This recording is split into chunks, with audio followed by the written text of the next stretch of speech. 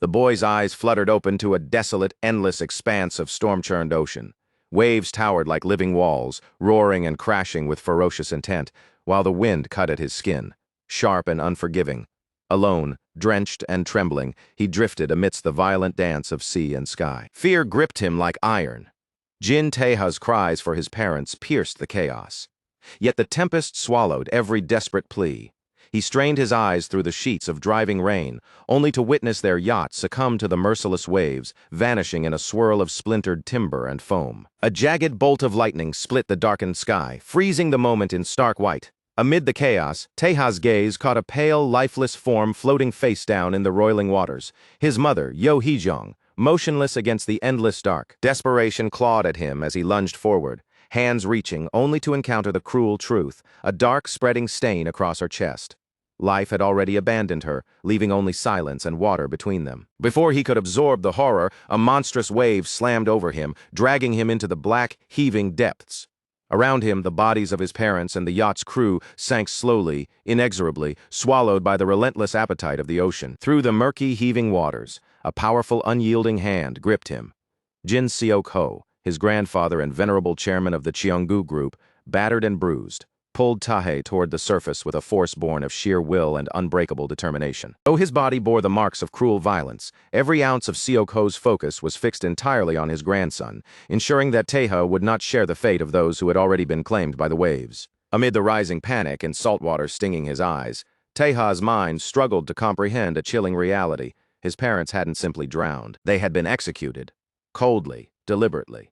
Before the yacht even had a chance to surrender to the sea, with the clock ticking mercilessly, Jin Seok-ho pressed a sleek black fountain pen into Taeha's shaking hand and whispered urgent instructions: "Seek out a lawyer by the name of Kim In-soo. Survive no matter what," the chairman rasped, voice hoarse but unyielding. "Only then can you inherit Cheonggu." One final act of sacrifice, he strapped a life jacket onto his grandson, shoving him forward into the storm-lashed night. His eyes never wavered from Taeha's small, terrified form, a silent vow etched in every line of his battered face. By the following afternoon, a Salerno family container ship, massive and imposing, broke through the swells, its hull cutting through the waves. On board, they spotted Taeha, adrift, small and fragile against the boundless, angry ocean. The crew eyed him with suspicion, disbelief etched on every face. But Regina Salerno, the sharp-eyed matriarch of the Italian mafia syndicate, leaned forward, curiosity flickering across her features, as she listened to the boy speak flawless Italian, his words precise despite the ordeal. Taeha recounted the ambush on his family's yacht by armed men, painting the scene with fear and desperation. Yet Regina's gaze remained cold. She owed no one charity, and certainly not a child. "You must give me a reason why I shouldn't throw you back into the sea," she demanded, eyes sharp, voice cutting like a blade. Taeha's hand tightened around the fountain pen and the weight of his grandfather's name. With careful precision, he proved himself the rightful heir to Cheonggu, hinting that sparing him could yield far more profit than ending his life, an offer both subtle and daring. Regina's interest was piqued. She decided to test the claim, reaching out to the lawyer Kim In-soo in Korea, seeking verification of this young heir. But the voice that answered was no friend. Kim In-soo, drunk and decadent at a lavish party, offered a cold, calculated betrayal, $1 million to the Salernos for the immediate elimination of Taeha, with no hint of hesitation. He went further, threatening to frame the Salerno family for the original massacre if they refused. Every word dripped with corruption and self-interest. Taeha's young heart sank, heavy with the bitter truth. Those who orchestrated his family's slaughter were none other than his own blood, his own relatives. As the Salerno men leveled rifles at him, Taeha's fear did not surface. He did not plead. Instead, with calm precision, he drew a knife and carved the Salerno family crest into his own palm, a symbol of defiance, allegiance, and unyielding courage. "I have no value to Jin Cheong," he declared, gaze unwavering, every word measured. "If you choose to keep me alive, that choice is yours alone." He vowed in that moment that should she empower him to exact vengeance, his loyalty would belong to her family for life, an unbreakable bond forged in fire and blood. Regina laughed, a sharp, approving sound that cut through the tension. She welcomed him into the fold, acknowledging raw courage when she saw it. 17 years passed, and the scene shifts, the present emerging from the shadows of memory. Adult Jin Taeha stands alone in the serene quiet of a memorial hall, his reflection calm and measured. That stillness shatters in an instant as Jin Cheong's strike team crashes through the doors, filling the space with chaos and menace. Leading the charge is Lee Jang-gu, certain they are here to rescue a kidnapped executive director, but nothing could be further from the truth. Taeha is no longer the helpless boy they might have once underestimated. With movements sharp and impossible to track, he slashes through the squad. Two knives whistle through the air, cleaving their bulletproof defenses as if they were nothing more than paper. When the last guard collapses, Taeha approaches a car trunk, lifting the lid to reveal the executive director, an aging, feeble Kim In-soo, whose once commanding presence has crumbled into weakness. The lawyer trembles, pleading for mercy, insisting he was merely following orders. Taeha's eyes remain ice-cold, merciless, reflecting none of the past indulgence. He pours a pile of cash over the shaking man, $1 million in cold, tangible vengeance, a grim tribute to the debt of 17 long years. Taeha explains, voice calm but heavy, that the boy who should have died that day sank into the ocean, and he was reborn in that void to take his place. With deliberate precision, he drops a lighter into the trunk, igniting both money and traitor. Flames roar upward, a funeral pyre for betrayal, as Taeha lights a cigarette and murmurs softly, "Rest now, mother, father, grandfather." He has returned, claiming what is rightfully his. The path of vengeance now runs thick with blood, already beginning to carve its merciless way. Jin Taeha initiates his mission with the covert infiltration of AH Holdings, a private security firm secretly acting as Cheonggu's contract-killing arm. Moving with surgical precision, he dispatches armed guards in the halls with fluid, deadly efficiency, leaving no trace of hesitation. In a small office, he finds a trembling official, clad in green, crouching and wide-eyed at the sheer presence of Taeha. The man attempts to intimidate him with tales of Cheonggu's might, but Taeha has already seen the darkness behind the organization, and the words fall flat. Aware that this firm orchestrates kidnappings and murders for Cheonggu's rivals, he ignores the hollow threats, his path set toward a back room with single-minded focus. Inside, 3 captives lie bound and helpless. Taeha's knife flies with unerring precision, cutting ropes in one swift motion. He orders them to flee silently, shadows in the chaos unseen by any observer. With the office cleared, he returns full attention to the man in green, calculating and cold. He needs crucial intel on Jin Cheong's top executives, particularly regarding an emergency meeting he knows is imminent, each detail vital to his plan. When the official refuses, fearing for his family's safety, Taeha's patience snaps like a taut wire. Pressing the knife dangerously close to the man's eye, he makes the stakes crystal clear. Immediate death looms larger than any distant consequence. Later, walking through the city streets, Taeha carries the immense weight of his mission. His gaze sweeps across decay and corruption, every corner a reminder of a nation lost. After 17 years away, he witnesses a country falling further into ruin, consumed by the iron grip of corporate empires and organized crime. He remembers the dark turning point. After the assassination of a president bold enough to confront crime, the nation surrendered to the brutal marriage of greed, corporations, and criminal collusion, a wound still fresh in every shadow of the streets he walks. The Cheonggu group had perfected a terrifying duality over the years, one hand wielding unflinching violence, the other spinning an immaculate web of media narratives. To the public, they appeared as a company of integrity, a force working for the people. Yet behind the polished glass and corporate slogans lay fear, ruthlessness, and the crushing weight of anyone who dared oppose them. The world saw only the image, the truth remained hidden, cloaked in deception and terror. Jin Taeha moved through the city streets, every glance scanning for potential threats, every step measured. He paused at a convenience store, a simple act of habit, or perhaps a small reminder of normalcy.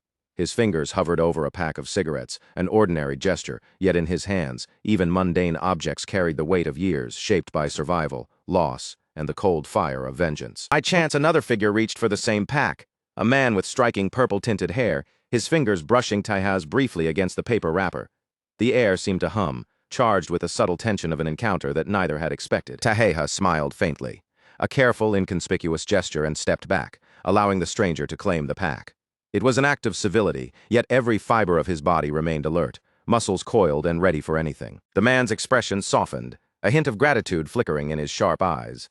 Following Taeha outside, he offered a single cigarette, accompanied by a quiet nod, an unspoken acknowledgement of respect between strangers who recognize something unspoken in one another. During that fleeting exchange, Taeha's instincts flared, sharpened and honed over 17 brutal years under the Salerno family's tutelage. Every twitch of muscle, every measured breath of the stranger was analyzed, catalogued, and assessed. He knew instantly, this was no ordinary man.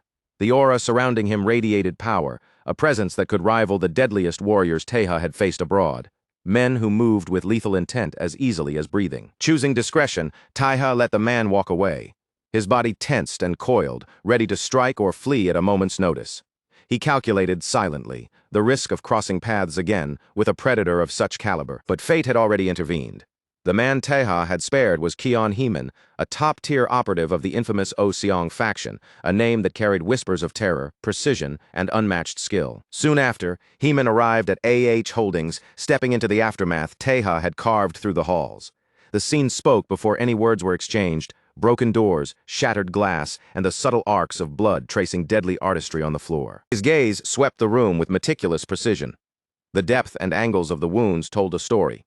Each cut, each slice marked the hand of a master, a killer whose skill surpassed human limits. Heeman wasted no time, contacting a Cheonggu executive with urgency, warning that the same predator who had eliminated Kim In-soo was now stalking the upper echelons of the organization, a force that would not relent. The scars Taeha had inadvertently revealed at the convenience store confirmed Heeman's growing suspicion. The man he had observed earlier and the assassin behind the bloodshed were one and the same, a single lethal entity wrapped in human form. Exiting the office, Heeman slipped into a dimly lit alley, senses heightened as shadows whispered around him.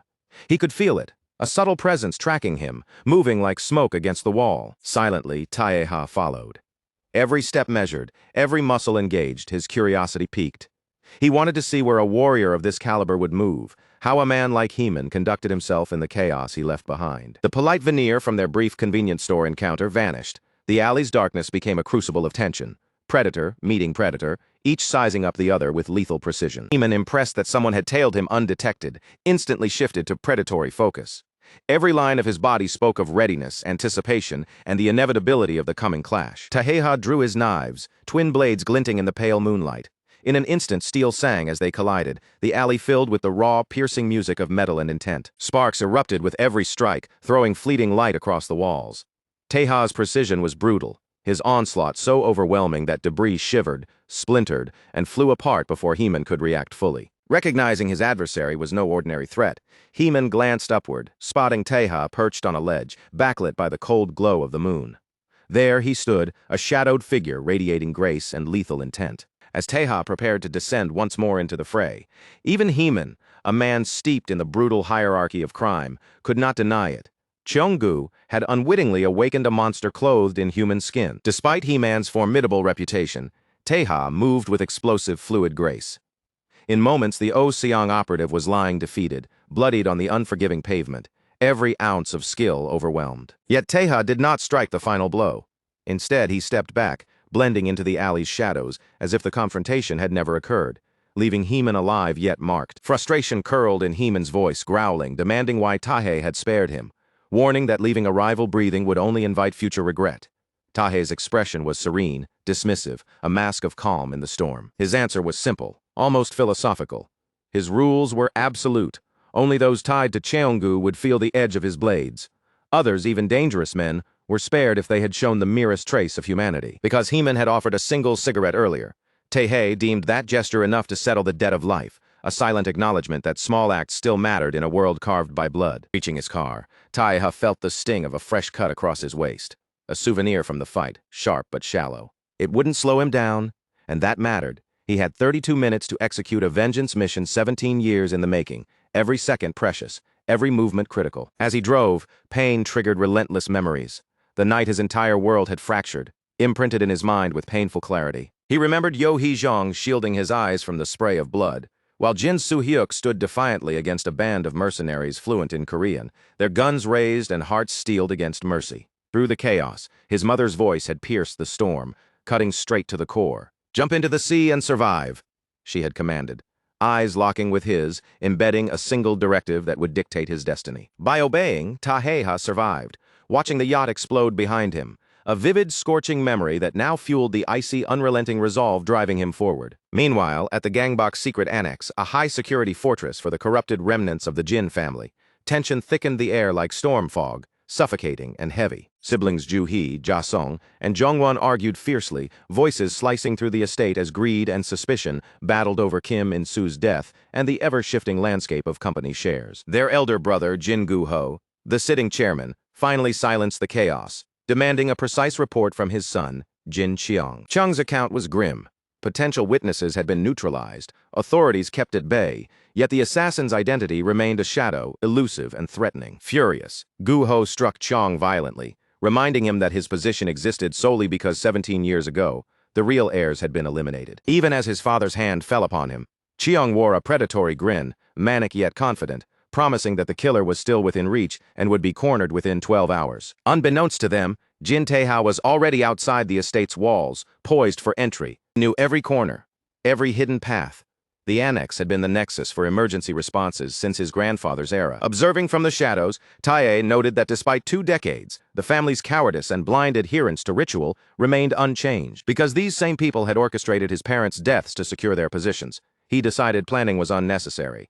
Direct action was the only language they understood. Slamming his car at full speed into the estate's heavy metal bollards, the impact shook the ground, the sound of destruction echoing like a warning bell. Taeha emerged unscathed, eyes sweeping for threats, body poised, as if the violent crash had been nothing more than a warm-up. Through the elite security team, he moved like a shadow incarnate, blades flowing with lethal elegance, each guard falling in a seamless, merciless motion. Inside the dining hall, the family froze, startled by the sudden intrusion, but the true shock came from a source they never expected. Their personal guards pivoted, weapons raised not at intruders, but at the family they had pledged to defend, betrayal flashing in every movement. Jin Chong revealed the full truth with a predatory smile. He had seized control, turning protector into executioner in an instant. He taunted his father with cold amusement, confirming Gu Ho's worst fears. Within Cheong-gu, Cheong himself was the true terror, a force no one could withstand, a predator ruling over the shadows of his own bloodline. Jin Cheong's lips curled into a chilling cold smile as he finally unveiled the dark truth he had kept buried for nearly 2 decades. He alone had orchestrated the deaths of the original chairman, Jin Seok-ho, and Taeha's father, Jin Soo-hyuk, 17 years ago. His confession hung in the air like a suffocating fog, thick with deceit and malice, pressing down on everyone in the room with an oppressive weight. Outside the estate, Jin Taeha crouched low on the meticulously trimmed lawn, surveying the wreckage left in the wake of his initial assault. Guards scrambled, disbelief and terror painting their faces. Within moments, they realized they were up against a single man who had shattered the Jin family's fortress, leaving hesitation and shock frozen on every face. Inside the dining hall, chaos had erupted completely. Jin Chong had seized total control, turning what was supposed to be an emergency family meeting into a chamber of terror. The room trembled under the weight of betrayal, the air thick with fear, blood, and the stench of a slaughter orchestrated with ruthless precision. Chairman Jin Gu-ho attempted to scold his son, struggling to find words to condemn the act of raising guns against his own blood. Yet the full magnitude of Cheong's betrayal quickly silenced him. The depth of the treachery went far beyond anything he had anticipated, a calculated destruction of familial trust and legacy. It became horrifyingly clear every sibling's personal bodyguard had been bought, corrupted, or coerced to serve Cheong's ambitions rather than their sworn duty. Loyalty had been stripped away in favor of cold, transactional allegiance. Moon Young-min and the scarred Park Jun-ho, once staunch enforcers, no longer concealed their betrayal.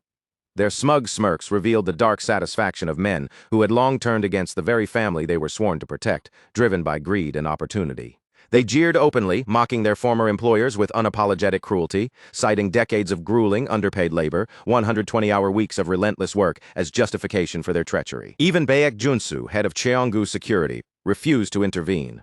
With a cold, calculating calm, he declared his loyalty belonged solely to the company itself, not to the man cowering before him, a helpless father betrayed by everyone around him. The fourth son, Jong-won, attempted to argue, his voice trembling, insisting that they were not living in a lawless age, but his protest was brutally silenced by a bullet to the head, cutting off his life and any hope of resistance instantly. Fear evaporated among the remaining guards, leaving only unrestrained violence. Bullets tore through the air, transforming the once pristine dining room into a grotesque tableau of blood, chaos, and shattered authority. As the last members of the family fell, Jin Xiang approached his father with unnerving calm, a predator surveying a prey that had finally understood the depth of its danger.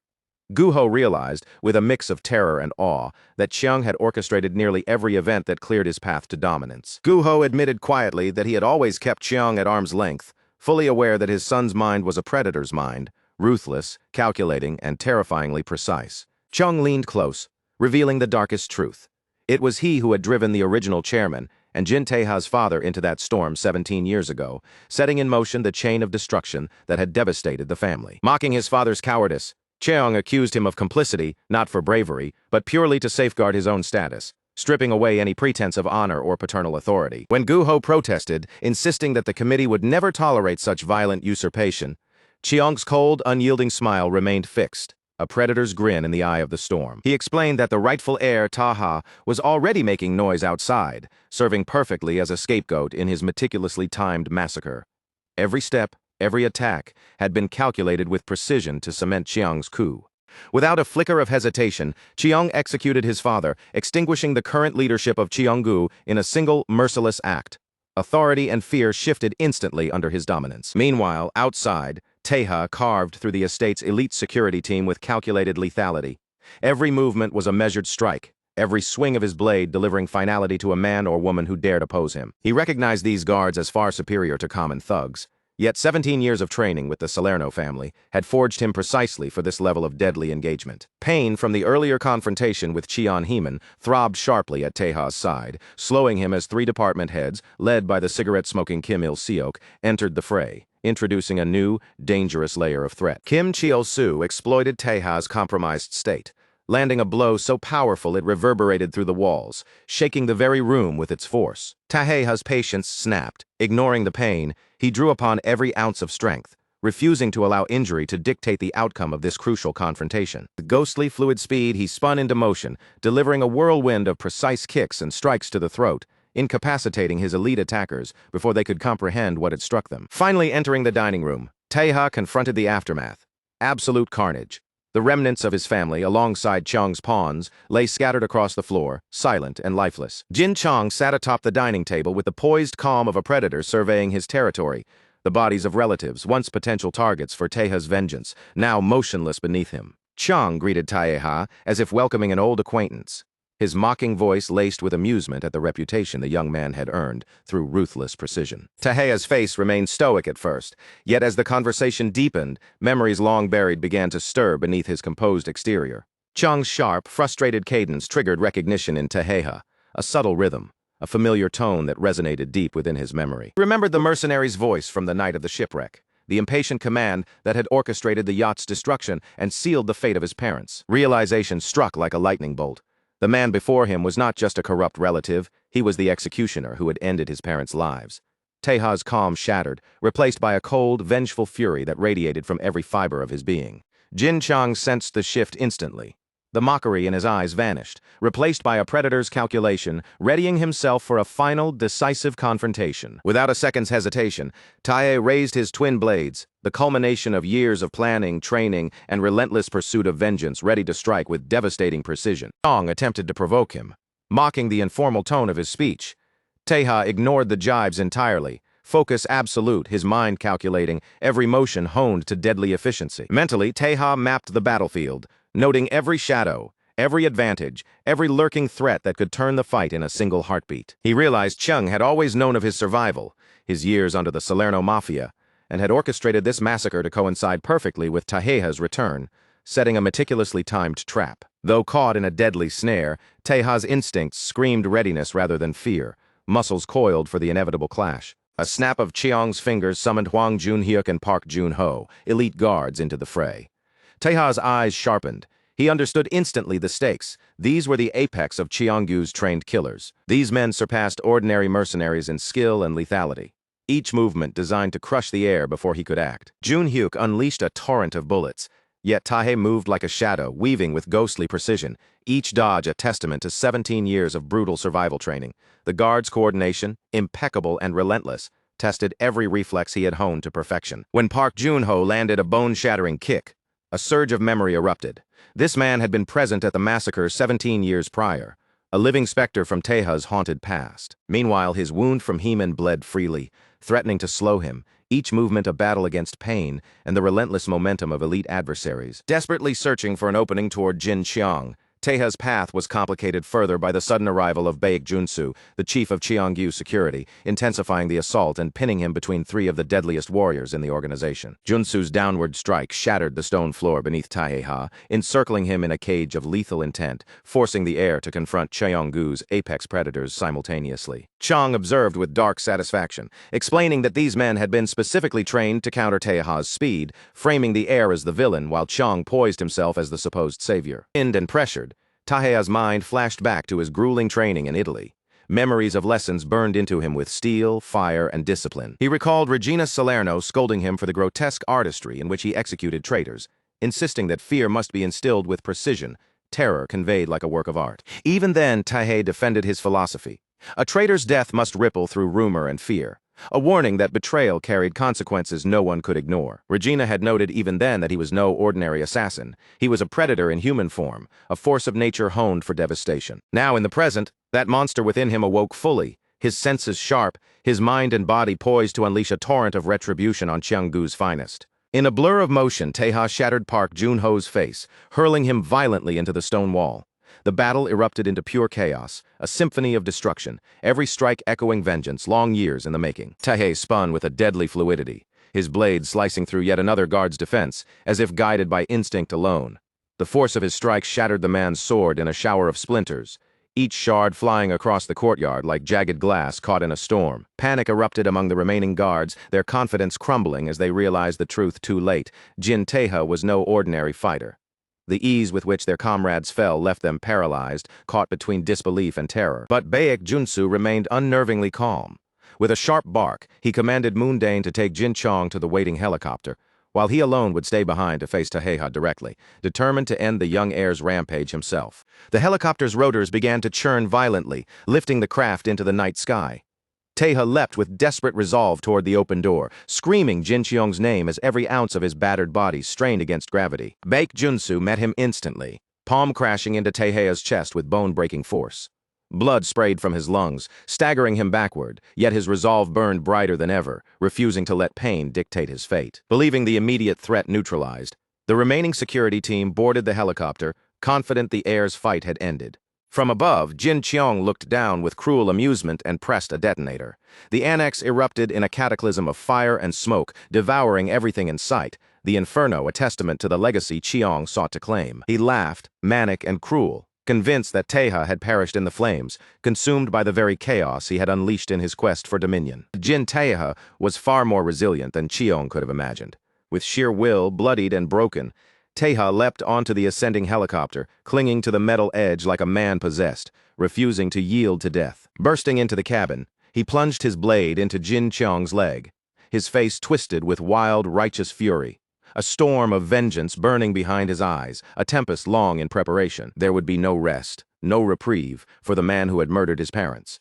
Taeha's fury would see to it, a relentless force that would not pause or forgive. Cornered, desperate, Jin Cheong grabbed a pistol, firing 3 shots at point-blank range, shouting that he, not Taeha, was the true protagonist of this brutal world. The bullet slammed into Taeha, hurling him from the open helicopter door into the cold, unforgiving night. He tumbled through darkness, crashing through tree branches, skidding across a truck hood, finally rolling into a shallow, icy stream. Water soaked his bloodied clothes, but he remained alive, clinging to the edge of existence. As he floated in the current, vision blurred and strength waning, a mysterious silver-haired figure pedaled up on a bicycle, halting to peer down at him with piercing, inscrutable curiosity. Summoning the last reserves of his will, Taeha reached out, gasping for the stranger's aid, refusing to surrender to death. The story was far from over. His vengeance remained unfinished, and with a terrifying resolve, Taihei clung to life, a wolf refusing to yield, teeth bared against fate itself. Huang Gray, a young man with striking silver hair, lived in a cramped, technology-stuffed room deep in the chaotic Huangxianggu district. By night, he transformed into a digital information broker, trading secrets, voice recordings, and scandalous evidence of corrupt politicians with anyone willing to pay the price. In one recording, a politician named Kim had been caught abusing power during a breathalyzer test. Gray tried to sell it for 200 units, but the buyer scoffed, offering only 30. Though his trove contained explosive evidence against the powerful Chenggu group, Gray's lack of influence kept him trapped as a lowly information peddler. Gray lived above a small traditional restaurant run by Aunt Nana, a former medical school professor who had taken him in after he was orphaned. His father, a researcher at Cheonggu Electronics, had been killed in a staged car accident for attempting to expose the company's corruption. The trauma fueled Gray's simmering resentment toward corporate giants. Yet he maintained a low profile, skating to school with caution, observing and surviving in a world defined by violence and betrayal. Huangxianggu was lawless, constantly caught between Cheonggu and Oseong factions.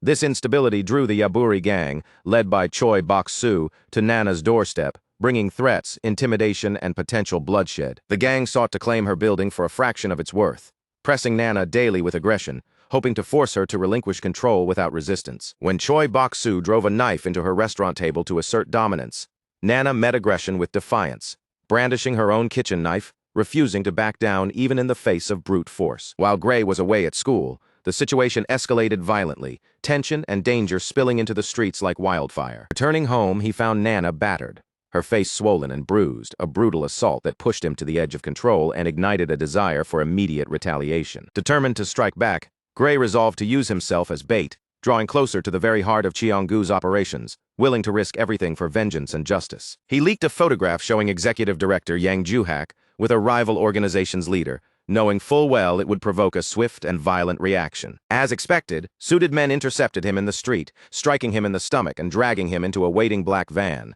their intent clear and brutal. He was taken to an office where an AH Holdings investigator, the very firm Taeha had attacked, prepared to interrogate him with calculated cruelty. The investigator mocked Gray's father, ridiculing his ideals of justice, and threatened to pull Gray's teeth with a hammer, each word dripping with sadistic pleasure. Yet Gray did not plead.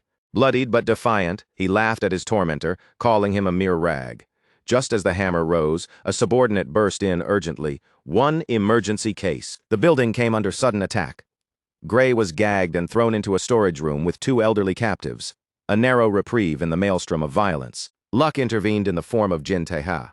With surgical precision, he sliced through the door and tossed a small blade to the captives, urging them to free themselves and flee. Gray watched, stunned, as Taeha moved down the hallway, leaving a trail of incapacitated guards in his wake, each step demonstrating the lethal artistry of a true predator. The display of power reshaped Gray's perspective. He realized that no amount of intelligence was useful without someone capable of enforcing it with unstoppable force. Back in his room, Gray plugged a USB into his computer, opening a folder of stolen security protocols he had acquired earlier. Among the files, he discovered that during a No-1 emergency, Cheong-gu executives had retreated to a safe house on Bukkoksan, a detail that could prove pivotal in future operations. While attempting to triangulate the location, a police radio dispatch reported a murder at a secret residence on Wangcheon 4th Street. Recognizing Taeha's handiwork, Gray pedaled furiously toward the scene, determination etched deep into his sharp features. As he approached, he spotted a helicopter glinting beneath the full moon, and a body plummeting from above, following the crack of gunfire. He found Jin Taeha floating in a stream, bloodied and gasping, clinging to life with every last ounce of his will. Gray lifted the fallen warrior, carrying him back to Aunt Nana's restaurant, where her medical skill became the thin barrier between Taha and death. In the present, Taeha awoke in Gray's room, monitors flickering around him like a web of unseen information and surveillance, the hum of electronics punctuating the tense quiet. When Taeha asked who he was, Gray turned, eyes burning with resolute intensity, carrying the weight of experience and purpose far beyond his years. "I'm Gray," he said, unwavering. "I've been waiting for someone with the power to turn raw information into a death sentence for Cheong-gu." After 4 days of recovery in lawless Hwangcheon-gu, Gray had cemented a reputation as the city's youngest, boldest information broker, dealing in unfiltered intelligence for fixers, corporate players, and shadowy clients alike. He revealed that he was the boy Taeha had rescued from AH Holdings, a life once saved, now bound to repay a debt, loyalty forged in survival and action. Holdings had tracked him down using nothing but his face, and as Jin Tae stared at his battered hands, the weight of lost time pressed down like a leaden shroud.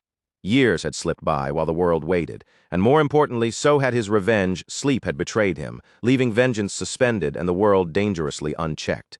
Taeha turned to Hwang Gray, eyes sharp and determined, seeking help to locate a specific target. Gray met him with a smirk, half dismissive, unconvinced that the search warranted immediate action. He lectured Tae that finding someone wasn't just a matter of desire, it demanded luck, money, and a vast network of contacts threading through every dark corner of the city. Then, with a sly, almost teasing edge, Gray reminded him that since he and Aunt Nana had saved his life and provided medical care, it was only fair that Tae repay the favor first. Reading the subtle bargaining in Gray's tone, Taeha said nothing. He slipped into a dark coat, shoulders taut, preparing to step once more into the city's chaos, every nerve coiled and alert. Gray warned him about his fragile state. Bullets embedded, ribs fractured, but Taeha's resolve burned brighter than the pain coursing through his body. His mission wasn't over. It couldn't be. Before leaving, he cast Gray a warning cold enough to chill the air. Stay out of his affairs, or the next kidnapping wouldn't even scratch the surface of what could happen. Stepping into Aunt Nana's kitchen, the rich, earthy aroma of boiling pork wrapped around him like a fleeting memory of normal life. A brief moment of warmth in a world on fire. Nana, steady at the stove, cautioned him not to move. The .22 caliber bullet lodged deep within his body, paired with a fractured rib, meant the slightest reckless shift could pierce an internal organ. Every breath, every motion was a potential gamble with death. Each inhale was sharp, each step measured. The stakes of remaining upright had never been clearer, a deadly reminder of how fragile human life could be in the crosshairs of fate. Tahe offered a brief nod of gratitude, promising repayment in the future. Nana's response was gruff, her eyes narrowing with unspoken warning. Don't blame me if your stitches pop. Later, navigating the cramped alleys of the market, Tahe experienced a jolt of confusion. His phone wasn't his own. Gray's voice crackled through the earpiece, explaining that Tahe's original phone had been destroyed during the fall. He had replaced it with a new device, paired with a tech earpiece boasting 12 hours of battery life, designed to keep Tahe connected through the long, perilous night. Gray even revealed a hidden camera sewn into Tahe's top button, noting it casually, as if the surveillance were trivial. Tahe threatened him again, but Gray remained unfazed, his composure absolute. While Tahe had lain unconscious, the nation had spiraled into chaos.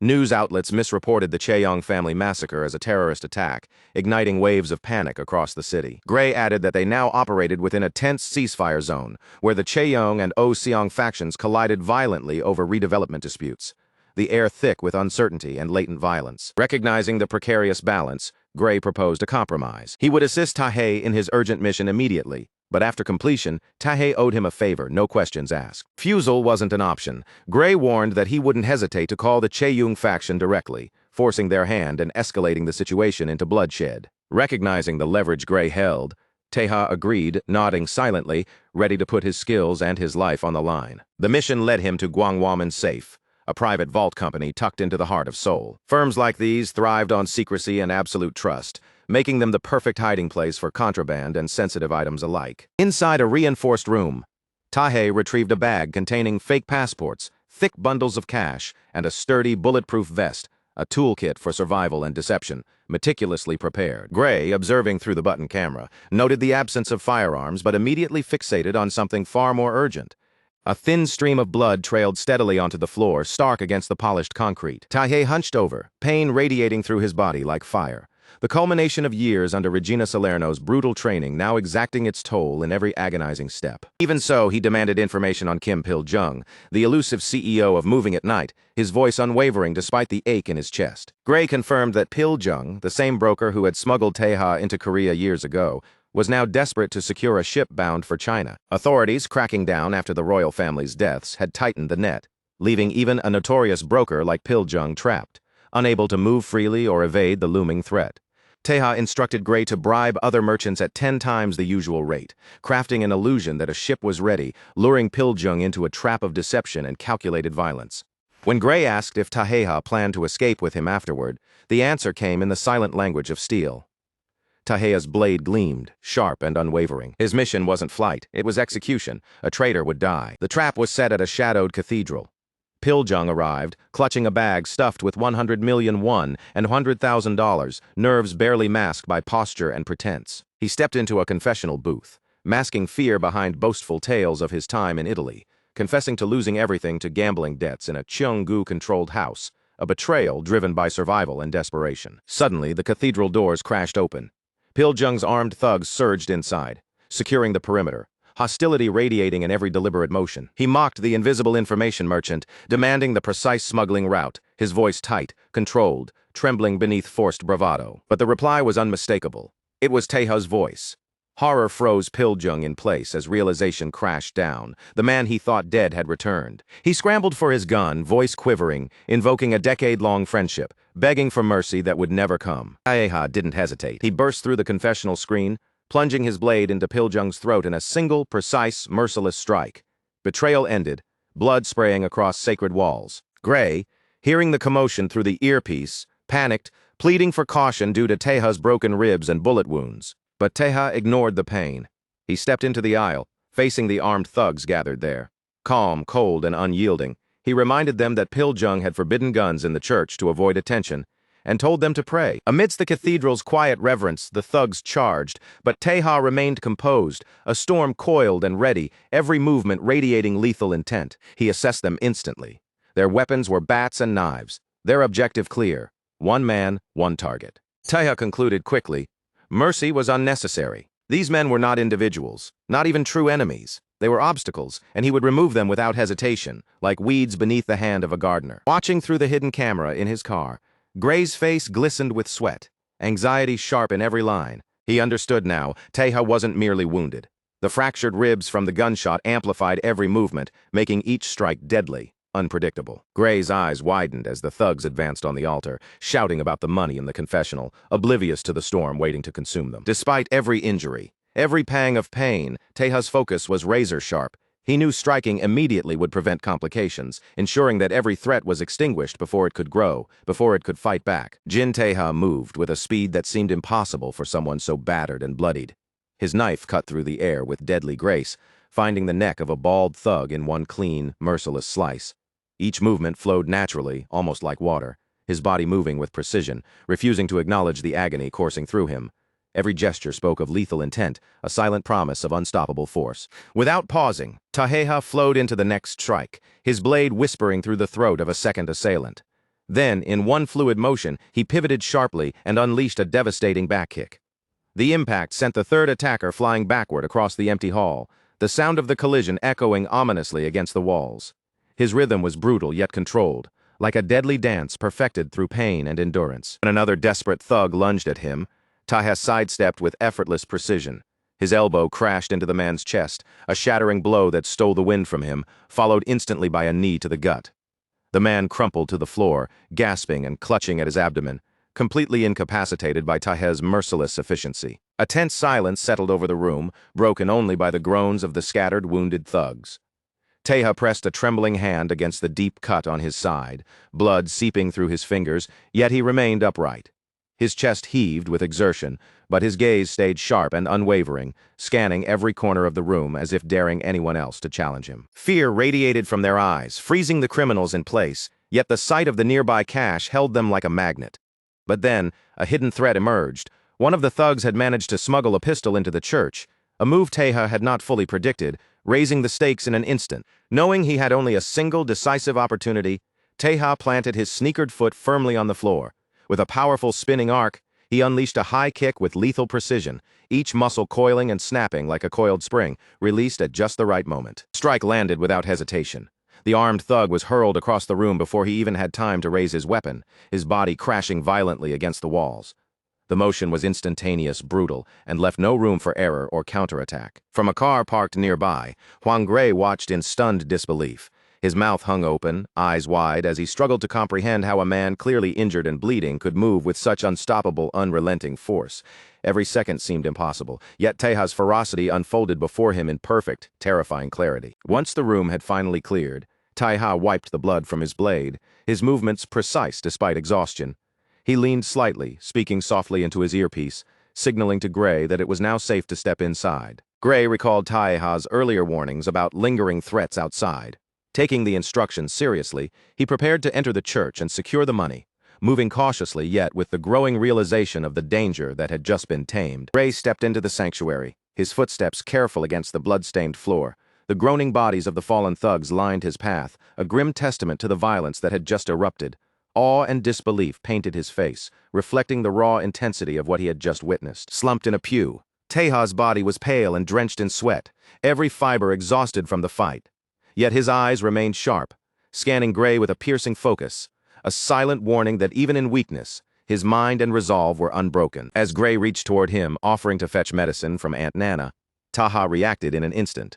With a flash, he drove the tip of his blade into the wooden pew between Gray's fingers, a sharp, clear warning that nothing here was simple or safe. The air between them seemed to chill, tense and heavy. Teja's eyes locked on Gray, probing his true intentions. He noticed subtle inconsistencies. The boy had changed clothes and phone while unconscious, yet the gloves on his hands remained, a detail that did not escape Teja's notice. Those gloves bore the unmistakable Salerno family crest. Teja understood immediately. Gray had already glimpsed something forbidden beneath the surface. With an unflinching stare, Teja forced the young man to face the truth he had been trying to conceal, stripping away any pretense. "I am Jin Teja," he declared, his voice cold and unwavering, carrying the weight of authority and menace. "I am the eldest son of the late Jin Soo-hyuk and Vendetta, the mafia killer with a 5 billion won bounty marking every step I take." Gray admitted quietly, almost reluctantly, that he had known all along. He had remained silent, bound by a personal favor that demanded Teja's extraordinary strength, understanding that some truths were too dangerous to voice. He confessed that surviving while hiding from the Chonggu group had been unbearable, a daily nightmare. He had deliberately ignored the bounty, choosing instead to focus on finding a sword to wield against the enemies who haunted him, a singular obsession driving his every action. Taeha's assessment was blunt, unflinching. He told Gray that his lack of experience was the only thing keeping him from becoming a truly formidable information broker, and that hesitation alone would cost him his potential. Then Taeha offered him a choice, the weight of it palpable: remain small, cautious, and easily overlooked, or risk everything and step onto a far larger, far more dangerous stage. If Gray dared to embrace that risk, Taeha promised to forge him into the sharpest, most trusted informant the business had ever seen, a weapon in his own right. As this unlikely alliance began to form in the quiet, bloodied church, the narrative shifted across town to the opulent Grand Luxury Hotel, where tension of a different kind awaited. Inside, Kim Jae-pil guided the imposing Cheon Heeman into a private suite to meet Jin Cheong. Jae-pil warned Heeman to remain silent, letting him carry the conversation and protect the reputation of the Oh-seong faction, ensuring every word and gesture maintained the necessary decorum. When they entered, Jin Cheong awaited them, flanked by his elite guards, Baek Junsu and Moon Dane, whose mere presence radiated lethal authority, a silent reminder of the power Cheong commanded and the danger of missteps. Back at the church, Taeha's eyes burned with a dangerous, murderous intensity. Though he agreed to work with Gray, the core of his mission remained unchanged, a fire of vengeance and precision guiding his every move. He intended to wield Gray's intelligence like a weapon, striking down friends and family who had betrayed him, leaving no room for mercy, no chance for reprieve. Every action was a calculated step toward annihilation. Meanwhile, at the Grand Hotel, the tension thickened palpably. Every word unspoken, every glance exchanged carried the weight of unspoken threats as the Oh-seong leadership confronted the new, formidable face of the Cheonggu faction. Kim Jae-pil and Cheon Heeman had arrived to meet Jin Cheong. Jae-pil remarked on the swiftness of the invitation, noting the unusual speed so soon after the brutal family massacre, his words carrying both observation and subtle incredulity. He teased that Cheong might have taken time to mourn the recent losses, though the tone of his voice revealed more mockery than genuine concern, a calculated jab meant to test the waters. Intent on asserting dominance immediately, Cheong raised his hand, cutting off any interruption mid-sentence, a silent declaration that control of the room belonged to him alone. He leaned back, commanding absolute silence, while a haunting rendition of Schubert's piano composition filled the room from hidden speakers, each note amplifying the tension and unease among the gathered leaders. Then, in an odd, theatrical gesture, Cheong lifted a fist into the air, his expression intense and almost performative.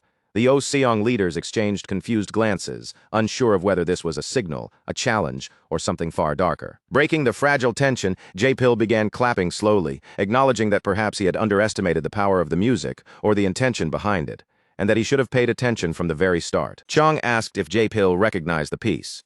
The strategist identified it as Erlkönig, noting a slight awkwardness in the performance that suggested Cheong himself had played it, a subtle display of skill hidden beneath calculated theatrics. Cheong confirmed the observation, recounting how he had won a competition performing this piece in 6th grade, but had quit playing due to wrist pain, a glimpse of vulnerability in an otherwise steely demeanor. His expression darkened as he reflected, the shadow of grief crossing his face. Every family member who had attended that performance was now dead, a chilling reminder of loss and the stakes of power. When Heeman asked about their deaths, Cheong's response was cold, precise. They had been defenseless, and he had not been there to protect them.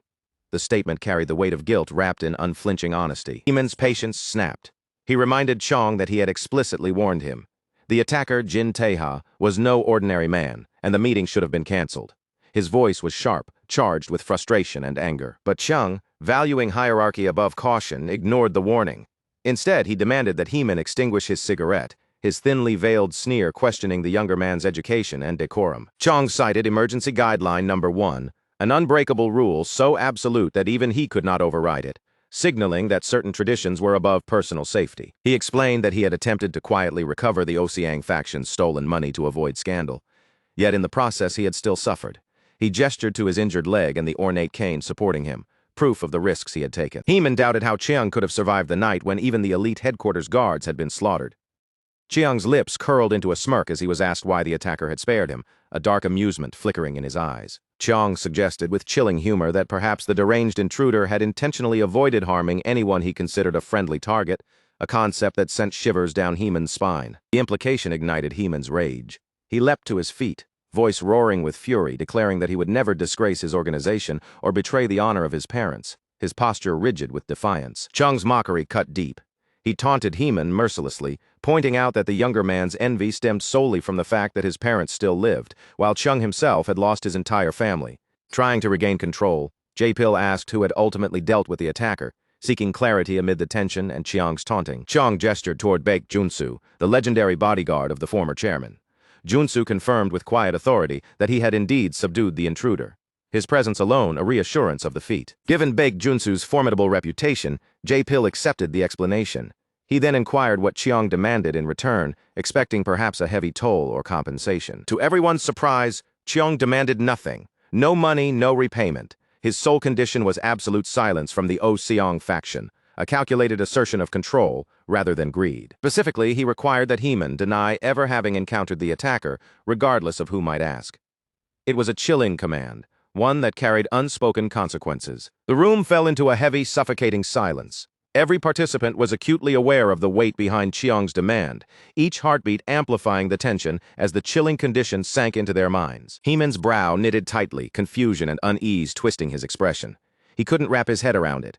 Why would Jin Xiong, the same man who had orchestrated a merciless massacre, go to such lengths to obscure the identity of the one who had ripped through their ranks with surgical, ruthless efficiency? The thought gnawed at him, a knot of suspicion and dread forming in his chest. As the meeting edged toward its close, Kim Jae-pil lazily flicked a lighter, igniting a cigarette. The smoke curled upward in lazy spirals, drifting toward the ceiling, a stark contrast to the tension coiling tightly in the room.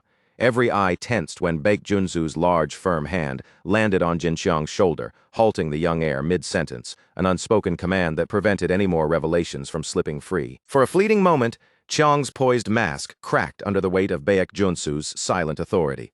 But it was brief. He quickly regained composure, leveling a cold, calculating stare at the assembled elders. Every word was precise, every gaze a warning. He was the rightful heir, and soon the chairmanship would be his, by force of will and cunning. Jae-pil, however, remained unimpressed. A faint smirk played on his lips as he told Chung to lower his head like a beaten street thug before turning on his heel and walking away. The echo of his departure lingered in the silent room, a quiet but brutal humiliation etched into the young heir's pride. His parting barb carried a biting edge, a trivial request loaded with scorn. Next time, provide a proper ashtray, he said, and make sure it's stocked with water-soaked tissues.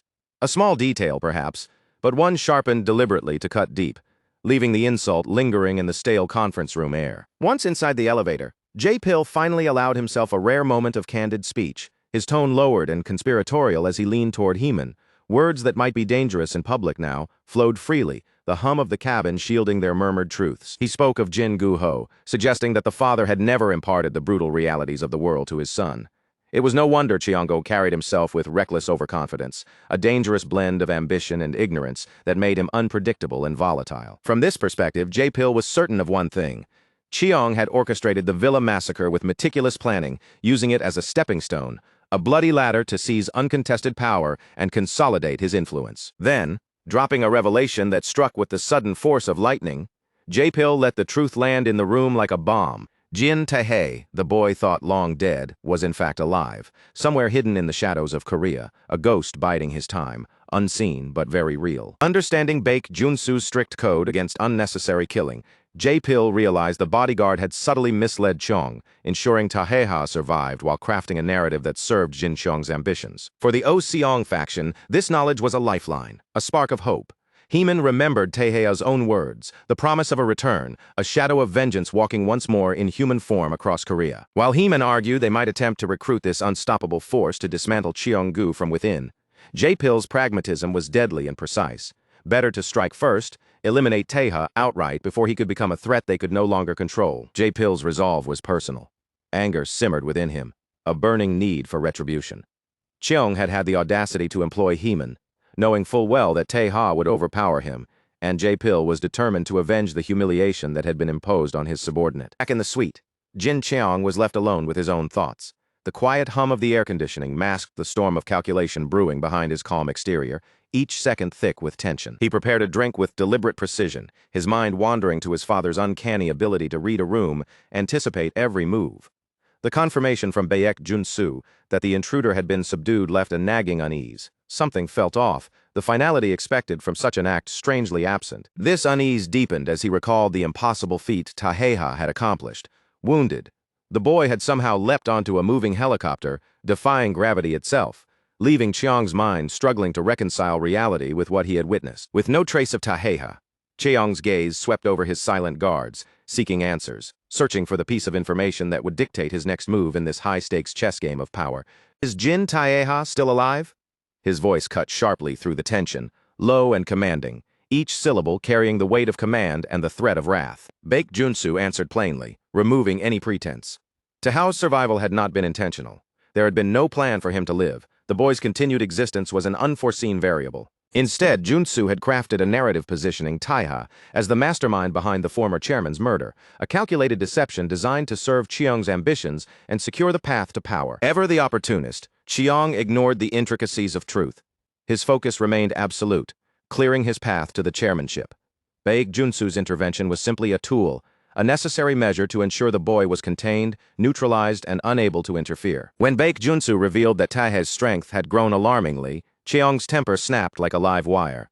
A glass shattered violently in his hand, splintering across the polished floor before he could collect himself and redirect his focus to the looming board of directors meeting. He reminded Junsu that regardless of Taeha's fate, alive or dead, the bodyguard was now irrevocably entangled in this conspiracy, bound to Chiang's designs in ways that allowed no chance of betrayal. Shortly after Chiang prepared to leave by helicopter, the roar of the engines announcing the next phase of his relentless power grab, a high-altitude assertion of authority and control. On the rooftop, he was intercepted by Moon Young Min, bloodied, desperate, his pride shattered by a demotion he could not accept, humiliation etched deeply into every line of his tense posture. Once a bodyguard to the immediate family, Young Min found reassignment as a mere director intolerable. A mark of disgrace, a stain upon the honor he had fiercely defended. Jin Chang, however, showed no sympathy. He mocked Young Min for his failures, his voice laced with scorn, reminding the man to be thankful he had not been entirely discarded, a lesson in survival delivered with cruel precision. As the helicopter lifted off, Young Min was left behind, bristling with resentment and simmering rage. Baek Junsu instructed him to await a separate call, an unspoken threat lingering in the charged air like a storm cloud ready to burst. The scene shifted abruptly to the Bowman Gukbab restaurant, a warm sanctuary amid the cold, calculated chaos of the outside world, a brief respite where strategy and sustenance could intersect. Inside, Jin Taeha finally allowed himself the simple pleasure of a proper meal. He savored the heat rising from the hearty dish before him, each bite a fleeting comfort amidst a life of constant battle. Between careful sips of soup, he and Huang Gray delved into the young informant's past, dissecting his history layer by layer. Each revelation deepened their understanding, revealing the subtle interplay of forces at work around them. It emerged that Gray's father had been a senior researcher at Cheonggu Electronics. The carefully preserved data and profile picture left behind allowed Gray to bridge a 17-year gap, instantly recognizing Taeha as the man who had once disappeared into legend. Taeha admired Gray's sharp intellect, while Aunt Nana grounded the conversation with pragmatism. Slamming a bottle of painkillers onto the table, she scolded them for lingering idly when revenge and opportunity waited just beyond their reach. Tension thickened as Taeha's piercing gaze locked on Gray. "Do you intend to betray me?"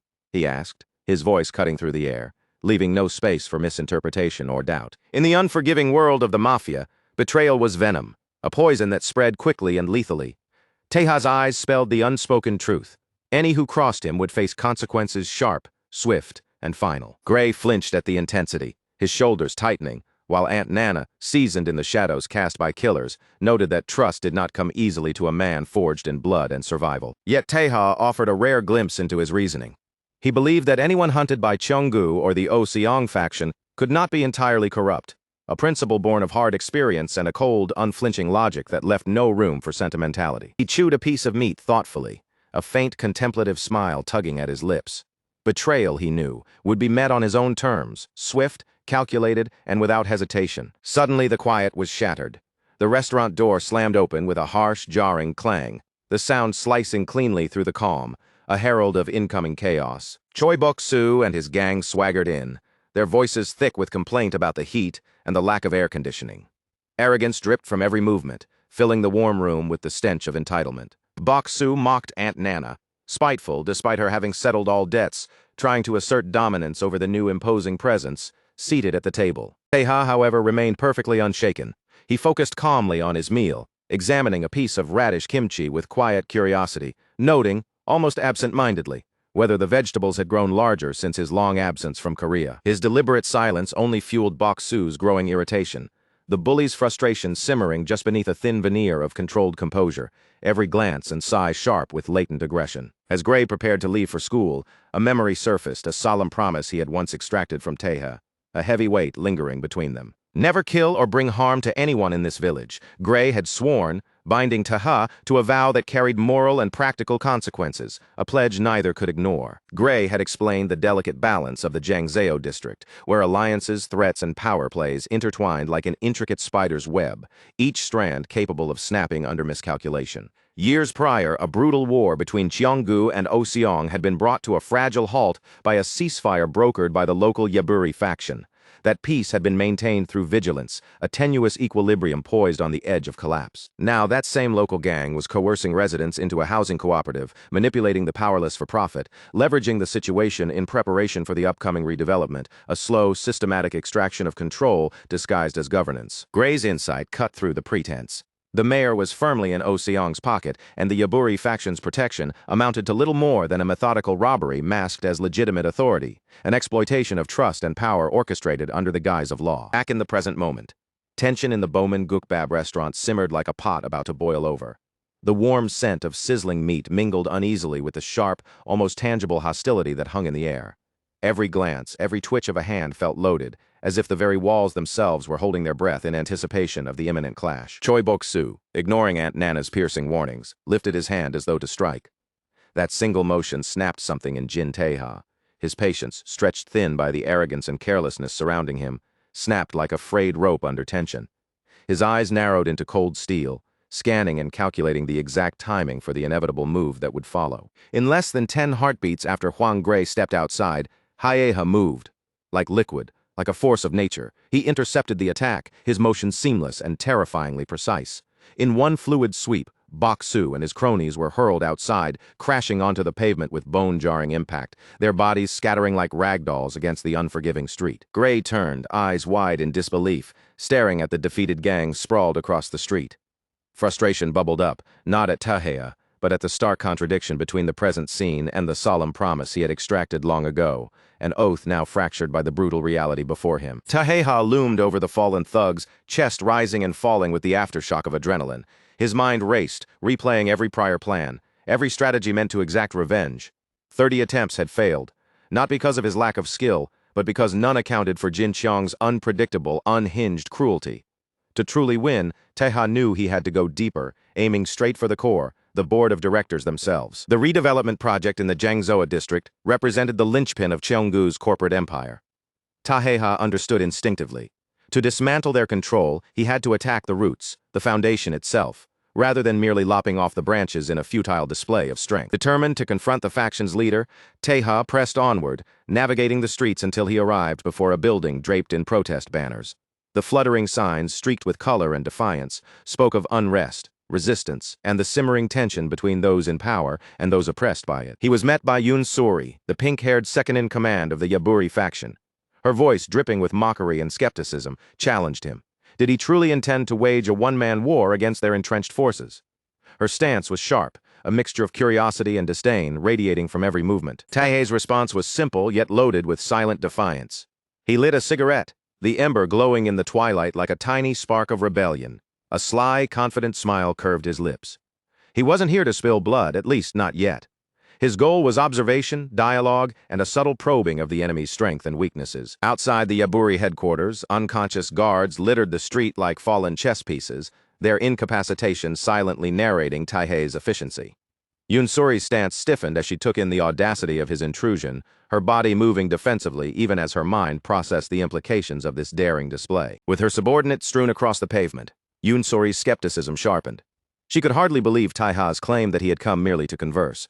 Her eyes were weapons in themselves, slicing into him with suspicion and disbelief. Despite the snipers perched on rooftops encircling him, Taeha remained composed.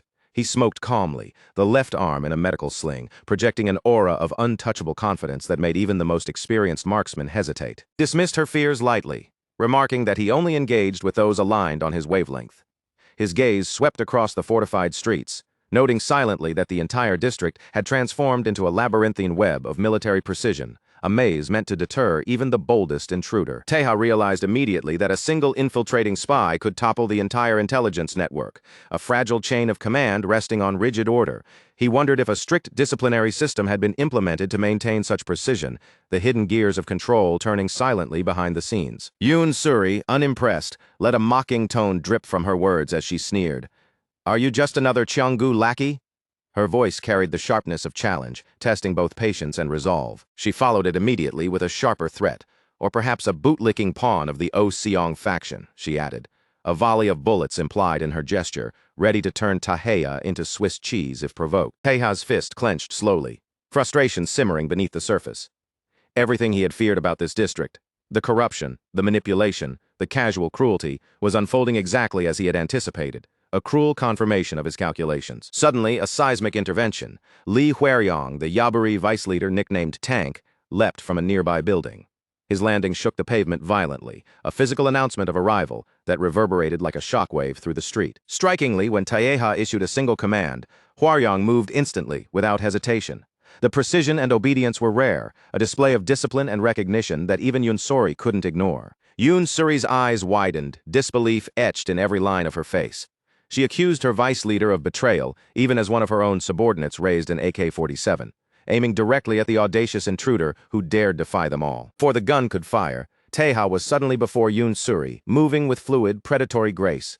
In one swift motion, he snatched the drink from her hand, disarming both the weaponized liquid and her authority in a single, seamless gesture. He tossed the contaminated drink aside, his voice flat but cutting. Drinking such filth was precisely why fortune had consistently turned against her, a truth delivered as casually as it was deadly. Turning away, Taeha walked, leaving Yoon Suri screaming in frustration, while Hwaryong watched with a subtle, knowing smile. In that look lay silent acknowledgement. A monster, unseen since the last war, had returned to the streets. Later that night, the scene shifted to the local marketplace. Taeha and Gray worked side by side, repairing the door of the Bowman Gukbab restaurant with the hum of a power drill filling the night air. Amidst the mechanical buzz, a quiet camaraderie blossomed, the world beyond momentarily forgotten. Because Aunt Nana had once acted as savior to the Yaburi faction, both Yoon Suri and Hwaryong eventually arrived at the shop. Their entrance was cautious but respectful, recognition and grudging admiration woven into each measured step. The atmosphere shifted instantly. Yoon Suri embraced Nana with open joy, calling her Annie, only to have her cheeks pinched aggressively by the restaurant owner, scolding her for constantly meddling with the doors, a mix of affection and reprimand that set the tone. As Gray recounted Nana's past heroics, how she had saved and healed their former boss, Taeha observed quietly. His eyes narrowed subtly, taking note of the nuanced dynamics between leader and subordinate, each gesture a thread in the web of local power. He realized that Yoon Suri's role might be largely symbolic, a scarecrow figurehead. Her subordinates treated her with casual irreverence, undermining her authority with familiarity, a hierarchy eroded by proximity and shared history. Suddenly, Suri flipped onto the table, her boot crashing down and shattering the fragile calm. The dramatic action was a vivid reminder of her unpredictability, her energy impossible to contain or ignore. She wrapped a high-intensity vibrating wire around Taeha's neck, her voice laced with mockery as she demanded he repeat himself. Yet Taeha remained unshaken, calm in the face of the subtle but punishing electrical bite against his skin. Suri revealed the truth. The snipers perched on the rooftops earlier weren't there to protect Taeha at all. Their orders had been to keep her in check, a revelation that made the supposed truce crystal clear. She was nothing more than a pawn, her movements and decisions controlled by forces unseen. Catching the vibrating wire with one hand, Taeha asked the critical question, his tone calm yet lethal. Who was forcing her to buy up the local houses? The mention of Jin Cheong drew a sharp, startled reaction from Suri, confirming Taeha's suspicions instantly, her face betraying a mixture of fear and reluctant acknowledgement. The district's shadow game, it became clear, was orchestrated by a figure of pure sadism, a hand guiding chaos for personal amusement and control. Far away, in a luxurious villa, Hong In-gyu, a director on Cheonggu Electronics Board and loyal ally of Jin Cheong, watched with cold detachment. A man before him was mauled by In-gyu's pet lion for failing a business deal in Lebanon, a grotesque display of both cruelty and power. His snipers reported that someone in the Jiangzhou district had immediately detected their surveillance. In-gyu was presented with a photograph, Taeha, the prodigal heir presumed dead, staring back from the image. A smile twisted across In-gyu's face, a predator recognizing worthy prey. He issued a chilling command. capture Taeha alive, ensuring every ounce of strength and strategy was devoted to the task. Inside the Bowman restaurant, Tae wasted no time. His sharp eyes scanned the corruption woven into the streets and factions around him, untangling the web of deceit that had taken root. He exposed Chongu as the hidden hand behind Neighborhood 3's destruction, already aware of the Yaburi faction's compromised state. Confronting Yoon Suri about her failure to neutralize the spies, he casually sliced through the high-intensity Kevlar thread she attempted to use against him, demonstrating lethal precision that left no room for argument. The display of skill left Suri stunned, painfully aware that she was outclassed, especially when Taehae introduced himself as the premier specialist in neutralizing Chungu operatives.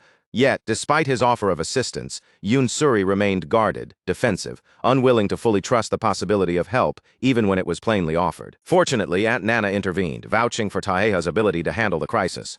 Her endorsement lent credibility, softening the edge of doubt that Suri clung to like armor. Still, Suri's skepticism persisted.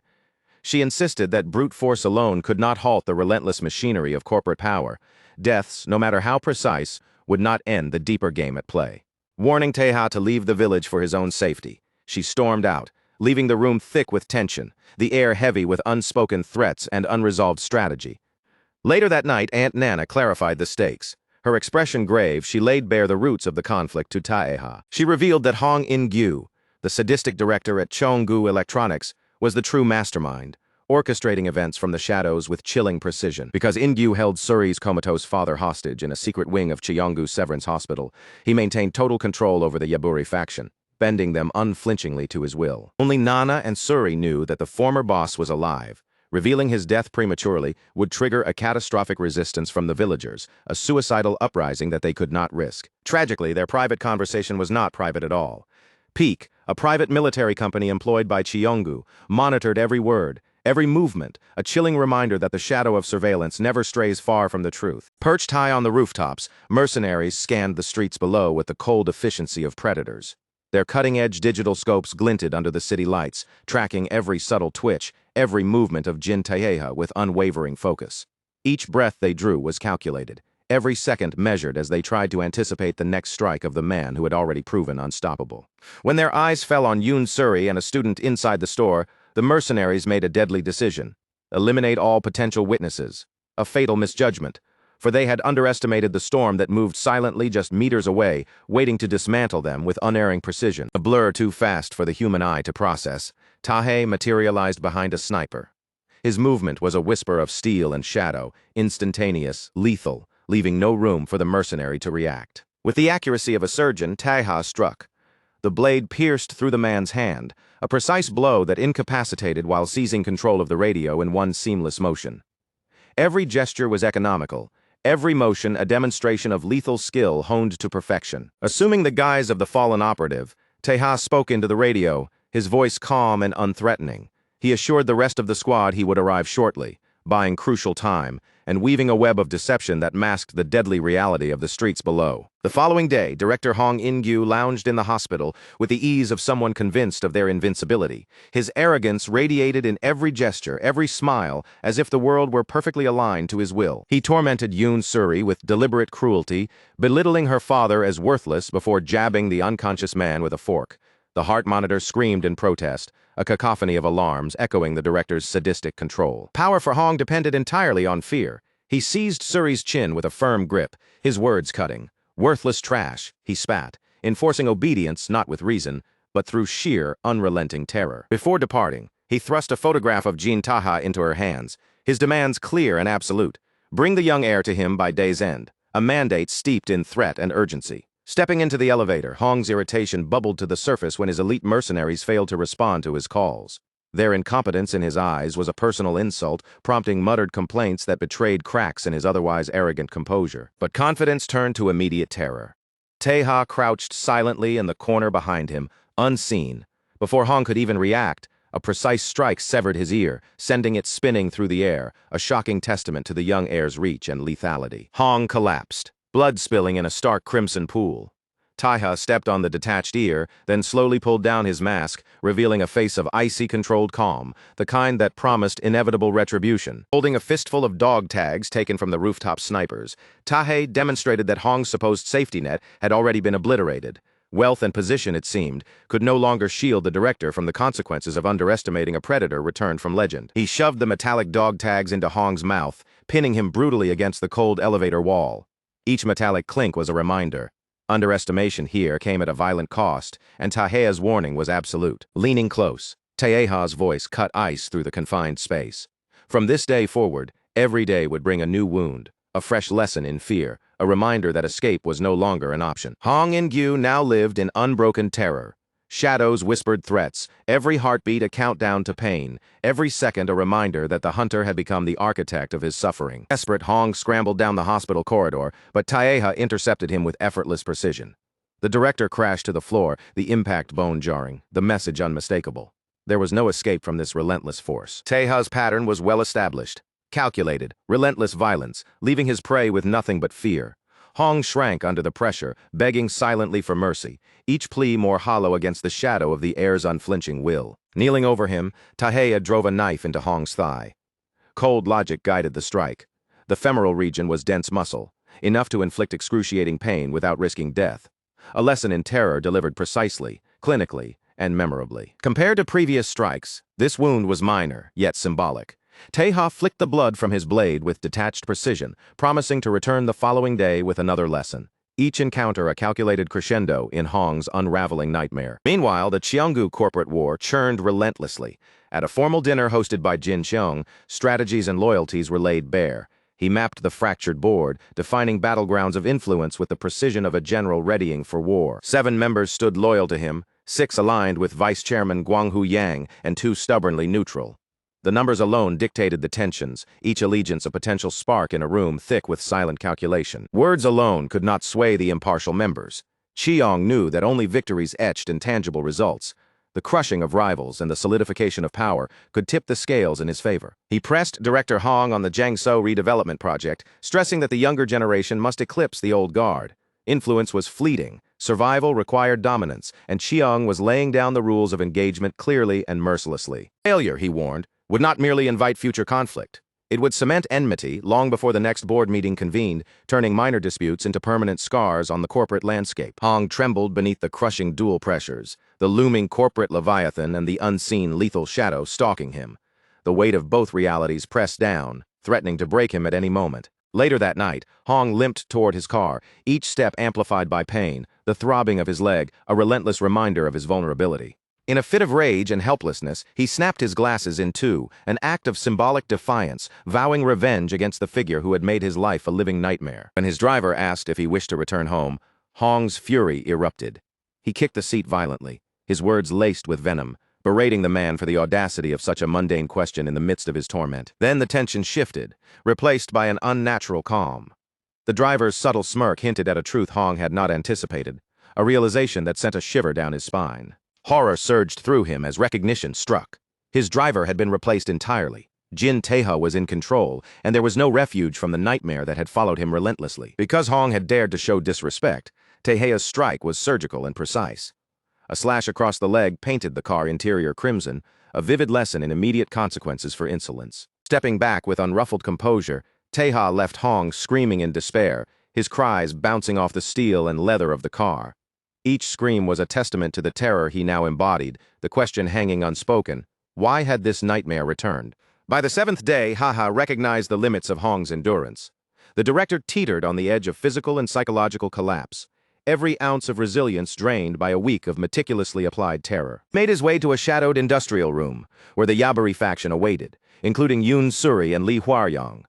The atmosphere was thick with anticipation, the quiet before potential chaos vibrating in the air. Local thugs seethed with fear and frustration, aware that Taeha's unrelenting campaign against Cheonggu could ignite a full-scale war, undoing their long efforts to maintain control and suppress the company's influence. One even suggested assassinating Taeha preemptively, a desperate plan to halt the cascade of chaos before it could spiral further. Unfazed, Tae leaned against a wall, cigarette in hand, explaining Error 307. A digital blockade Cheonggu had employed to freeze bank accounts and paralyze the internet for journalists and opposition members, a modern weapon of control without fire or blood. He highlighted the cowardice of the Yaburi faction, pointing out that while their communities suffered under digital sieges, they lacked the courage to wield their weapons effectively, failing to defend the families and territories they claimed to protect. Calmly, he unveiled his ultimate plan, to claim a director title within Cheonggu himself, positioning for a direct confrontation that would strike at the heart of the corrupted corporate machine. For now, Director Hong still clung to a shred of hope, a narrow lifeline in a collapsing world. He met with In-sik Go, CEO of the private military company Peak, who mocked him over a bloody steak, reveling in the director's humiliation. The meal a grotesque symbol of power misused and fortunes undone. Calculating every risk, Hong refused to alert the board, relying instead on Jin Xiong's anticipated ascension to chairmanship to secure his influence. A desperate, clever gamble for a man now isolated in both fear and strategy. He warned Go sharply, any failure in the Jiangzhou redevelopment project would immediately terminate their collaboration. Consequences absolute and immediate. In a twist, In-sik Go revealed he had conducted his own reconnaissance, uncovering a critical piece of intelligence. He disclosed that the mysterious figure assaulting Cheonggu was none other than Vendetta, the Salerno Mafia's top executioner in Italy. A shadowy, unmatched figure of terror. Taeha's reputation had already crossed continents, marking him as a force feared in any battle. Go stressed that with such a predator active in Korea, a countermeasure of equal skill and lethality would be required. The stakes now higher than ever. To that end, he demanded an enormous sum from Hong, the price of hiring a professional capable of standing against the young heir whose lethal precision was already legendary. Go introduced his ace, Jerome, known as Aswang. Surviving 2 encounters with Taeha had earned him notoriety, deemed the only operative capable of challenging a figure of such deadly efficiency. Yet Hong In-gyu remained unconvinced, skeptical of employing someone who had already failed to eliminate the relentless young heir, the shadow of doubt gnawing at the edges of his strategy. To remove any lingering doubt about the threat before them, In-sik Go leaned back and detailed Jin Taeha's fearsome legend. Known as Vendetta, Taeha was not just a mercenary or assassin, he was a relentless force of nature, a hunter who pursued traitors without mercy, leaving a trail of fear and devastation in his wake. Every whispered rumor of him was grounded in horrifying reality. Go's story painted a grim, almost cinematic picture. A rain-soaked jungle, slick with mud and glistening with blood, where Taeha stalked his prey with the patience of a predator. Every movement was measured, every step calculated, his presence a shadow looming over a man desperate to vanish into the depths of the Amazon. The target had tried to disappear into the oppressive wilderness, but Taeha endured for a full month.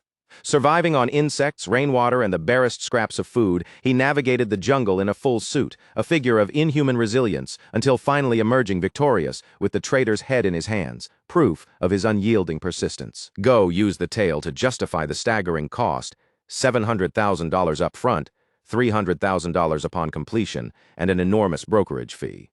Every dollar was a calculated investment to hire a professional capable not only of confronting Taeha, but surviving the encounter. When Hong In-gyu asked if Go's operatives would engage directly, the answer was blunt and unyielding.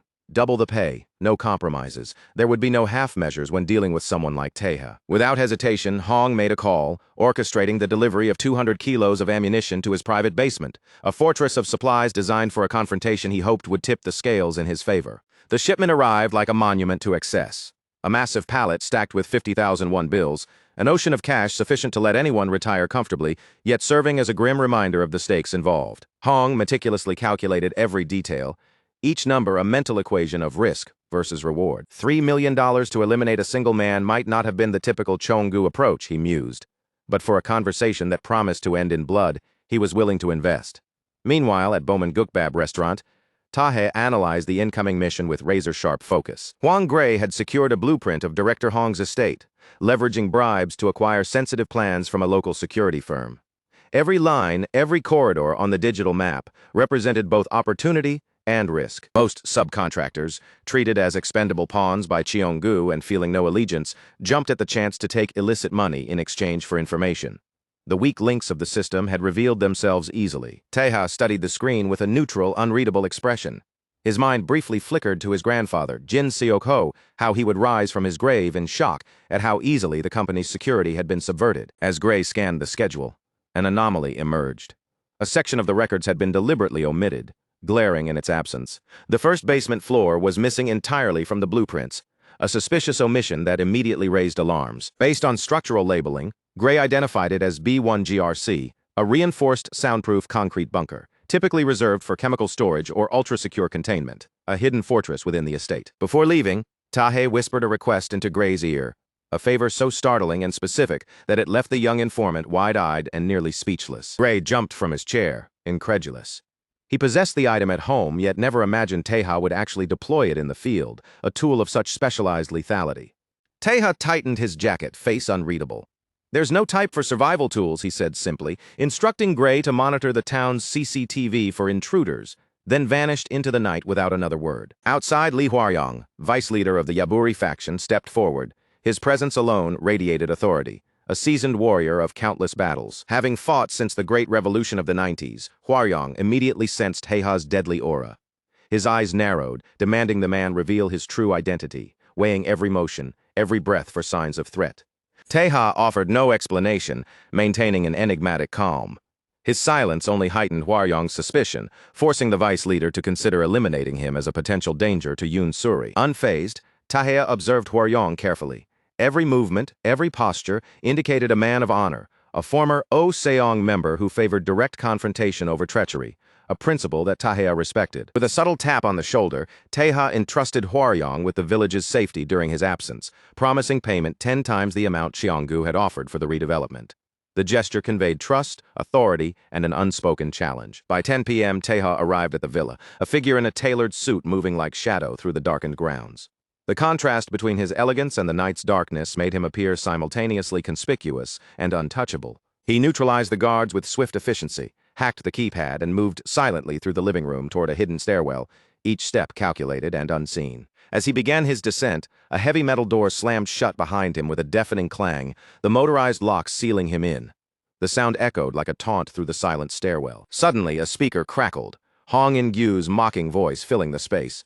He taunted the intruder, revealing that he had tracked Teja's schedule all along, anticipating every move with chilling foresight. From the comfort of his car, Hong watched the live feed on his phone, laughing at Teja's audacity.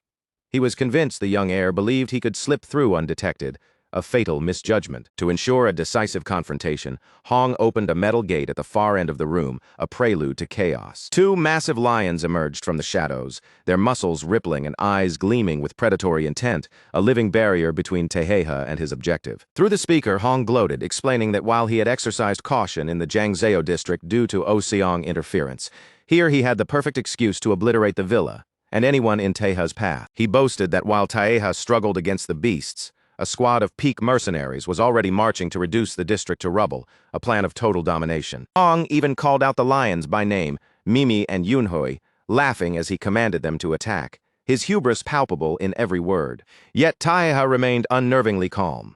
He quipped at the absurdly feminine names given to the male predators, a flicker of humor cutting through the tension of the deadly scene. Rejecting the pretense of a fair fight with wild animals, Teja drew a hidden handgun and fired 2 precise shots, each bullet finding its mark with lethal accuracy. The lions collapsed instantly, bodies thudding heavily to the ground, the room's tension snapping like a frayed cord. Hong froze, paralyzed by the unexpected turn of events, his plan crumbling before his eyes. When he finally regained his voice, he screamed in disbelief, questioning how a legendary knife specialist could stoop to using a firearm, the audacity shattering his confidence. Teja, drawing his tactical blade, remarked dryly that knives were reserved for human opponents. He mocked Hong's expectation of a comic book duel, cutting the director's medical sling as he prepared to hunt him down with calculated efficiency.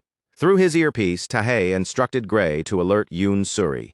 Peak mercenaries were closing in on the district, the net tightening around all players. In his car, trembling with the weight of reality, Hong finally understood the truth. The legends of Aswang were real.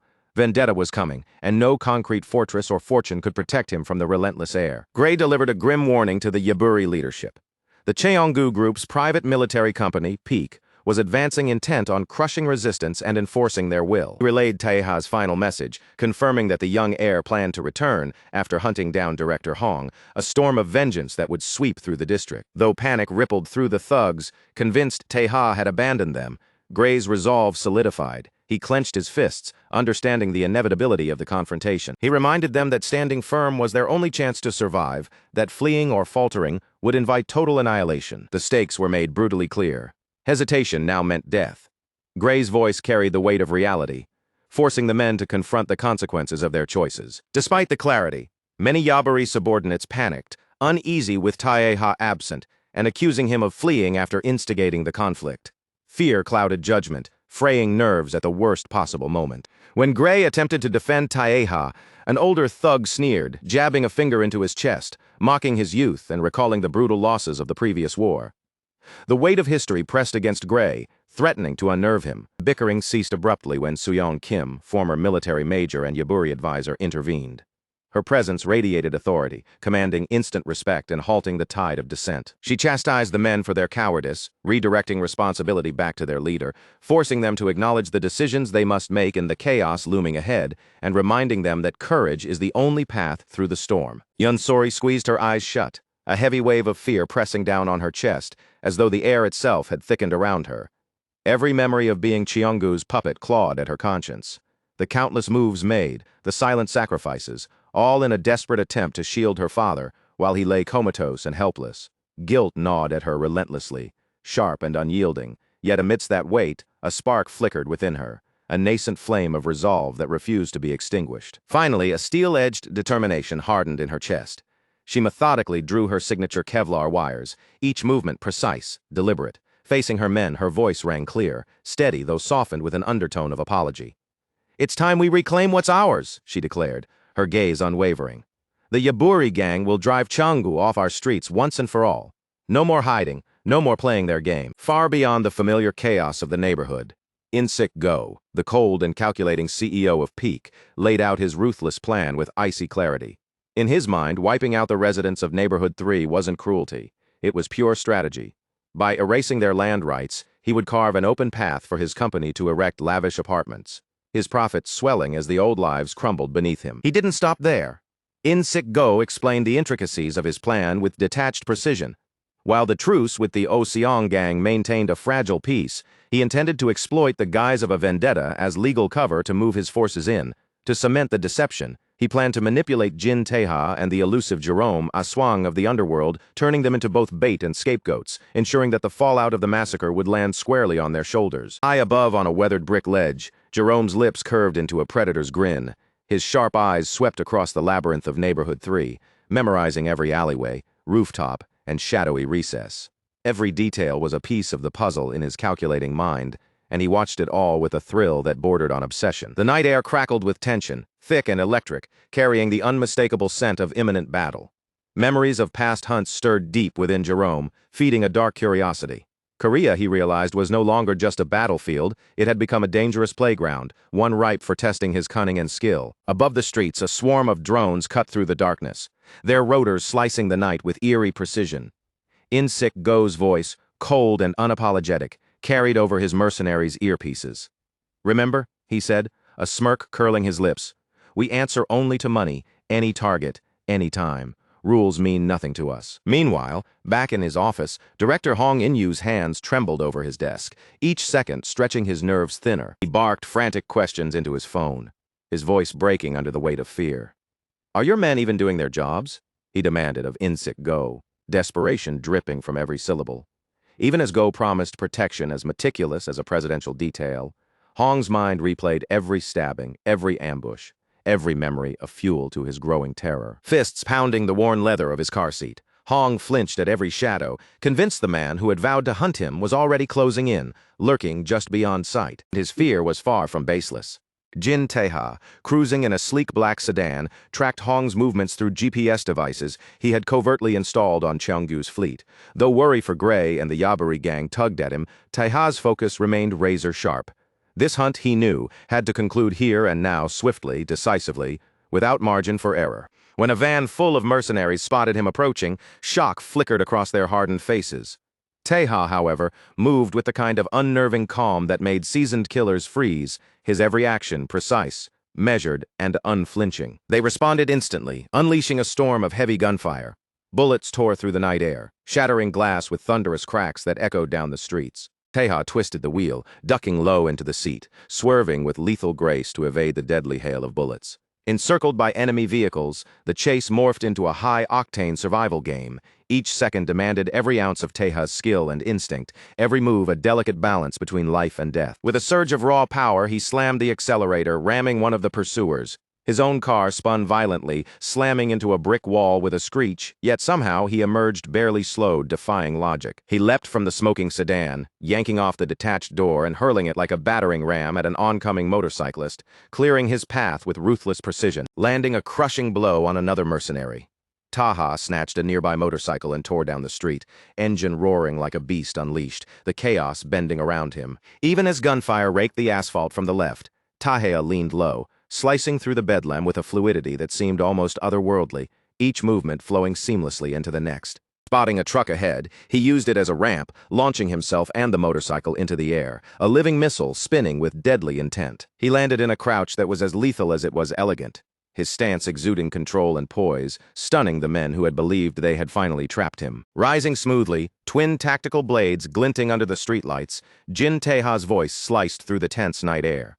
"It's time to get started," he declared, every word dripping with lethal certainty. The mercenaries froze, horror flashing across their faces as they took in his stance, unarmed by conventional standards, yet radiating an aura of unstoppable danger. They scrambled to regroup, desperate to trap him the moment he descended from the vehicle, each hurried movement betraying panic. But Taeha, as always, had already seen every possibility, anticipated every move before it even materialized. With an explosive burst of speed, he sprinted toward the rear of the convoy, vaulting over a guardrail, disappearing from sight just as the guards' confused shouts cut into the night. Before anyone could process his next maneuver, he smashed through the side of a moving bus. Glass exploded in a glittering rain, blades flashing as he moved with terrifying precision. Every motion honed to ghostly perfection by his Italian mafia training, Tahe tore through the front of the vehicle, leaving nothing but chaos in his wake. The driver recoiled, eyes wide, heart hammering in raw terror, utterly incapable of processing what he was witnessing. How could the same man who had just soared through the air on a motorcycle now sit calmly in the passenger seat, grinning like a predator at his stunned prey? In a bizarre twist, Taha reached into a thick bundle and handed the trembling driver a stack of 50-1 bills. Blood smeared across his smile as he leaned in, voice soft yet firm. "Hurry," he urged. "My mission won't take much longer." While Taheha dismantled the mercenary convoy with surgical precision, the defense of Neighborhood 3 was unfolding simultaneously, each side poised for the inevitable clash. Inside the command center, Huang Gray's eyes tracked 16 confirmed drones, noting their split into squads, descending from lower altitudes with chilling intent. Su Yeon Kim, tactical advisor for the Yaburi faction, instantly recognized the menace. Small FPV drones, a sight that confirmed the gang's worst suspicions. The shifting patterns ignited memories of past conflicts for Su Yeon Kim, vivid flashes of lessons learned under fire. He explained to Yoon Suri how in the past, Cheonggu and Oh Seong had waged war under strict, almost ritualistic agreements, like medieval knights observing a truce at sunset, halting every night without fail. Combat was constrained to small weapons, the escalation deliberately contained, each side wary of provoking the monstrous force that once dominated the battlefield. But now, Peak's push to claim the land before Oh Seong could react had shattered those old rules entirely, replacing caution with calculated aggression. Su Yeon Kim realized that methodically searching every building for Yaburi fighters would consume days, while these drones, armed with RPGs and grenades, could self-detonate instantly, leaving zero room for defense. Fortunately, the Yaburi fighters had anticipated such threats, arming themselves with electronic drone jammers, a countermeasure ready for the coming storm. From their balconies, the fighters activated the devices. They watched with grim satisfaction as the first wave of drones wobbled mid-air before plummeting in showers of sparks and smoke. Yet this minor victory was exactly what In-Sik Go had predicted. His eyes glinted with predatory delight as he monitored the radios, a smile of cold amusement spreading across his face. Chuckled at the futility, mocking the notion that a handful of signal jammers could hold against a professional military operation of his scale. Suddenly, Gray's laptop screen flooded with a swarm of icons, and his stomach plummeted. The night sky now teemed with at least 100 drones, a mechanical storm descending on them. In-Sik Go's laugh cut through the comms, icy and condescending. "A jammer only works on one group at a time," he explained. "Target them, and the others awaken." 800 programmed drones now fanned out across the night, each one a harbinger of destruction. In Go's mind, not a single soul in Neighborhood 3 would survive the impending onslaught. As the drones infiltrated homes through vents and skylights, Su Yeon Kim's panic escalated.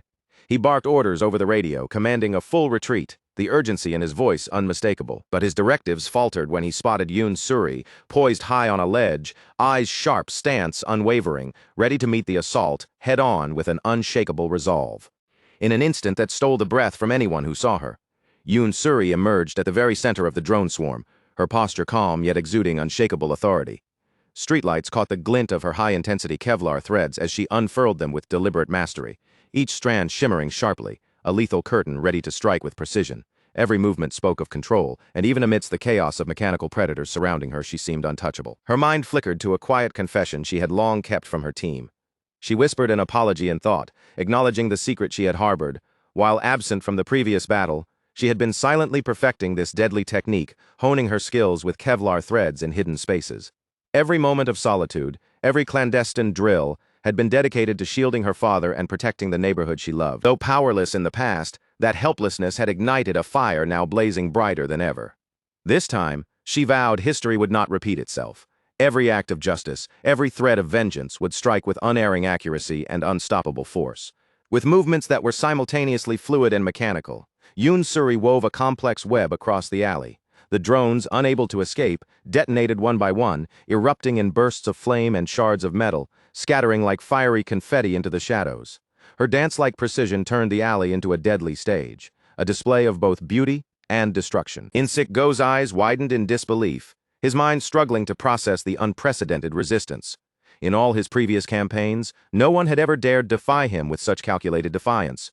The sheer audacity and skill of the Yaburi gang pierced through his confidence like a blade, leaving him unsettled and momentarily unmoored. Rage erupted across his face, hot and volatile. His commands cut through the combs like thunder, demanding the next wave of mercenaries descend without mercy, annihilating any opposition without hesitation. Yet before his fury could translate into action, a deafening crash shattered the tension, a car barreling straight through the wall near his command center, sending debris flying and alarms blaring.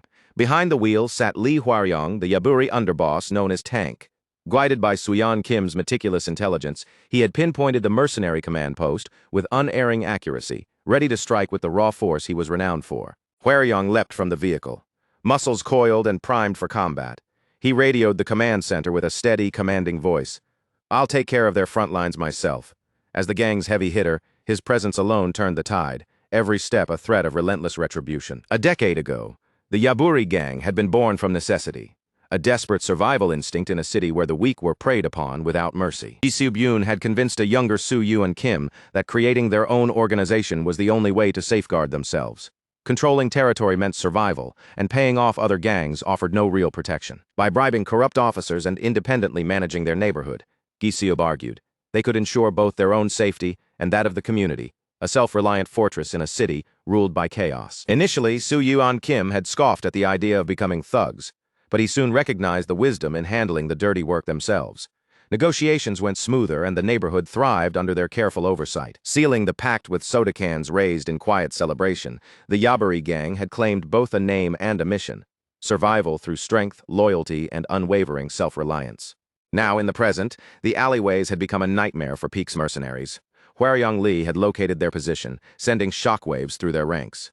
Panic and chaos rippled among gunmen who had never expected to be exposed so swiftly. Hwaryong charged like a human battering ram, and In-Sik Go's voice cut through the comms, desperate to salvage control. "Aim for the legs. Slow him down," he barked, realizing their tried-and-true tactics had utterly failed against the unstoppable Yaburi titan. But his strategy was worthless against raw force and experience. Hwaryong slammed one mercenary into a brick wall with bone-jarring impact, then pivoted to deliver a devastating punch to another.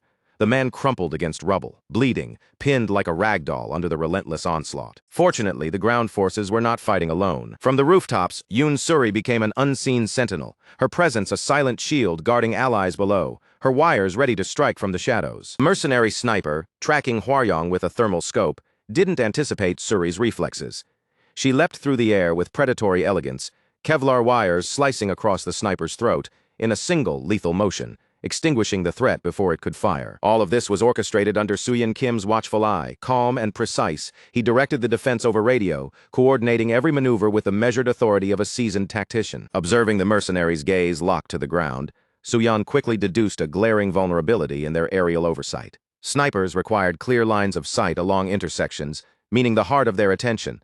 The cluster's center must house the drone control station. Using this insight, Gray tracked a black van with fake plates parked near the community center, identifying it as the mobile hub orchestrating the deadly swarm above. As Suri moved to intercept, the sudden crack of gunfire shattered the tension, a sharp warning slicing through the night. Emerging from shadow, A bullet from In-Sik Go grazed Hwayoung's shoulder, a cold, calculated reminder that the hunt was far from over. Armed with an axe and shotgun, the mercenary commander mocked the Yaburi leaders, his grin twisted and cruel, eyes alight with menace. He laid bare his ambition. Killing Hwayoung, the formidable former 16th of Oseong, would propel Go to national notoriety in the mercenary world. He then threatened the girl, attempting to intimidate, but Hwayoung stood firm, metal arm guard catching the dim light, prepared to finish a duel long simmering with tension and grudges. Meanwhile, on the highway, Jin Tae-ha had corralled director Hong In-gyu, his focus icy, calculated, and methodical as ever. With deliberate precision, Tae-ha drove his knife into Hong's shoulder, a daily reminder of unyielding justice, merciless and exact. Hong screamed, panic amplified by the knowledge that he had poured over 100 billion won into attempts to obliterate the district with bombs and missiles, yet Tae-ha remained immovable, the embodiment of relentless purpose. Clinging to the illusion of money as ultimate power, Hong laughed maniacally, boasting that his forces would spare neither children nor the elderly. Tae-ha, however, understood strength in a deeper sense. He explained that those who had lost everything were dangerous, yes, but those who fought to protect family wielded a power far fiercer, enduring, and unbreakable. His mind conjured the image of Yoon Suri, tears streaking her face, fury ignited by the cruelty inflicted upon her loved ones by Hong In-gyu. In that moment, Tae-ha realized the director had unknowingly forged a weapon of vengeance no wealth could command or control. With this clarity, Tae-ha silenced Hong once more, forcing him backward toward the district. Escape abroad would not protect him from the reckoning he had unleashed. Back in the alley, the confrontation between Hwayoung and In-Sik Go reached a fever pitch, the air thick with tension, and the scent of imminent violence. The mercenary commander fired his shotgun with manic delight, but Hwayoung's metal arm guards absorbed every blast, leaving him untouched, unshaken. As Go raised his axe for a crushing strike, Yoon Suri's wires shot forth like lightning, ensnaring his neck and arm in a vise of Kevlar, freezing him utterly in place. Her hiss carried a deadly promise, a vow to take the commander's head in retribution for every innocent life he had spilled in the streets she called home. Before Hwayoung could deliver the final blow, a new presence emerged, shifting the balance of power in an instant and drawing every eye. Jerome, the elite assassin known in whispers as Aswang, appeared like a shadow incarnate, sending In-Sik Go sliding backward effortlessly, his mocking tone cutting through the chaos as he ridiculed the commander for relying on juvenile drones. Jerome planted himself in the center of the alley, staff in hand, red and black streaking through his grip, ready to strike with flawless, lethal precision. Yoon Suri watched from the sidelines, wide-eyed and tense, caught between awe and fear, her mind racing to gauge whether this was an ally or an entirely new threat. Her gaze sharpened, observing how Jerome effortlessly freed In-Sik Go from the trap she had painstakingly set with her wires, his skill far surpassing her expectations. For the first time, she truly comprehended the terrifying mastery of this assassin, the way lethal efficiency danced hand in hand with calculated amusement. For In-Sik Go, Jerome's sudden arrival was a confusing mixture. Relief at the immediate reprieve, fury at being outmaneuvered, and astonishment at the effortless reversal, a storm of emotion leaving him stunned and unsteady. Jerome's voice sliced through the tense air like a sharpened blade, sharp and unwavering as he rebuked the tardy mercenary. Yet beneath the harsh tone, his posture remained calm and measured, radiating control. With a deliberate motion, he pointed toward a crumbling, abandoned structure roughly 350 meters to the northwest, marking it as the Yaburi base. His words carried the weight of authority, directing In-Sik Go to move immediately and carry out whatever measures were necessary, leaving no room for hesitation. Without warning, Hwayoung erupted forward with explosive force, smashing Jerome into the coarse brick wall. The impact echoed through the alley, and for a split second, In-Sik Go froze, eyes wide, caught off guard by the sheer speed and ferocity of the attack, pinned firmly against the wall. Jerome's gaze locked onto Hwayoung with an intensity that both challenged and provoked. A sly, almost mischievous grin spread across his face as he taunted the warrior, daring him to hold his ground, hinting with an air of dark amusement that the true thrill was only just beginning. That fleeting distraction granted In-Sik Go the perfect opening. His fingers fumbled over the buttons of his communication device, urgency cracking his voice as he barked orders, commanding every drone in the vicinity to take to the skies without delay. One of the mercenaries hesitated over the line, questioning the logic of deploying drones without pinpointing the command center's location. In-Sik Go's response was swift and uncompromising. Location didn't matter, not when the town's top fighter was fully engrossed in combat with Jerome, leaving the rest of the battlefield ripe for exploitation. Seizing this fleeting advantage, he issued a grim order to his men: eliminate every living presence in the town during the distraction. Nothing was to be left to chance. Every corner, every shadow swept clean in ruthless precision. Meanwhile, Jerome twisted his body with cat-like precision, a devastating kick snapping forward. The force drove Hwaryong staggering back from the wall, finally loosening the suffocating pressure that had pinned him in place. Hwaryong stood panting, sweat streaming down his furrowed brow, eyes wide with a mix of disbelief and shock. A single, precise leg strike had hurled Jerome's massive 120-kilogram frame with the force of a human projectile, a fact that struck him with chilling clarity. A shiver ran down Hwaryong's spine as the realization sank in. If Jerome's legs could pack this kind of power, his staff, his weapon of choice, must be a force of unimaginable, deadly potential. Jerome advanced, his steps slow and deliberate, dragging the staff along the ground with a low, ominous scrape. Hwaryong's attention snapped to Yoon Sori, his voice tense but protective as he reassured her not to worry, even as danger surged around them. Resolute, Hwaryong made a split-second decision. He would confront Jerome head-on, taking the brunt of the fight to buy Sori the precious moments she needed to deal with the incoming drones. Yoon Sori's voice cut sharply through the electric tension, calm yet commanding. She instructed Hwaryong to subdue the killer and return to base within 5 minutes, stressing that the entire operation would crumble if the mercenaries reached the base before them. Jerome stepped deliberately forward, blocking her escape path, his tone teasing and laced with dark humor as he suggested she linger a little longer. Unfazed, Hwaryong launched himself into the attack with relentless ferocity, delivering a bone-shaking strike that reverberated through Jerome's body like a thunderclap. That brief but violent clash opened the window Sori needed. She bolted, her feet pounding the cracked pavement as she disappeared into the distance, her figure shrinking amid the chaos. Watching her retreat, Hwaryong felt a surge of pride swell in his chest. Despite this being her first real taste of battle, Sori's composure had remained flawless. Not a single tremor betrayed fear. Jerome erupted into a booming, almost theatrical laugh, blood streaking his split lip.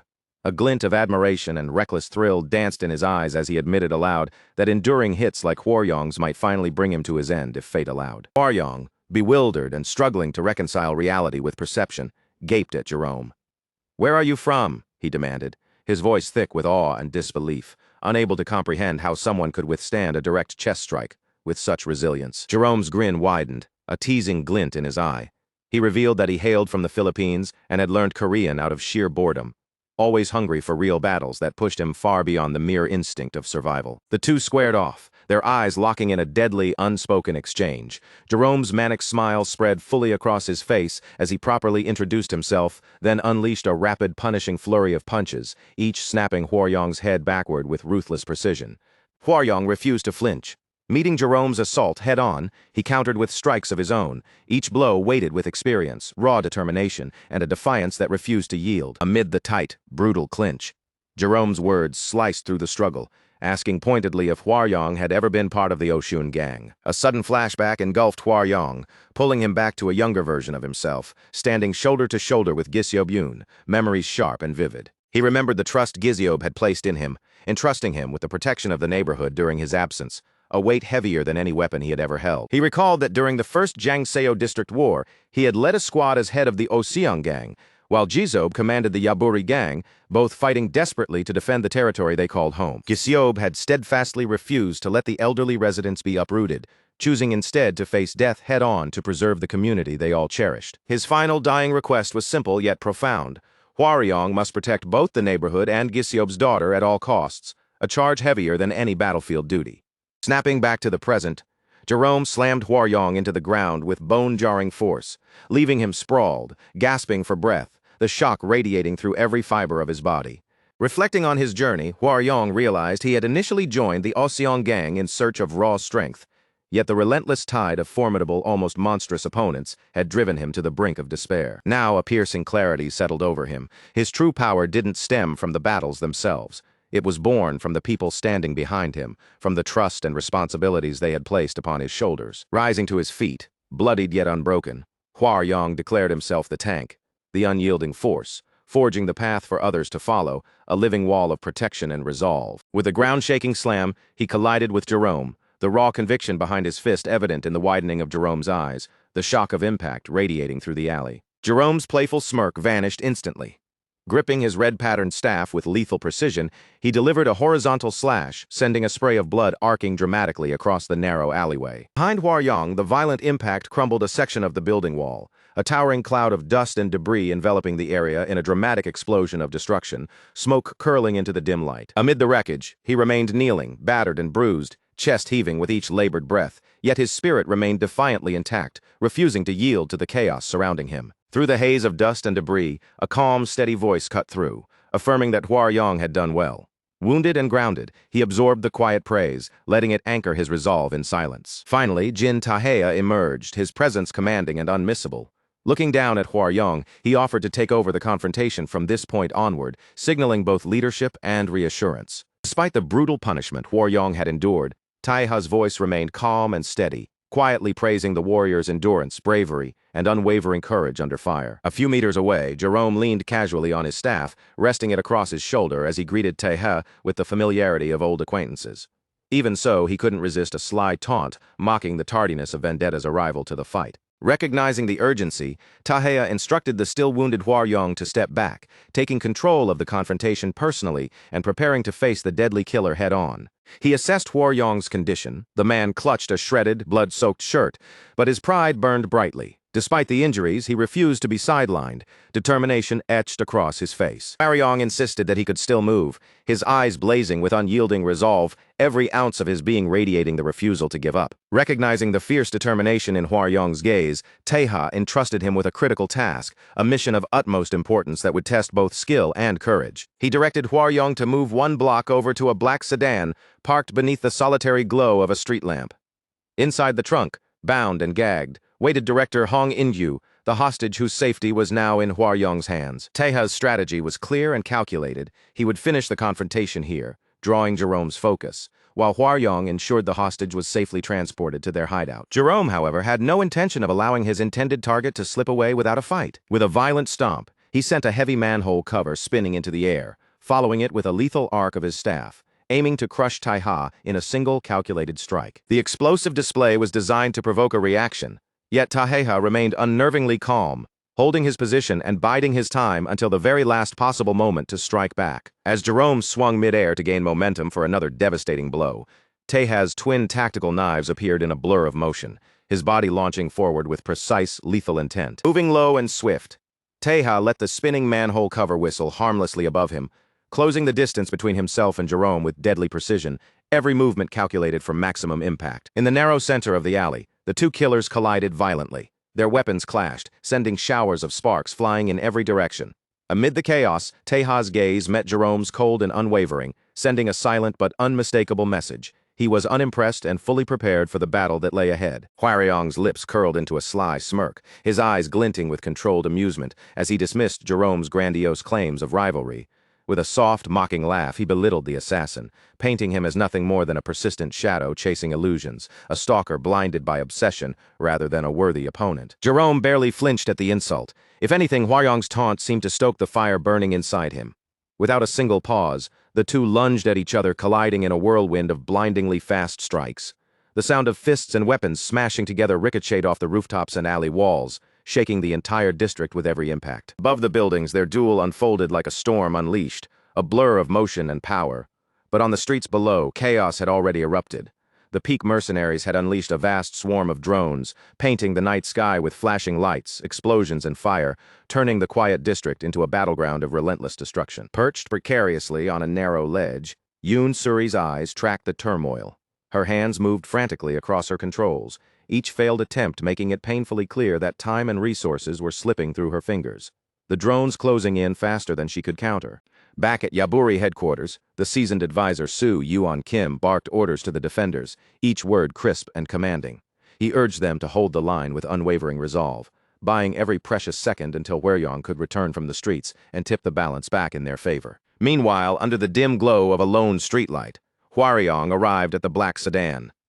Long shadows stretched across the cracked pavement as he leaned over the trunk, confronting the terrified Hong In-gyu, who sat bound and gagged inside, eyes wide with fear. Huayong's gaze hardened, drilling into the man responsible for his friend's death and the devastation wrought upon the town. For a fleeting heartbeat, His fingers twitched with violent intent, craving to crush the director's skull then and there, to end the war with a single, decisive act. But in a flash of clarity, he restrained himself. Hweryong realized that killing Hong In-gyu here and now would scatter the mercenaries, allowing Jerome and his forces to vanish into the night, slipping beyond reach and prolonging the chaos rather than ending it. A subtle vibration from a rooftop above yanked Hweryong back to the present, his attention snapping from the trunk to the looming threat high above, where violence and danger converged in the shadows. Above him, the duel between Jin Taihei and Jerome raged with such violent intensity that each strike sent tremors through the surrounding buildings.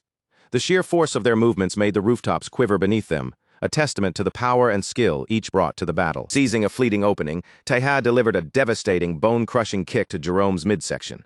The strike launched the relentless assassin backward, hurtling him across the rooftop with a shockwave that rattled the night air. Jerome skidded across the surface, blood glinting on his split lip. Yet even as his body tumbled, a wild, almost euphoric grin spread across his face, eyes alight with the thrill of battle and an unshakable hunger for confrontation. He taunted Taihei with reckless audacity, declaring Korea a paradise for killers like them.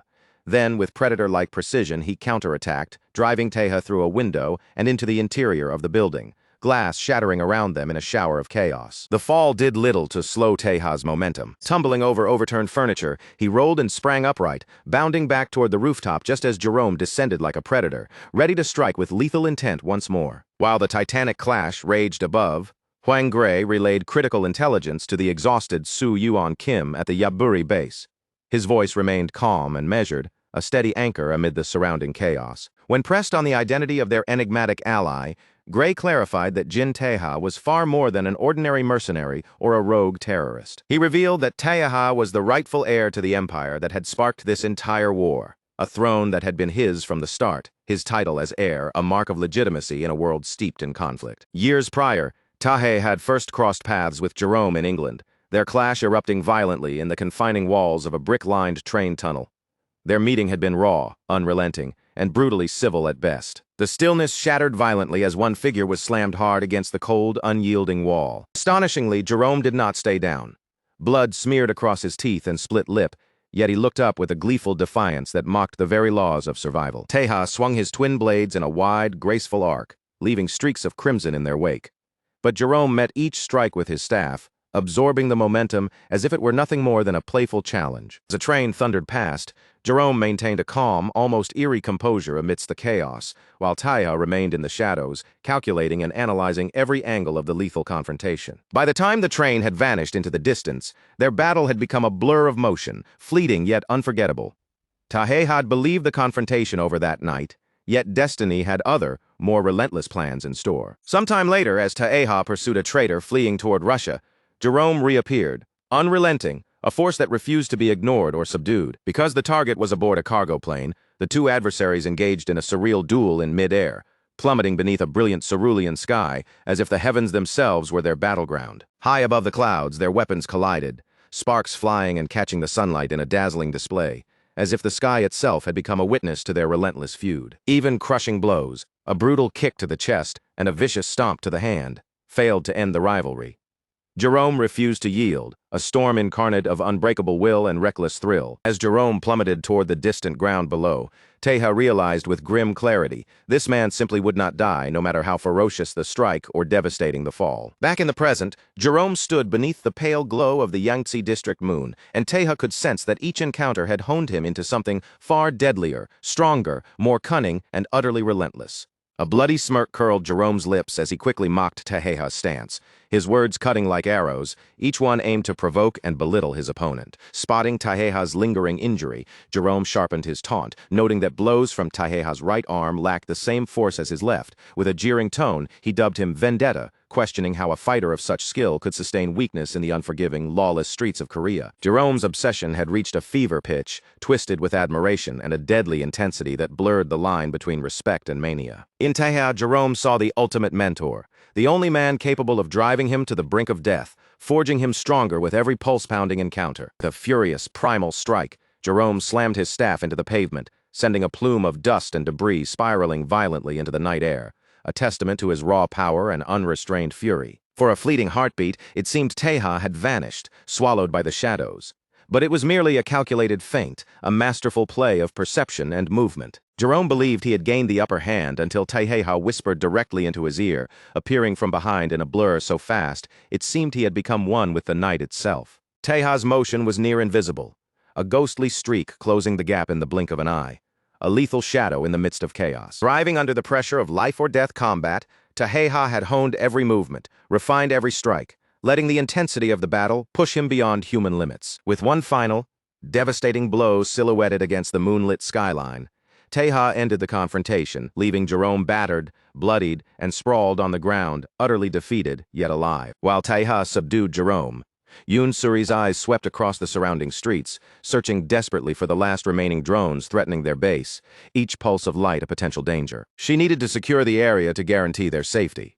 But her mission hit an unexpected snag when she spotted a group of mysterious men unloading someone from a black car, their movements precise and calculated. Immediately recognizing her observation post on the rooftop, Yoon-suri tensed, bracing herself for another wave of potential attackers, every muscle coiled for action. Fortunately, the men identified themselves, an elite special ops unit of the Oh-seong gang, acting under the direct orders of Cheon-heeman, their authority undeniable and presence commanding. Back at the duel site, Taeha crouched atop the battered Jerome, catching his breath, when Cheon-heeman suddenly appeared before him, exuding a presence both commanding and unnerving. A shadow of authority in the dim moonlight. Tension thickened the air as Heeman admitted he had been sent to kill Taeha. Yet he held back, his words a twisted mockery, a dangerous smile curving his lips as he weighed his next move with deliberate intent. Taeha remained calm, his mind a whirl of calculated analysis. He recognized this was the same man he had faced before, and quickly pieced together how Heeman had tracked him to this precise location. Understanding that Heeman wasn't a pawn of Cheong-gu, Taeha deduced that the corrupt director Hong In-gyu could not have orchestrated this encounter. If the intent had truly been execution, a silent ambush would have been far more effective than this brazen display beneath the streetlights. Recognizing Heeman as a high-ranking Oh-seong operative, Taeha understood the man's elite status immediately. Heeman, in turn, mocked Taeha's calm, warning him of the perils of stirring trouble in the volatile district. Before the tense exchange could escalate into violence, Taeha began to explain that he hadn't initiated the Jangzhou district conflict. But Heeman cut him off, his imposing presence alone demanding full attention, leaving the words suspended in the charged night air. The tension that had dominated the alleyway shattered abruptly as Jerome reappeared behind Jin Taeha. Despite the brutal beating he had endured only moments before, the Aswang crawled forward with terrifying resolve, a jagged knife still embedded in his chest, blood streaming from his mouth, and a twisted, manic grin stretching across his gore-smeared face. He was alive, dangerous, and utterly unhinged. Tae and Cheon-heeman froze, their eyes widening in a mix of shock and disbelief, the sudden intrusion leaving them momentarily paralyzed. The sight of Jerome, battered yet grinning like a predator, was enough to make even seasoned warriors pause. Through the blood running down his face, Jerome's crazed smile only widened, exuding a perverse pride. Leaning forward, he reveled in how narrowly he had cheated death, his eyes alight with a dangerous, gleeful thrill. Without hesitation, Taeha dropped into a low, coiled crouch, ready to end the fight decisively. His blade sliced through the air in a rapid, horizontal arc, every motion precise, calculated, but Jerome, ever the unpredictable force, anticipated the move with unnerving confidence. With a swift motion, Jerome pulled a flashbang from his vest, tossing it to the ground like a final parting insult. The sudden explosion of blinding white light erupted instantly, cloaking Jerome's retreat perfectly. Taeha shielded his eyes, cursing under his breath at the assassin's relentless zombie-like persistence, marveling at how he refused to stay down despite near-fatal injuries. As the glare faded, Taeha felt a chilling pressure against his throat, a spear tip pressed sharp and deliberate, a silent warning of the danger now converging on him. Heeman had used the chaos to maneuver into position. His voice cut cold and commanding through the tension as he instructed Taeha to go in order, reminding him that, by protocol, Jerome must be dealt with first. Heeman raised his weapon in a deadly, sweeping arc, leaving Taeha no choice but to lift his knife in defense.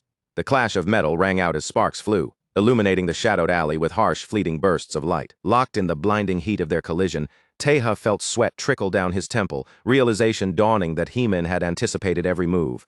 His opponent's precision betrayed a deep familiarity with Taeha's patterns. Heeman's lips curved into a knowing smile, confessing that while his eyes could not match Taeha's lightning speed, he had memorized the exact sequence from their previous encounter. A dangerous advantage. Mocking him without mercy, Heeman jeered that no one should be fooled twice in the same way, hinting that Taeha's current state left him unfit to continue fighting, challenging his pride as much as his skill. Pinned briefly against the building, Taeha measured Heeman's capabilities. realizing that he faced a formidable opponent, a true warrior who had yet to tap into the full extent of his strength. From this, Taeha deduced the man's reach within the Seong faction, a figure capable of pulling strings few others could, wielding influence and authority as effortlessly as his blade.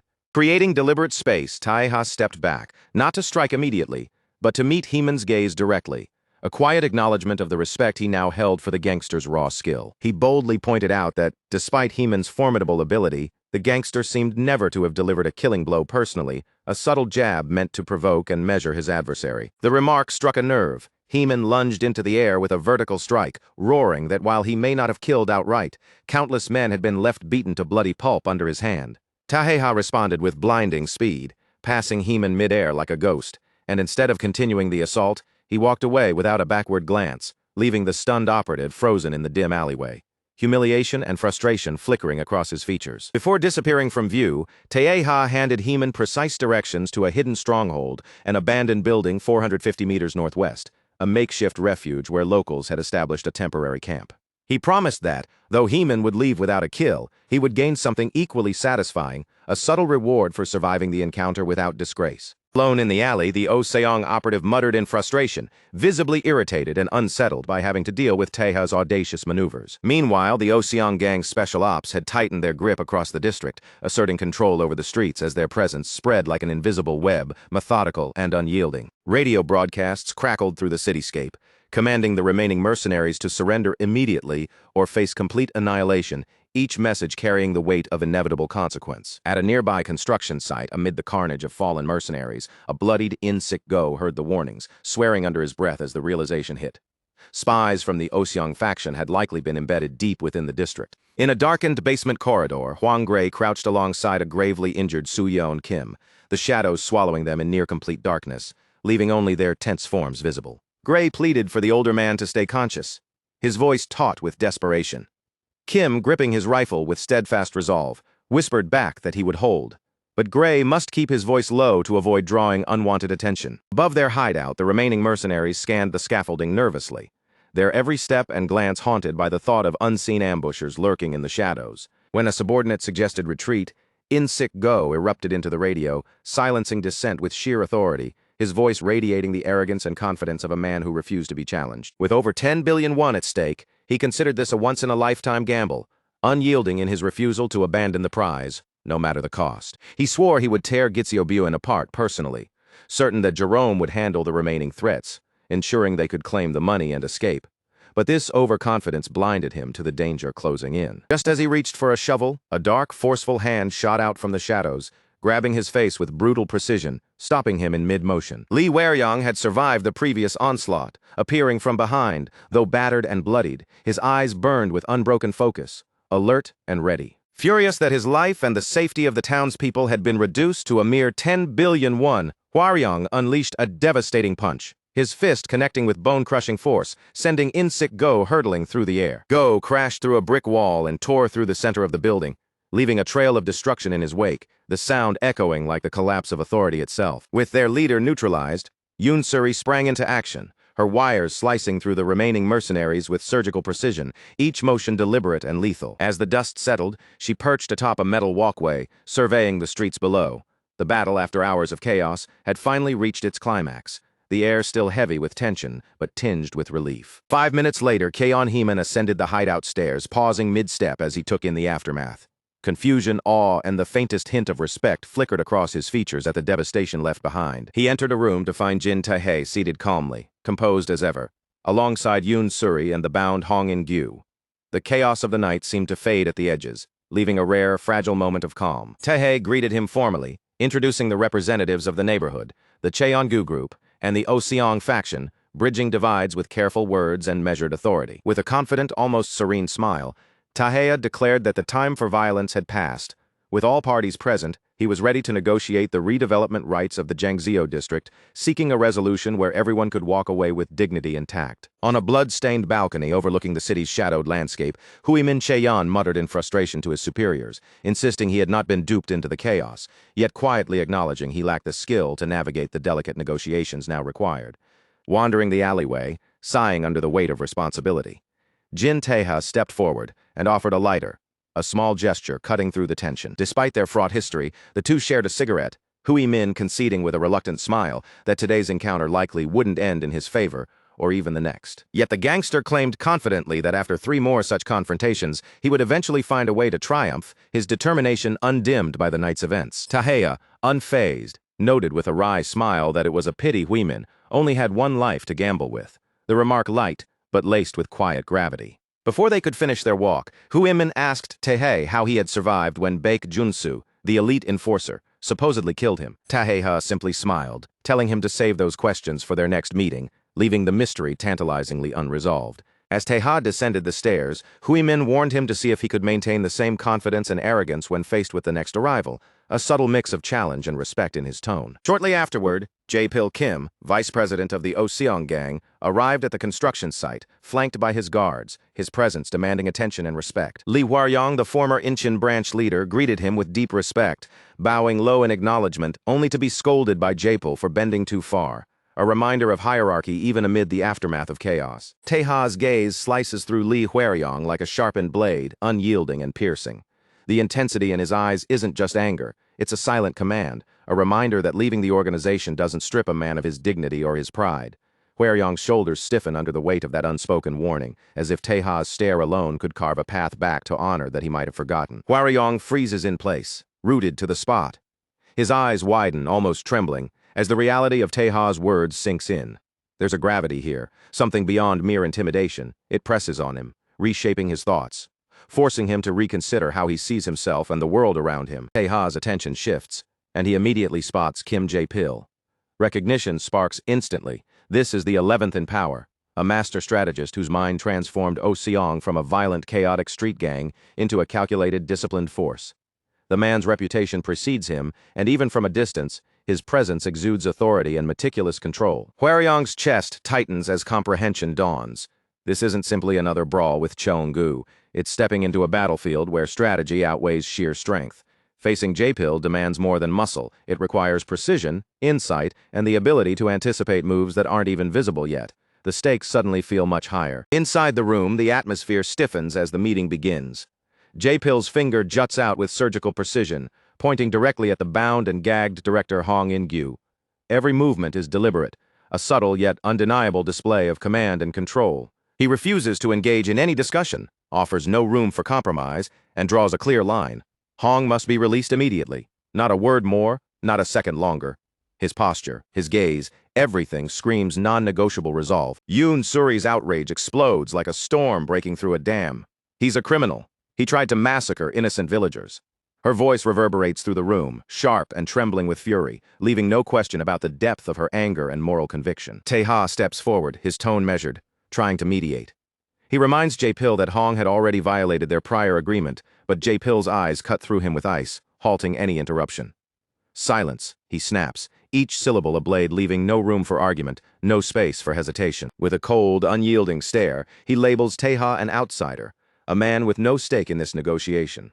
The warning is clear, another word from him, and the door will close, literally and figuratively. Recognizing the danger of pushing further, Taeha subtly signals Suri to step back, to hold her fire and follow the rhythm dictated by Jae-pil.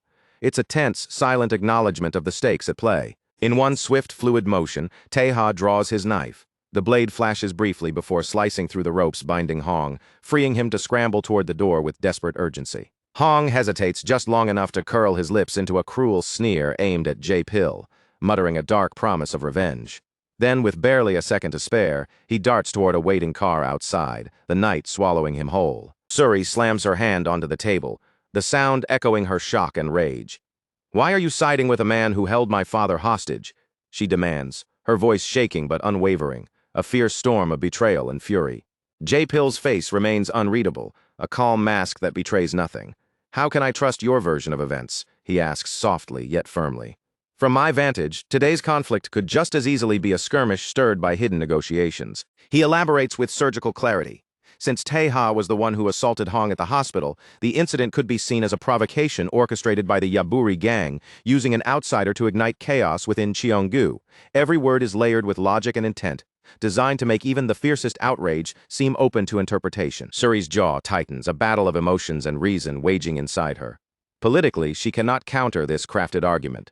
Finally, with gritted teeth, she concedes. Further negotiations are off the table, at least for now. J-Pill adjusts his glasses with a precise, almost ceremonial motion. He sets a 24-hour deadline to review a new proposal, locking the room into a tense, immovable stalemate that feels like a steel trap around every participant. As the Oseong leadership exits, Suri kicks a heavy spool across the room, the clatter a tangible release of her frustration. Her mind races. Someone leaked their intel directly to J-Pill, and it was no accident. Unexpectedly, Tai-Hei lets a faint smile grace his lips. "You did well," he murmurs, calm and steady, signaling that every thread is moving exactly according to the plan they've crafted. Outside, J-Pill's patience snaps. Without hesitation, he throws Hui-Min from the car, condemning him as a coward for losing his fight and refusing him a ride. The young gangster screams, the sound swallowed by the endless city night, as J-Pill's car disappears around the corner, leaving him alone, vulnerable and humiliated in the streetlight's glow. Suddenly, the screech of tires cuts through the night. Tae-ha stands in the middle of the darkened road, immovable, a silent blockade that stops them dead in their tracks. Leaning toward the car window, Tae-ha explains his reasoning with a calm precision.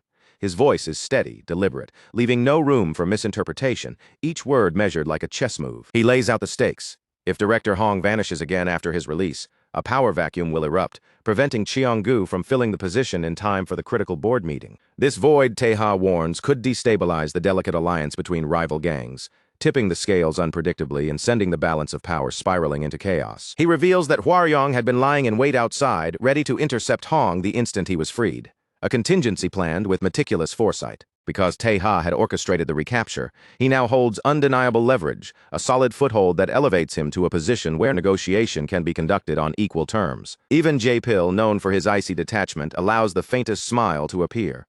A subtle gesture toward the empty seat beside him extends a rare invitation, a silent acknowledgement of Tae-ha as a peer worthy of recognition. Tae-ha nods in agreement, but hesitates before fully entering the car.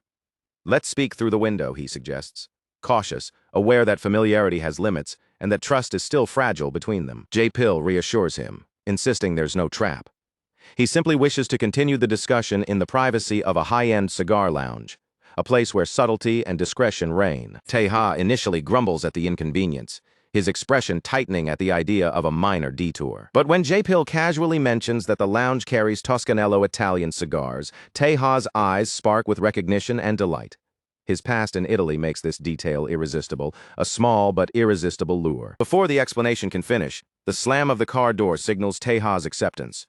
He settles inside the sedan, poised and ready for the next phase of negotiation. Their drive through Seoul's narrow alleyways becomes a study in contrasts.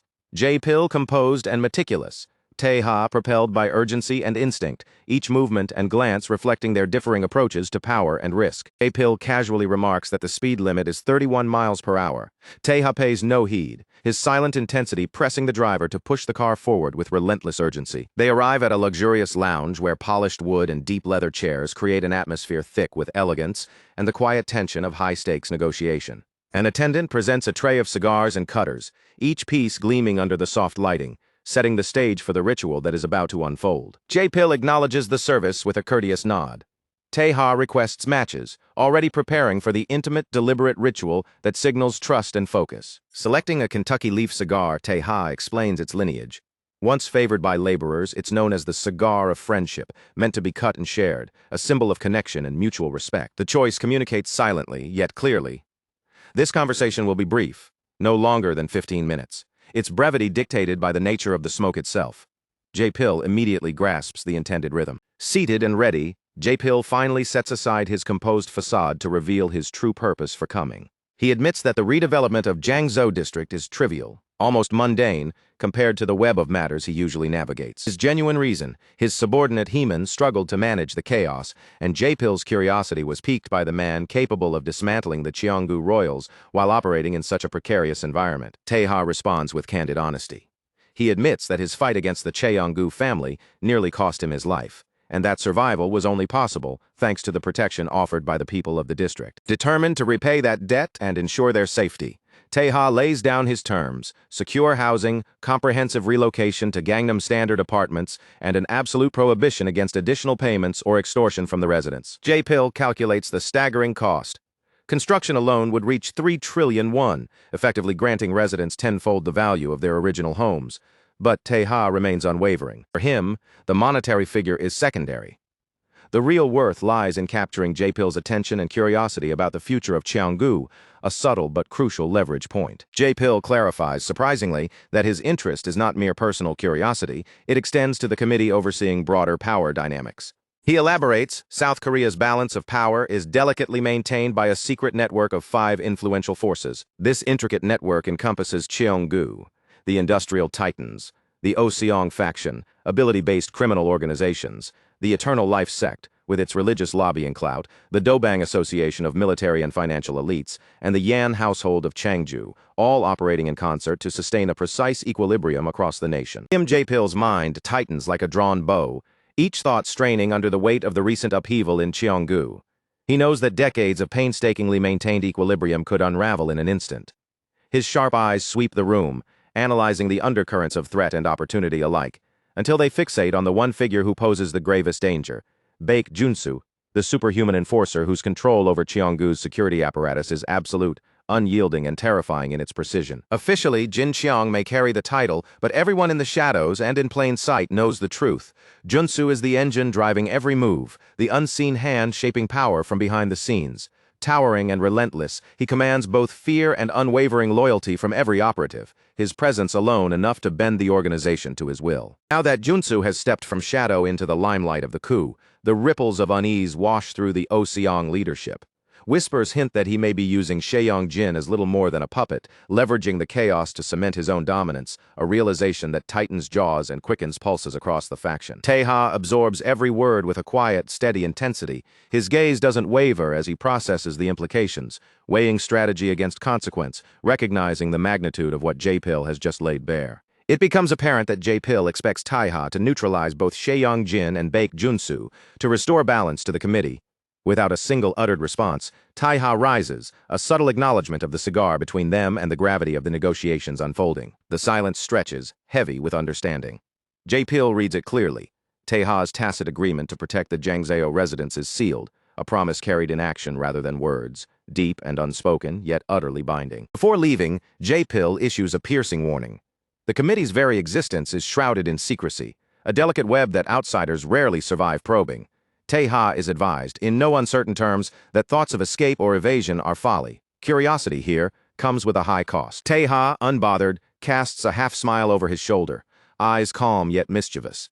It's a subtle challenge, an invitation for the vice president to watch closely, especially during the upcoming Cheonggu board meeting, hinting at calculated maneuvers yet to unfold. The scene shifts high above the city to the 31st floor of Cheonggu Electronics headquarters.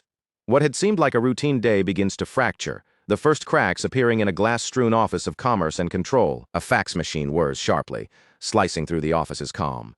A female employee stares, pale and trembling, as the incoming document's contents register with visceral shock, her hands shaking and fingers faltering against the paper. Far from the urban chaos at a secluded waterfall, Vice Chairman Guanghu Yang is in the midst of rigorous training when Director Pyodo Jang bursts onto the scene.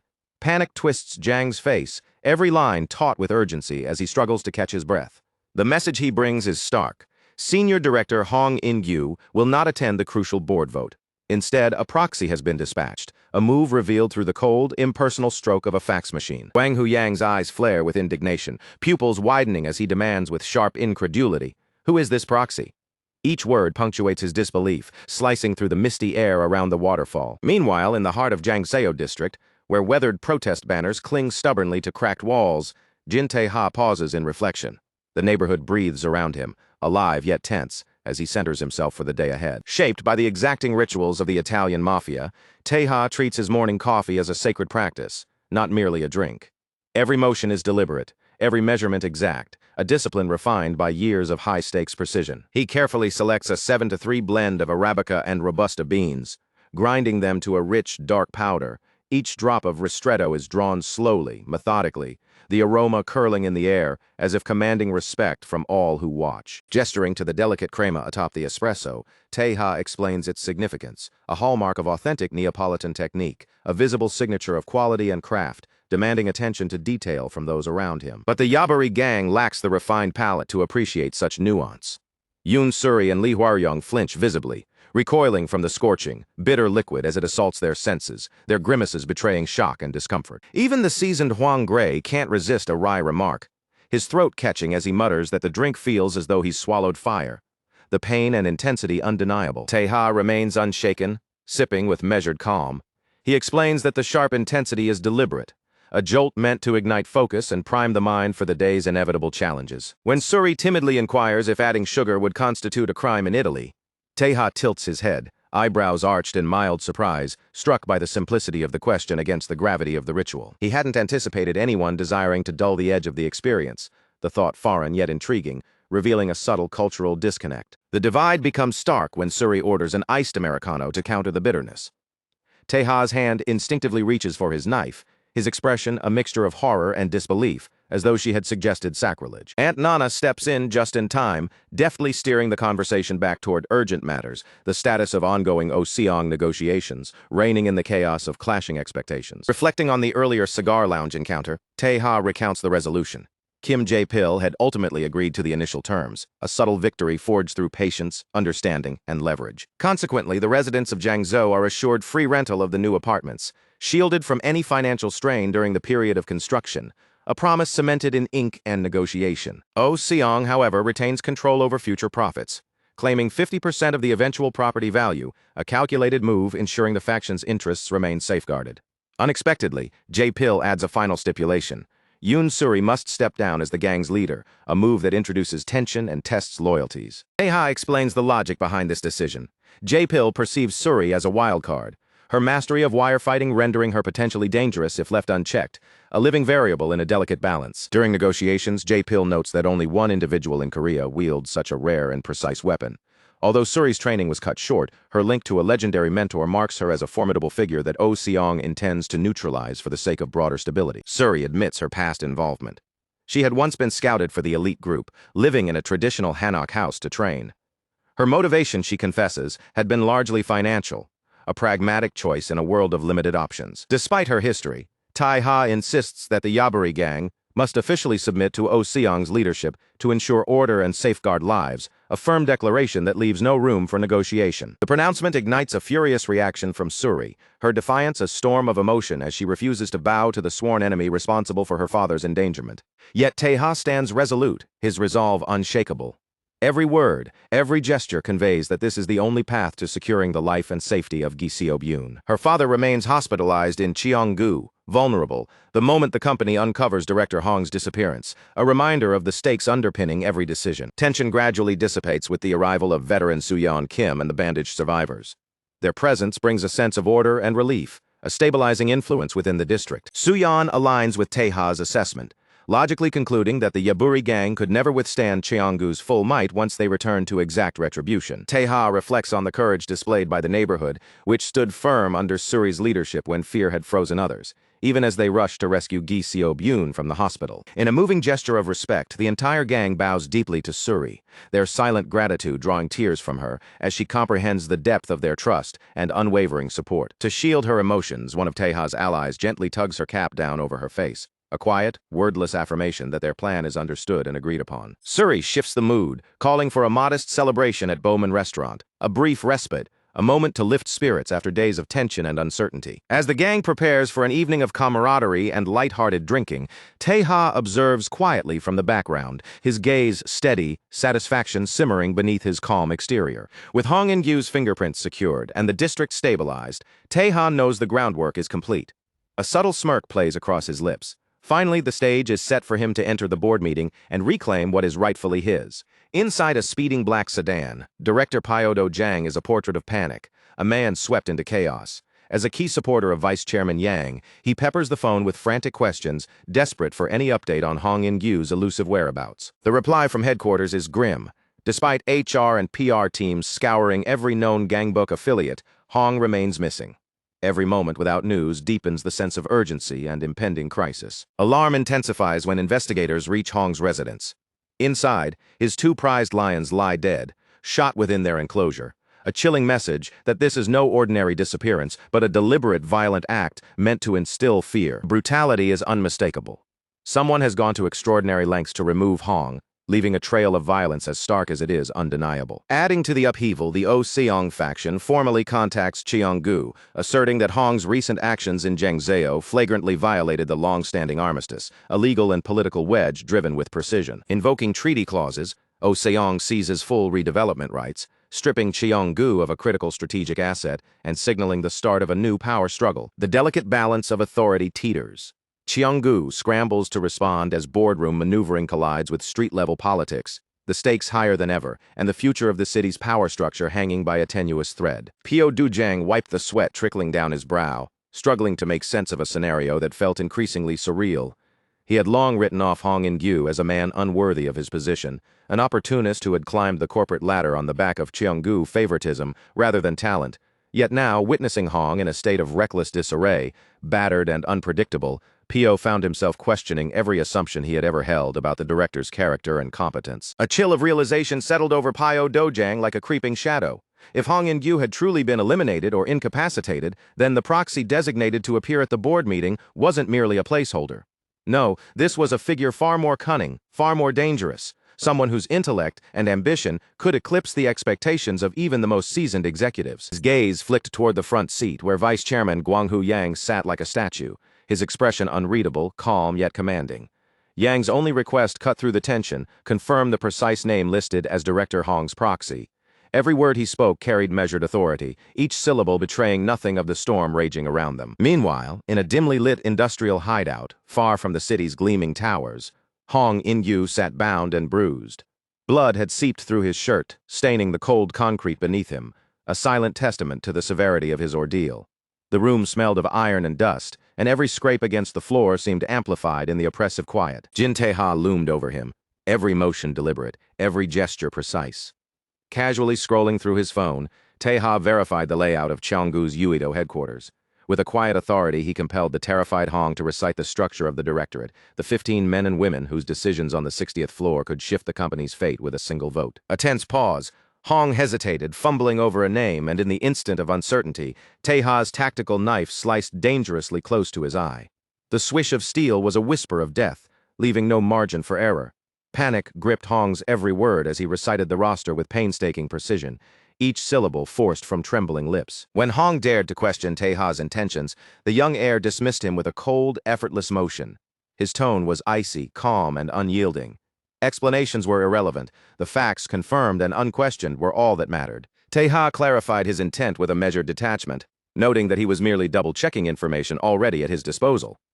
Curiously, he added that even if Hong were released, the director's life remained forfeit, a consequence of past failures, inevitable and unavoidable. Once Jin Chang discovered how Hong's mismanagement had allowed the O-Seong faction to seize control of the Jiangsu district, Hong would be discarded, rendered utterly useless to the very company that had once elevated him to power. His fate was sealed, predetermined by a chain of errors that could not be undone. Tae-ha turned, stepping away with a deliberate calm, leaving Hong with a chilling instruction.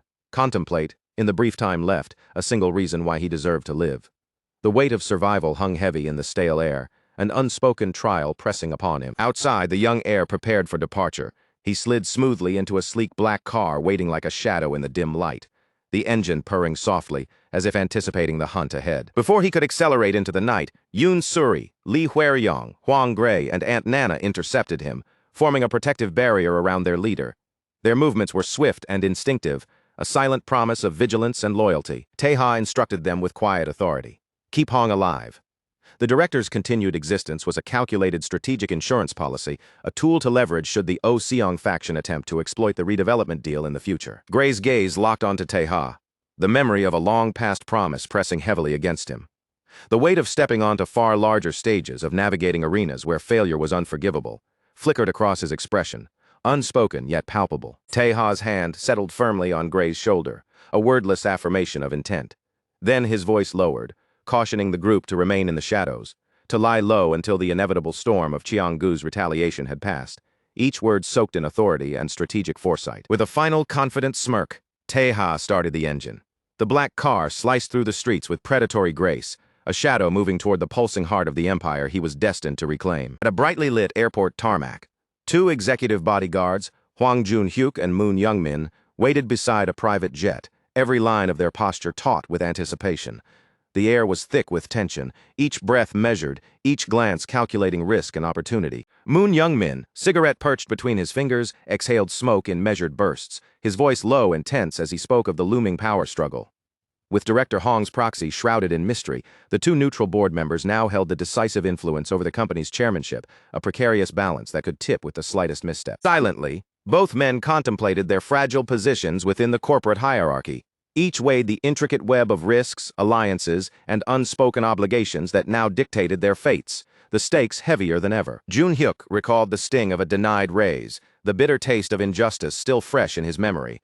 Young Min, in turn, remembered the desperation and humiliation of a failed plea to avoid an unwanted transfer, both men haunted by past disappointments. Their conclusion was unanimous and unavoidable. The only path forward was to follow the man approaching, the first neutral power stepping into the fray with undeniable presence. Du Kyung-han emerged from the plane, a figure draped in a trench coat, exuding authority and control. He officially succeeded Jun Soo-baek as the security authority, a mantle of responsibility that carried both respect and fear. The instant he touched the tarmac, hundreds of guards snapped to rigid attention. They recognized not only a master of security operations, but a strategist whose insight and tactical acumen far exceeded the ordinary, a figure simultaneously idolized and feared. Du Kyung-han embodied the security seat on the board, a distinction reserved for those who had mastered both combat strategy and political maneuvering, bridging the worlds of force and influence with flawless precision. Meanwhile, far to the south over glimmering waters, Jin Cheong traveled by helicopter to meet Heir Yeon, the second neutral board member, a journey marked by urgency and high stakes. On her opulent yacht, Heir Yeon stood tall, radiating the legendary power of the Yan household of Changju, a lineage of women whose martial skills were whispered to rival the most formidable fighters of the Oh-seong faction. Displaying a massive 900-pound marlin with effortless mastery, Heir Yeon speared and secured it in a single motion. Jin Cheong used the moment to pivot the conversation toward the pressing issue: the identity of Director Hong's proxy. Heron's brow furrowed in disbelief as her eyes scanned the faxed name. Soo-hyuk Jin, the late chairman's third son, long thought dead 17 years prior. The implication of his return left her both puzzled and wary. Jin Chung's hand clutched his chest, his voice grim and resonant. "A ghost has returned," he declared, "a monstrous force threatening to upend everything." To counter this threat, he called for the council to set an unprecedented bounty, 20 billion won for the head of the young heir, Jin Tae-ha. 17 years earlier, a fiery confrontation had erupted in a parking garage, the stage set by the founding chairman of Cheonggu, Jin Seok-ho, and his eldest children, Gu-ho and Ju-hee, tensions crackling in the air like live wires.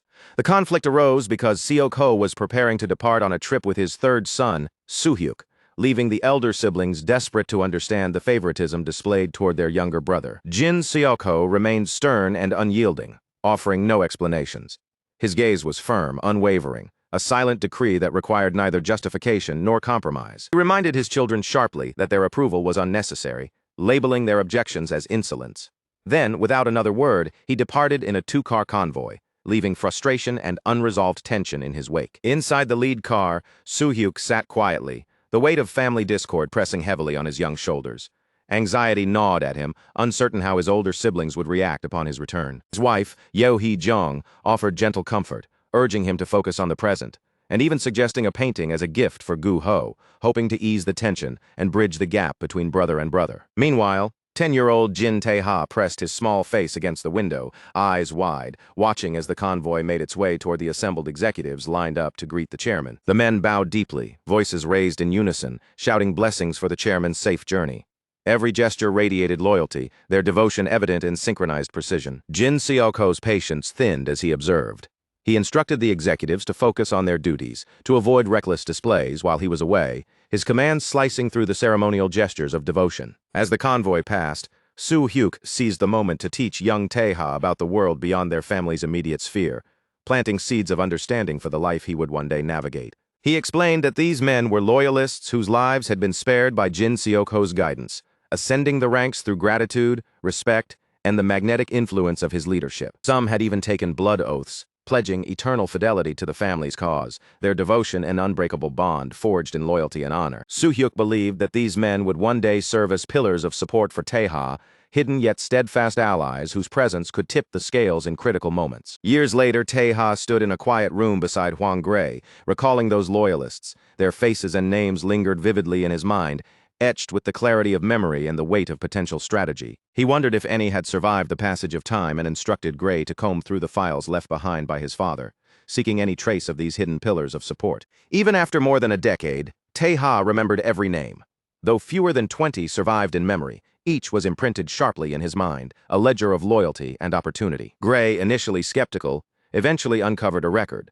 A retired man now running a modest pub in Yongin, quietly living a life far removed from the shadows of power he once occupied. Arriving at the traditional-style pub in Yongin City, Gyeonggi Province, Tae-ha was greeted warmly by a cheerful chef, the warmth of hospitality contrasting sharply with the tension of his mission. Seated at the bar, Tae-ha requested the finest dish the chef could prepare. The recommendation came swiftly. A freshly caught mackerel, grilled to perfection, its aroma mingling with the rustic ambiance of the pub. The atmosphere shifted subtly as Tae-ha's tone changed, the intensity in his voice betraying the gravity of the question he posed, the arrival of the pub's owner.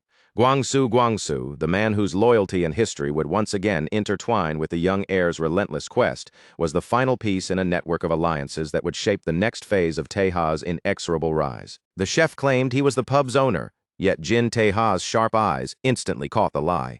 Every subtle twitch, every posture and gesture betrayed the man's deception. There was something off, an imperceptible tension in the way he moved, a stiffness that no genuine owner could possess.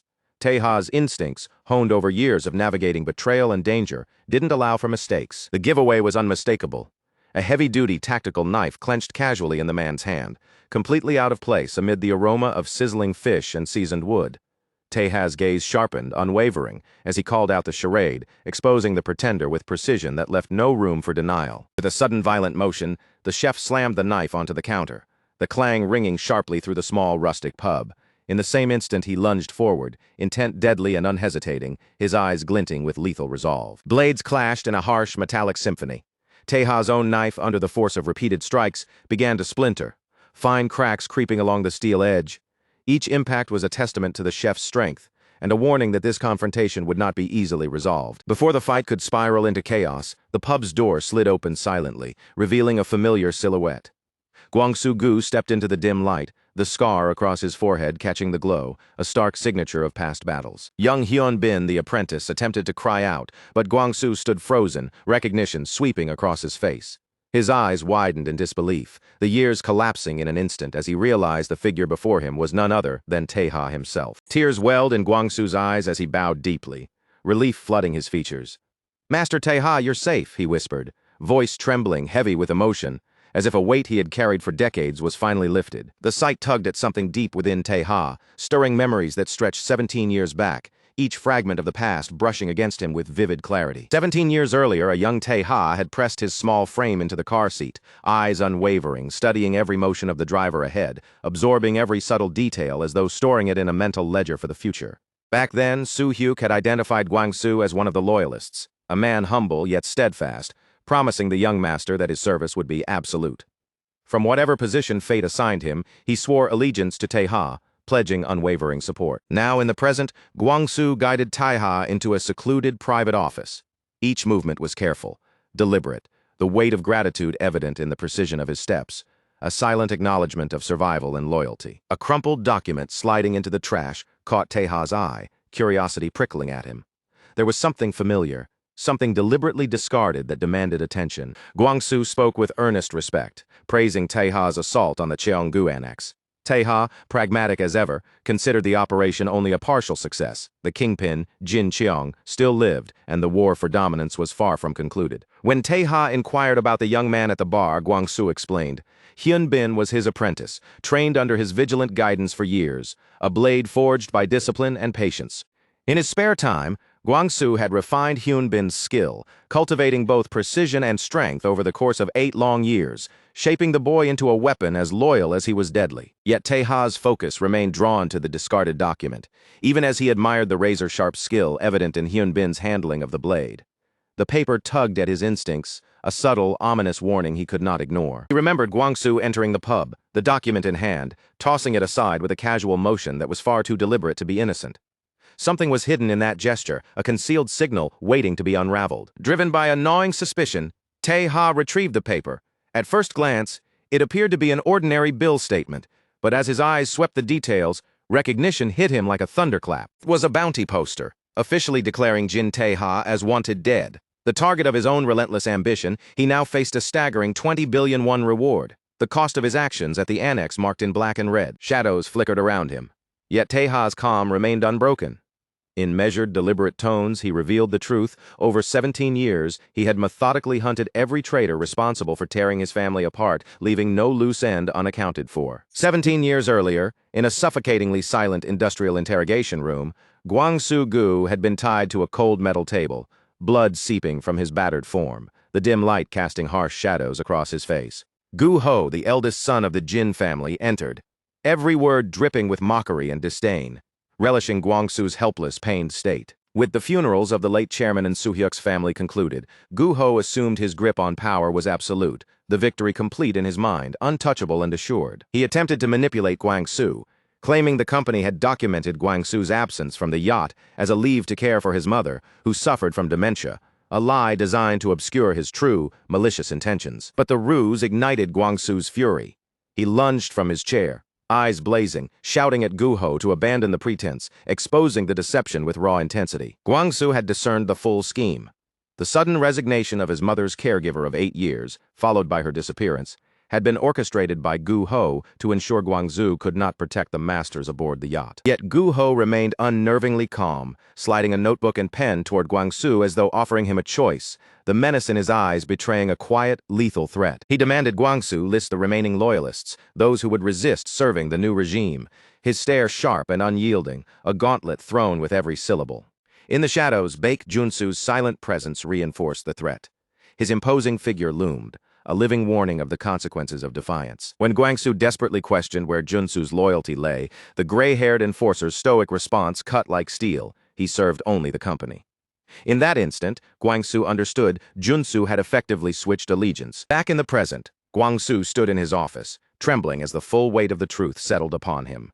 The boy he once trained had transformed into a professional killer, precise, deadly, and unstoppable. Gwang-soo acknowledged his past failure to board the yacht 17 years ago as a betrayal, warning Tae-ha that he too could become the target of vengeance should he falter. Jin Tae-ha drew his blade, eyes cold and unyielding, declaring in a voice that brooked no argument. There would be no leniency for traitors, past or present. He advanced with deliberate force, the impact of each strike sending shards of metal scattering, a startling testament to the lethal precision he had cultivated over years of relentless training. Tae-ha's momentary surprise was mirrored only by Gwang-soo's calm observation, noting that the weapon's flaws revealed a lapse in maintenance, a minor imperfection in an otherwise lethal tool. Without hesitation, Tae-ha executed a fluid slip maneuver, bypassing Gwang-soo's defense with seamless skill, transitioning effortlessly into close-quarters unarmed combat, every movement precise and lethal. Blows exchanged at lightning speed, sparks igniting upon each contact. Yet Gwang-soo watched silently, an unspoken respect growing for the young master's deadly precision and calculated aggression. Even in the dim light and chaotic motion, Gwang-soo could perceive Tae-ha's predatory focus and blinding speed, a living testament to the years of relentless training, survival, and the forging of a true heir to power. Silently, Gwang-soo pondered the bloodshed it must have taken, the countless battles and sacrifices behind Tae-ha's mastery, imagining the journey that had honed such lethal transitions. Tension shattered suddenly as Gwang-soo embraced Tae-ha in a bear hug, declaring his unwavering loyalty. He would face the young master willingly, even if it meant laying down his life. Once seated safely in the office, Gwang-soo recounted the logic behind his survival, his voice heavy with the memory of past horrors. He recalled that after the yacht massacre, Gu-ho Jin had orchestrated a brutal purge, targeting every loyalist who had once sworn fealty to the late chairman. Gwang-soo had survived only because Baek Junsu intervened, proposing that Gwang-soo serve as bait to flush out any remaining loyalists, a gamble that spared him from immediate execution. 17 years had passed without incident, and the company had seemingly erased Gwang-soo from memory, leaving him to live quietly in obscurity until Tae-ha's return. Tae-ha reached into his coat and placed a sleek black fountain pen on the counter. Its weight was subtle, yet heavy with meaning, a symbol of inheritance, betrayal, and consequence. He explained that his grandfather had intended for the pen to reach the lawyer Kim In-soo, but the attorney's treachery had forced Tae-ha to eliminate him instead, a calculated act of justice and foresight. Gwang-soo froze, shock and disbelief washing over him at the sight of the pen. Memories and unspoken truths converging in a single, piercing moment. The interrogation room flashed back in his mind.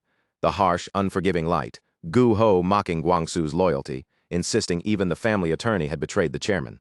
In that crucible, Guangxu had proven his allegiance through sheer endurance, repeatedly smashing his forehead against the cold metal table until blood pooled beneath him, each strike a testament to unyielding fidelity. He had screamed at Baek Junsu, refusing to yield or betray the chairman who had rescued him from the unforgiving streets, cementing a bond of loyalty that would endure across decades and trials yet to come. Deep, jagged scar cutting across Guangsugu's forehead isn't just a mark of past injury, it's a living testament to the relentless trials he endured.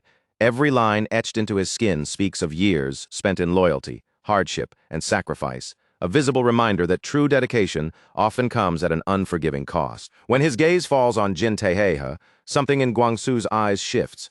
The shimmer of hope returns, fragile but undeniable, as if the chairman's unspoken wishes have finally begun to breathe through the young man standing before him.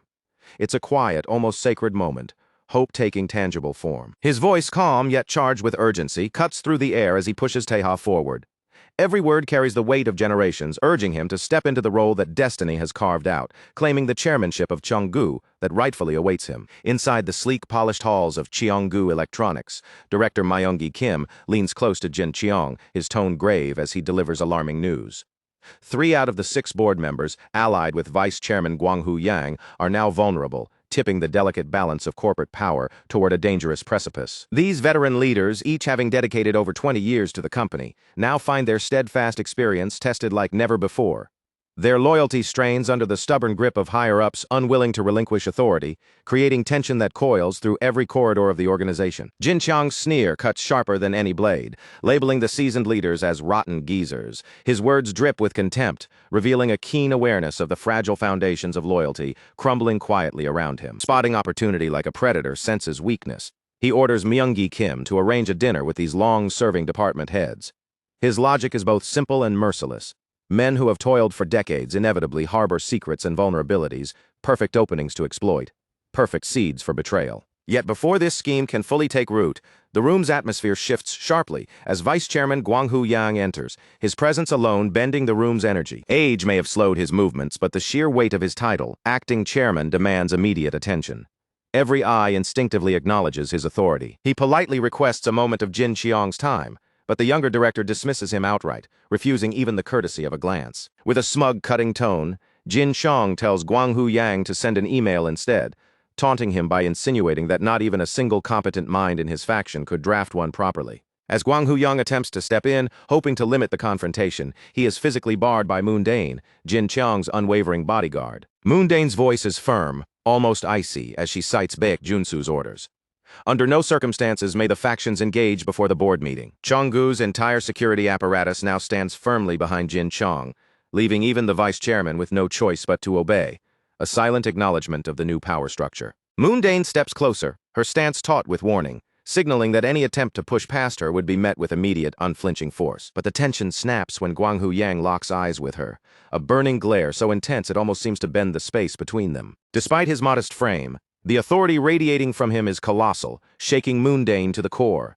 Sweat beads on her forehead, her composure faltering under the sheer force of his presence. Jin Cheong, towering over the quivering bodyguard, lets his mockery linger, and with a petty stroke of power docks her salary for 3 months, an almost childlike assertion of dominance, yet sharply humiliating. As Guanghu Yang strides past, his movements deliberate. He leans in slightly, letting a deeper current of his intent flow beneath the surface. His words drip with biting irony as he thanks Jin Cheong for dismantling the loyalist faction and orchestrating the demise of Jin Guho, Taeha's father, acknowledging that this cruel act finally cleared his path to ascend to the chairmanship, a goal 37 years in the making. Yet his expression darkens, his gaze sharpening into a predator's focus as he mentions the 20 billion won bounty now dangling over Jin Taeha's head. He reveals chillingly that the young man, the very ghost responsible for Cheong Jin's downfall, Jin Taeha himself, is already located and under watch. Mercenary has been dispatched, and soon, the young master will be in their grasp, moving inexorably toward danger.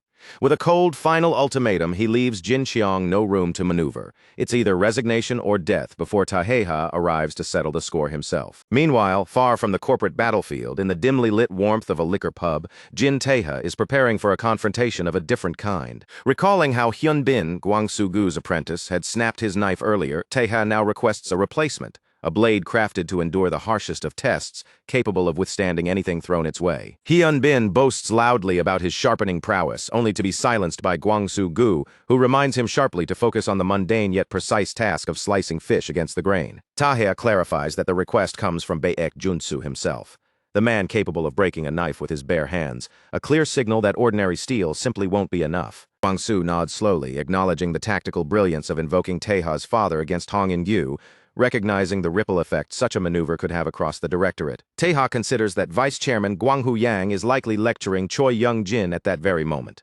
His notorious greed, a trait even his own grandfather struggled to temper. Gwang-soo points out the high stakes. If Taeha reaches the board meeting, his mere presence alone threatens to delegitimize Jin Xiong's coup, undermining any claim to power he has so recently seized. Unflinching, Taeha's gloved hand reaches for the broken knife, its weight a tactile reminder of the inevitability of the path ahead. He knows, without doubt, that confrontation with Baek Junsu, the man who commands all security, cannot be avoided. When asked if he can win, Taeha's voice is calm, icy, and absolute. Victory is irrelevant. His mission is far graver: to ensure that every traitor who betrayed his family faces the consequences. No mercy granted. Moved by the sheer resolve radiating from Tae, Gwang-soo slams his hand on the counter, vowing to forge a blade so formidable that even Baek Junsu would stand speechless before it. As Taeha rises to depart, he mentions he will remain elsewhere until the weapon is ready, careful not to linger in a single place and invite risk. But barely has he stepped into the night when a bounty hunter, distinguished by a blue cap, blocks his path, shattering any hope of momentary respite. Before Taeha can even process the speed of his tracking, a towering figure in a red hoodie, batter, swings a metal baseball bat with devastating intent. The impact hurls Taeha violently through shop signs, his body crashing into a dumpster, while the cityscape itself seems to explode into fragments of chaos around him. Surprisingly, batter and pitcher of the Dobang Association quickly sensed the blow was not as decisive as it appeared, their narrowed eyes betraying sudden reevaluation. Batter realizes with clear astonishment that Taeha had leveraged his own momentum to soften the impact, a strategic maneuver to absorb less of the blow. Back in the pub, Gwang-soo-gu, alerted by the chaos, calls out desperately for his young master, but his cry is abruptly silenced as a thin, lethal blade pierces his neck from behind. In a horrifying twist, the once clumsy Hyun-bin now grips Gwang-soo's face with predatory precision, his eyes ablaze with a sinister red intensity. The slow-witted act he had worn for years was nothing but a mask. Hyun-bin now reveals himself as a top-tier assassin, his careful planning laying traps for every possible scenario, betraying his master utterly to claim the honor of succeeding Baek Junsu. Gwang-soo-gu finds himself ensnared, betrayed by the very apprentice he once trained and trusted without question. Caught off guard, Gwang-soo cannot defend against Hyun-bin's venom-laced blade. With a cruel smile, the traitorous pupil explains that the toxin won't bring immediate death, but the agony to come will be unbearable. This shocking act of betrayal hints at a larger corporate conspiracy, unseen hands orchestrating events from the shadows, manipulating every move in a deadly game of power. At Cheonggu headquarters, a manic Jin Chung confronts Vice Chairman Gwang-hoo Yang, his wide, calculating eyes scanning for every angle, every weakness, the room charged with tension. He discloses that Baek Junsu had secretly assembled a rogue special ops unit to train a successor worthy of his legacy. Though a man named Du Kyung-han was chosen, and the rest supposedly eliminated, Jin Cheong confesses he could not allow such lethal talent to vanish unused. In a world where every resource is scarce and survival demands ingenuity, he holds a belief that true wealth isn't measured in what you can dig from the earth or extract from mines. No, true richness lies in the untapped potential of every single person within the company. Each employee, every mind, every pair of hands, every heartbeat holds value, and it is the organization's responsibility to recognize and harness that energy, shaping it into a force that can achieve greatness beyond measure. Fueled by this unshakable conviction, he delivers a final, unwavering ultimatum, clear, resolute, and leaving no room for negotiation. The vice chairman is confronted with a chilling choice: step aside quietly and live out his days in a fragile peace, or summon every ounce of his strength, skill, and courage to survive a deadly confrontation with Baek Junsu, the infamous enforcer whose name alone sends shivers through Cheonggu. Meanwhile, back at the dimly lit pub, the apprentice finally steps into the light. He is Nameless, the former fourth-ranked operative of the notorious Special Ops Division, a shadow from a past that few dare even whisper about. Gwang-soo-gu's hand shakes violently, trembling under the slow, insidious grip of the neurotoxin coursing through his veins. Between ragged breaths, he struggles to ask the question that has haunted him. Has the assassin been following him ever since he left the company? Hyun-bin's reply is cold, precise, and eerily calm. His assignment was indefinite, he explains, with no way out except by uncovering and eliminating every remaining loyalist still hiding in the shadows. When Gwang-Soo-gu swings his weapon with all the power of a lifetime of experience, Hyun-bin moves like a wraith, slipping past the strike with uncanny ease, before delivering a razor-sharp counter-slash across his mentor's back. With the elder neutralized, Hyun-bin twirls his knife with casual menace, a predator's patience settling over him as he sets his sights on the next prey, the young master himself, waiting outside. Outside, Jin Taeha is already locked in a brutal struggle, fending off two relentless bounty hunters known only as Pitcher and Batter. Pitcher launches a relentless hail of steel spheres, each one exploding on impact with the pavement. Taeha darts and weaves through the chaos, narrowly avoiding shards of metal and debris that explode around him like fireworks of destruction. At the same time, Batter swings a massive metal club, each strike sending shockwaves through the air, threatening to rip Taeha off balance with sheer force. Though Taeha moves with the nimbleness of a predator, dodging their synchronized assault, the disadvantage of being completely unarmed is becoming painfully clear. The hunters attempt to manipulate him, sneering that their pay will come regardless of whether Taeha is delivered alive to their client or left dead for someone else. It dawns on Taeha. These men are mercenaries, motivated solely by coin, not loyalty to Jin Cheong. Then, without warning, the fight shatters as Hyun-bin emerges from the shadows, his arrival instant and menacing. Batter's roar of fury echoes across the street, but it is fleeting, a brief flicker of anger before oblivion. Hyun-bin strikes with terrifying speed, severing Pitcher's arm before cutting down Batter with ruthless efficiency, dismissively mocking them as nothing more than roaches and bloated maggots crawling in his path. Taeha immediately recognizes the garb of the pub apprentice and demands answers.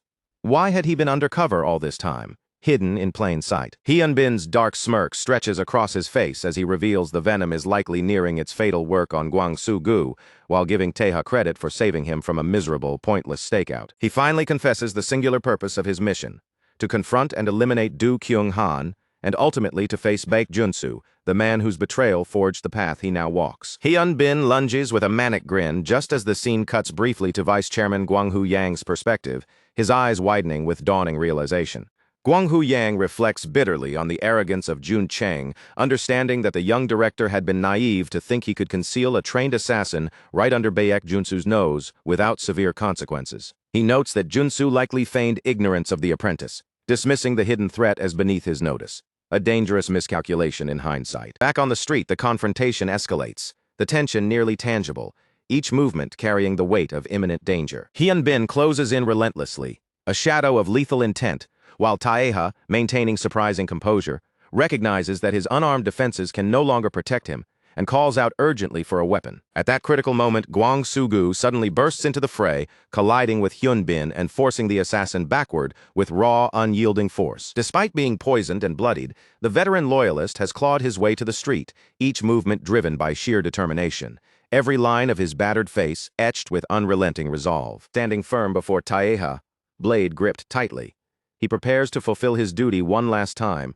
a steadfast guardian against the coming storm. Hyun-bin counters with brutal precision, hurling Gwang-Soo-gu through the air until he crashes violently against a nearby building, the impact echoing like thunder through the street. Seeing the elder loyalist critically wounded, Taeha instantly shifts into combat mode, his hands locking onto his tactical blades with unwavering focus, every muscle coiled and ready. He looks down at the fallen Gwang-Soo-gu, expression steely yet gentle, whispering for him to rest, as the veteran finally drifts into unconsciousness. There is no time to mourn. The battle presses on relentlessly, every second a test of skill and will. Hyun-bin springs from a nearby ledge with a cruel, mocking grin, jeering at Taeha for letting distractions slip into his defenses. He slams into the ground with devastating force, sending Taeha skidding backward, barely catching himself in a low defensive crouch. Dust swirls around them, lit by flickering streetlights as Hyun-bin taunts further, incredulous that a poisoned man like Gwang-Soo-gu could still crawl to his master's side. Taeha shrugs off the jab with a faint, amused smirk,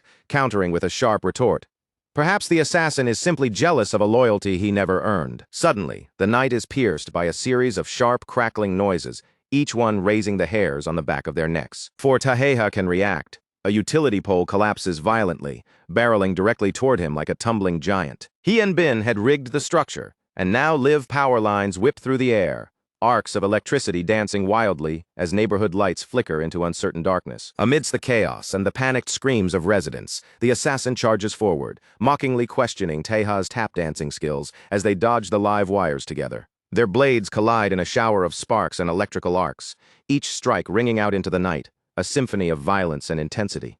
During the ferocious struggle, Hyunbin seeks to crush Taeha's spirit, reminding him of the humiliating defeat suffered at the hands of Byuk Junsu. He taunts further, questioning how Taeha could muster the audacity to return when he had failed to land a single strike against Changgu's top enforcer. The pressure forces Tae to leap onto a nearby rooftop, seeking distance, only for Hyunbin to descend from above, his gaze dripping with disdain as he mocks Tae's feeble efforts. The battle spills into a narrow corridor inside a building, each clash reverberating through the confined space, testing every limit of skill and endurance in both fighters. As he catches a moment to breathe, Taeha notices something strange. Though Hyunbin's strength is overwhelming, his movements carry an almost unnatural quality. It's as if the assassin is teleporting, always a step ahead, his speed bending the very perception of time. Yet in that same observation, Taeha discerns a critical flaw. Despite the blindingly fast positioning, Hyunbin's actual strikes are slow enough to be anticipated and countered by someone who reads him carefully. The realization strikes Taeha like lightning, transporting him briefly back to Regina Salerno's office, her feet casually propped atop her desk as she explains a lesson that will now prove vital. She had told him then, calmly and assuredly, that assassins and killers are not the same.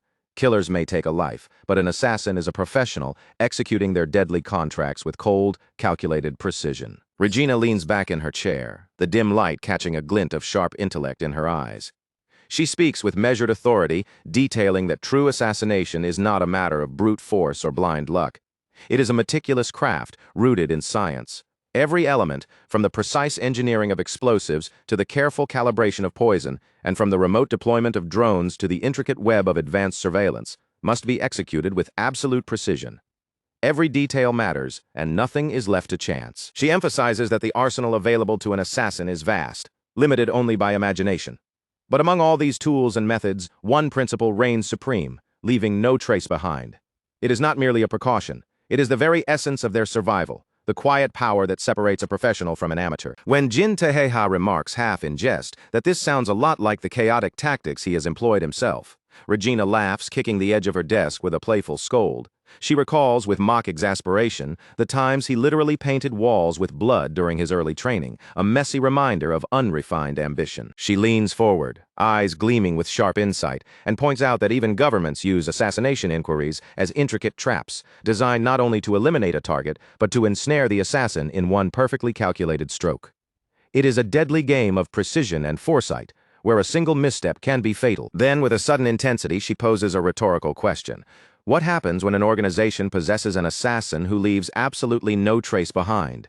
The silence that follows underscores the gravity of such power, a silent hand capable of shaping events from the shadows. Back in the present, as Hyunbin lunges with lethal intent, Jin Taeha's mind snaps into clarity. He realizes the answer. Such a figure grants an organization nearly limitless influence, a quiet force that can tip the scales of any conflict, unseen and unstoppable. Taeha studies Hyunbin's fluid, ghost-like movements, finally discerning a pattern.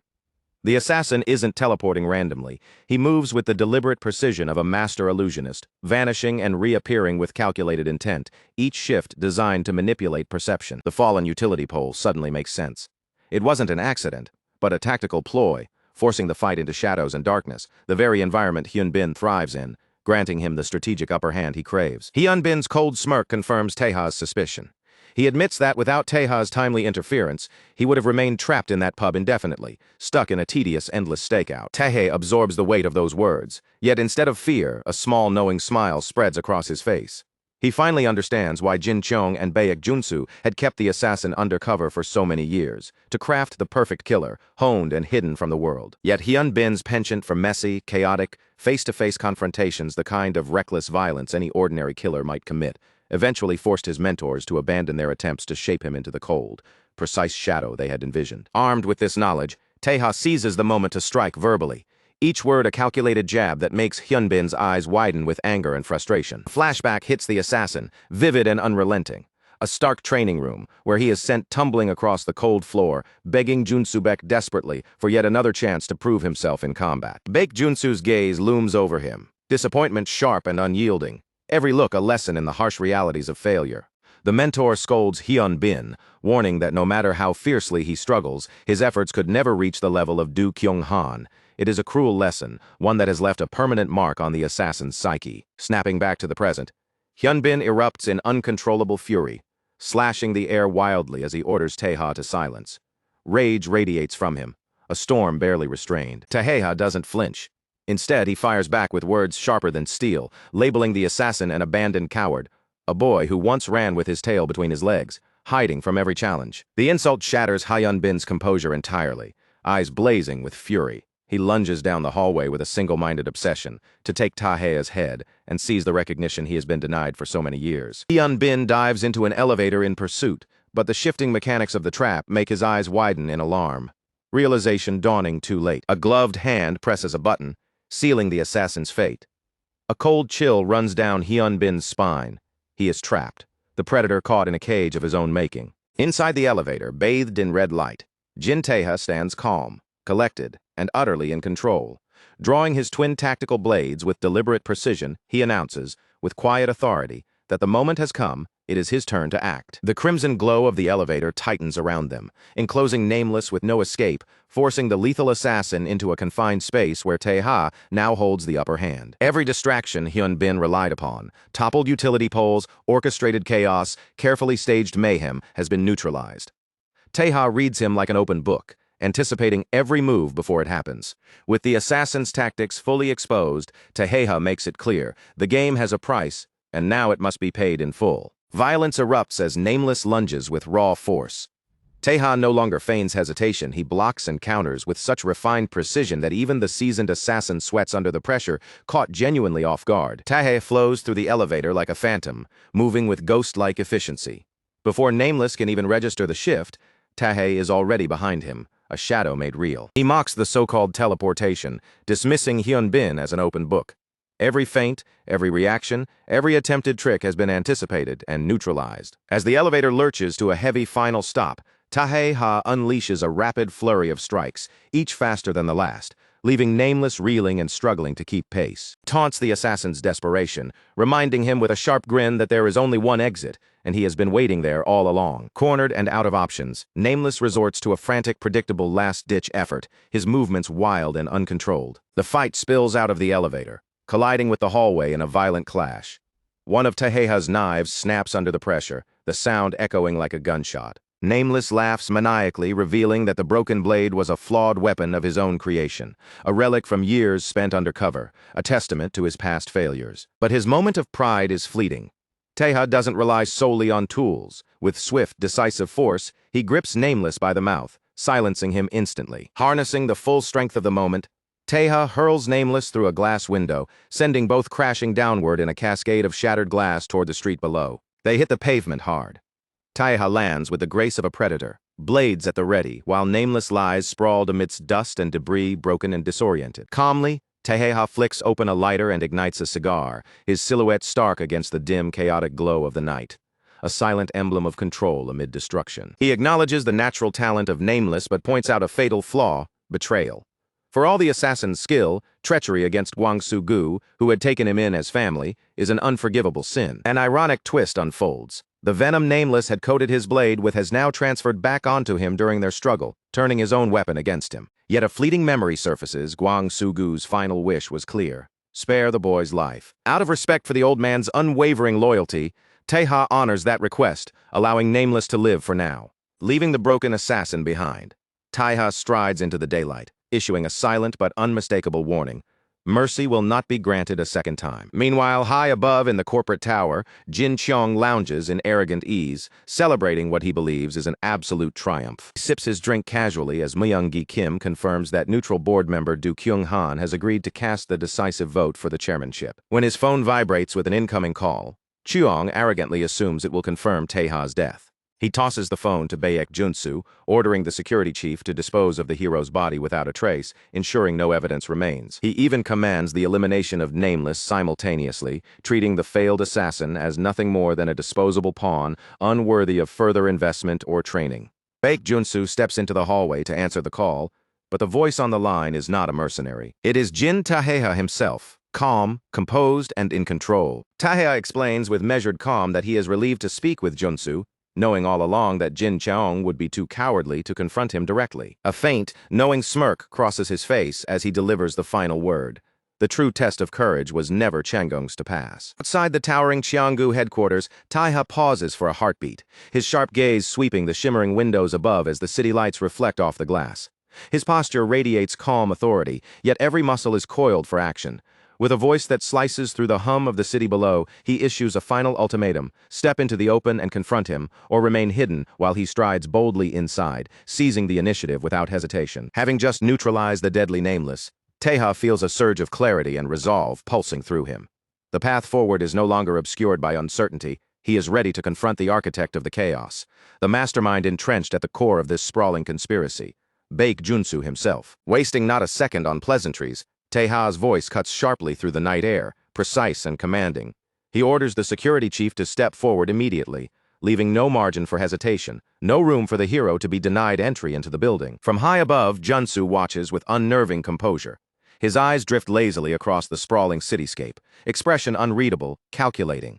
A flicker of amusement dances across his features as he questions whether Taiha's boldness is merely an act of bravado, a way to buy time, rather than a genuine challenge. A faint, sharp smirk tugs at Junsu's lips as he leans slightly, his words cutting through the tension. He taunts Taiha, asking pointedly if the young man fears repeating the catastrophic failure that haunted him 17 years ago, a failure that once nearly broke him. The taunt stops Taihei in his tracks, forcing him to reflect. Memories surge unbidden, recalling the raw, burning drive that first brought him back to Korea. A simple, ruthless quest for revenge against the merciless murderers of his parents, a thirst that had consumed his every thought. Yet as the cool night air brushes against his skin, Taihei senses the evolution of that drive. What began as raw vengeance has twisted into something far more deliberate, more strategic. His mission has matured, shaped by experience and clarity, demanding more than mere impulse. It demands precision and insight. His curiosity sharpens, slicing through the fog of anger.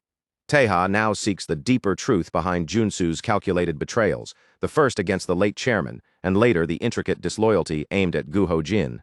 Every decision, every treachery, must be understood before he can act. Amid the shifting tides of power and the twisting factions around him, a chilling realization settles over Taiha.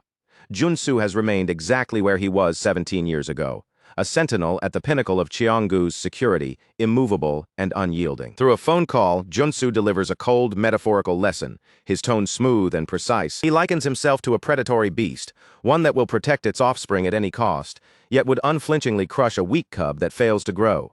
Qianggu, he explains, is not a family heirloom but a living entity, a meticulously maintained machine whose preservation overrides sentiment. Bound by a vow long ago to Chairman Jin Seok-ho, Junsu frames the murder of Taihei's parents, not as cruelty, but as a cold, calculated necessity, a sacrifice deemed essential for the survival and continuity of the company. Taihei's expression hardens, disbelief and fury warring within him as he fully comprehends the perverse logic that justified his parents' deaths. Every word from Junsu cuts like ice. There is nothing more to hear. Instinctively, his hand darts toward the twin tactical blades strapped across his back, but an immediate awareness halts him. Junsu is already there, standing silently behind him, a predator materialized in human form. Shock ripples through Taiha as Junsu begins signaling with deliberate, precise hand movements. Each gesture is measured, cryptic, and momentarily leaves Taiha frozen between caution and confusion. Taiha strains to interpret the code hidden in the assassin's gestures, but there is no time for analysis. Another figure emerges silently behind him. Du Kyung-han, eyes sharp and neutral, radiating lethal, unwavering focus. The sudden presence forces Taiha to react instantly, ducking low and coiling his body like a spring, every muscle tensed, ready to strike or evade at a moment's notice. Baek Junsu's voice cuts through the tension, calm yet carrying authority. He clarifies that he has not come to fight, not yet. Nameless was never the true adversary that Qianggu had been anticipating. This revelation shifts Taiha's perception of the threat. With deliberate precision, Junsu and Du Kyung-han retreat into the shadows, leaving Taiha alone in the dimly lit expanse of the parking lot, gripping his knife, every nerve on edge. Meanwhile, the scene cuts to a dimly lit cigar lounge, smoke curling lazily into the air as Kim Jae-pil receives a report that jolts him upright. His eyes widen as he learns that the bounty hunters, pitcher and batter, have been completely eliminated, taken down by none other than Jin Taiha himself. With the Dobang Association now ensnared in the fray, Jae-pil realizes that Vice Chairman Gwang-hoo Yang has begun summoning external mercenaries, escalating the conflict in response to Junsu's alignment with a rival faction. He concludes grimly that this is no longer a mere power struggle within the company.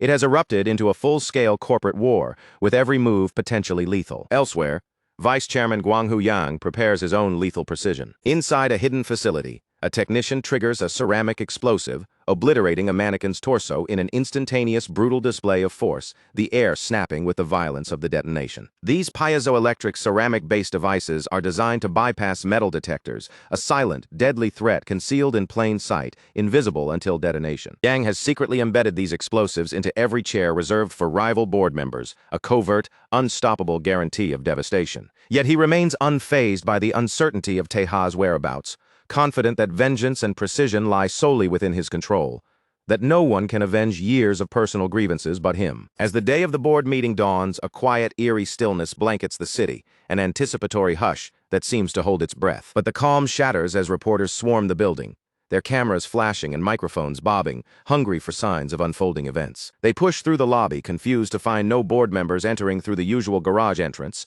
a subtle disruption that hints at something monumental. Their bewilderment grows when they notice the core personnel of Cheonggu Security occupying the lobby, a clear indication that the stage is set for an extraordinary confrontation. High above, in his luxurious office, Jin Cheong observes the chaos with a smirk curling his lips, relishing the confusion and spectacle below. He suspects Kim Jae-pil may have leaked details of the meeting to disrupt a silent coup, yet his arrogance shields him from concern. When his subordinate, Myung-gi Kim, reports that Taeha remains unlocated and Junsu has consolidated security on the first floor, Cheong dismisses the warning effortlessly, his composure unshaken. He sneers at the mere thought that Taeha could penetrate the front, undetected by 1,000 vigilant cameras, convinced of the impossibility. But Cheong is grievously mistaken.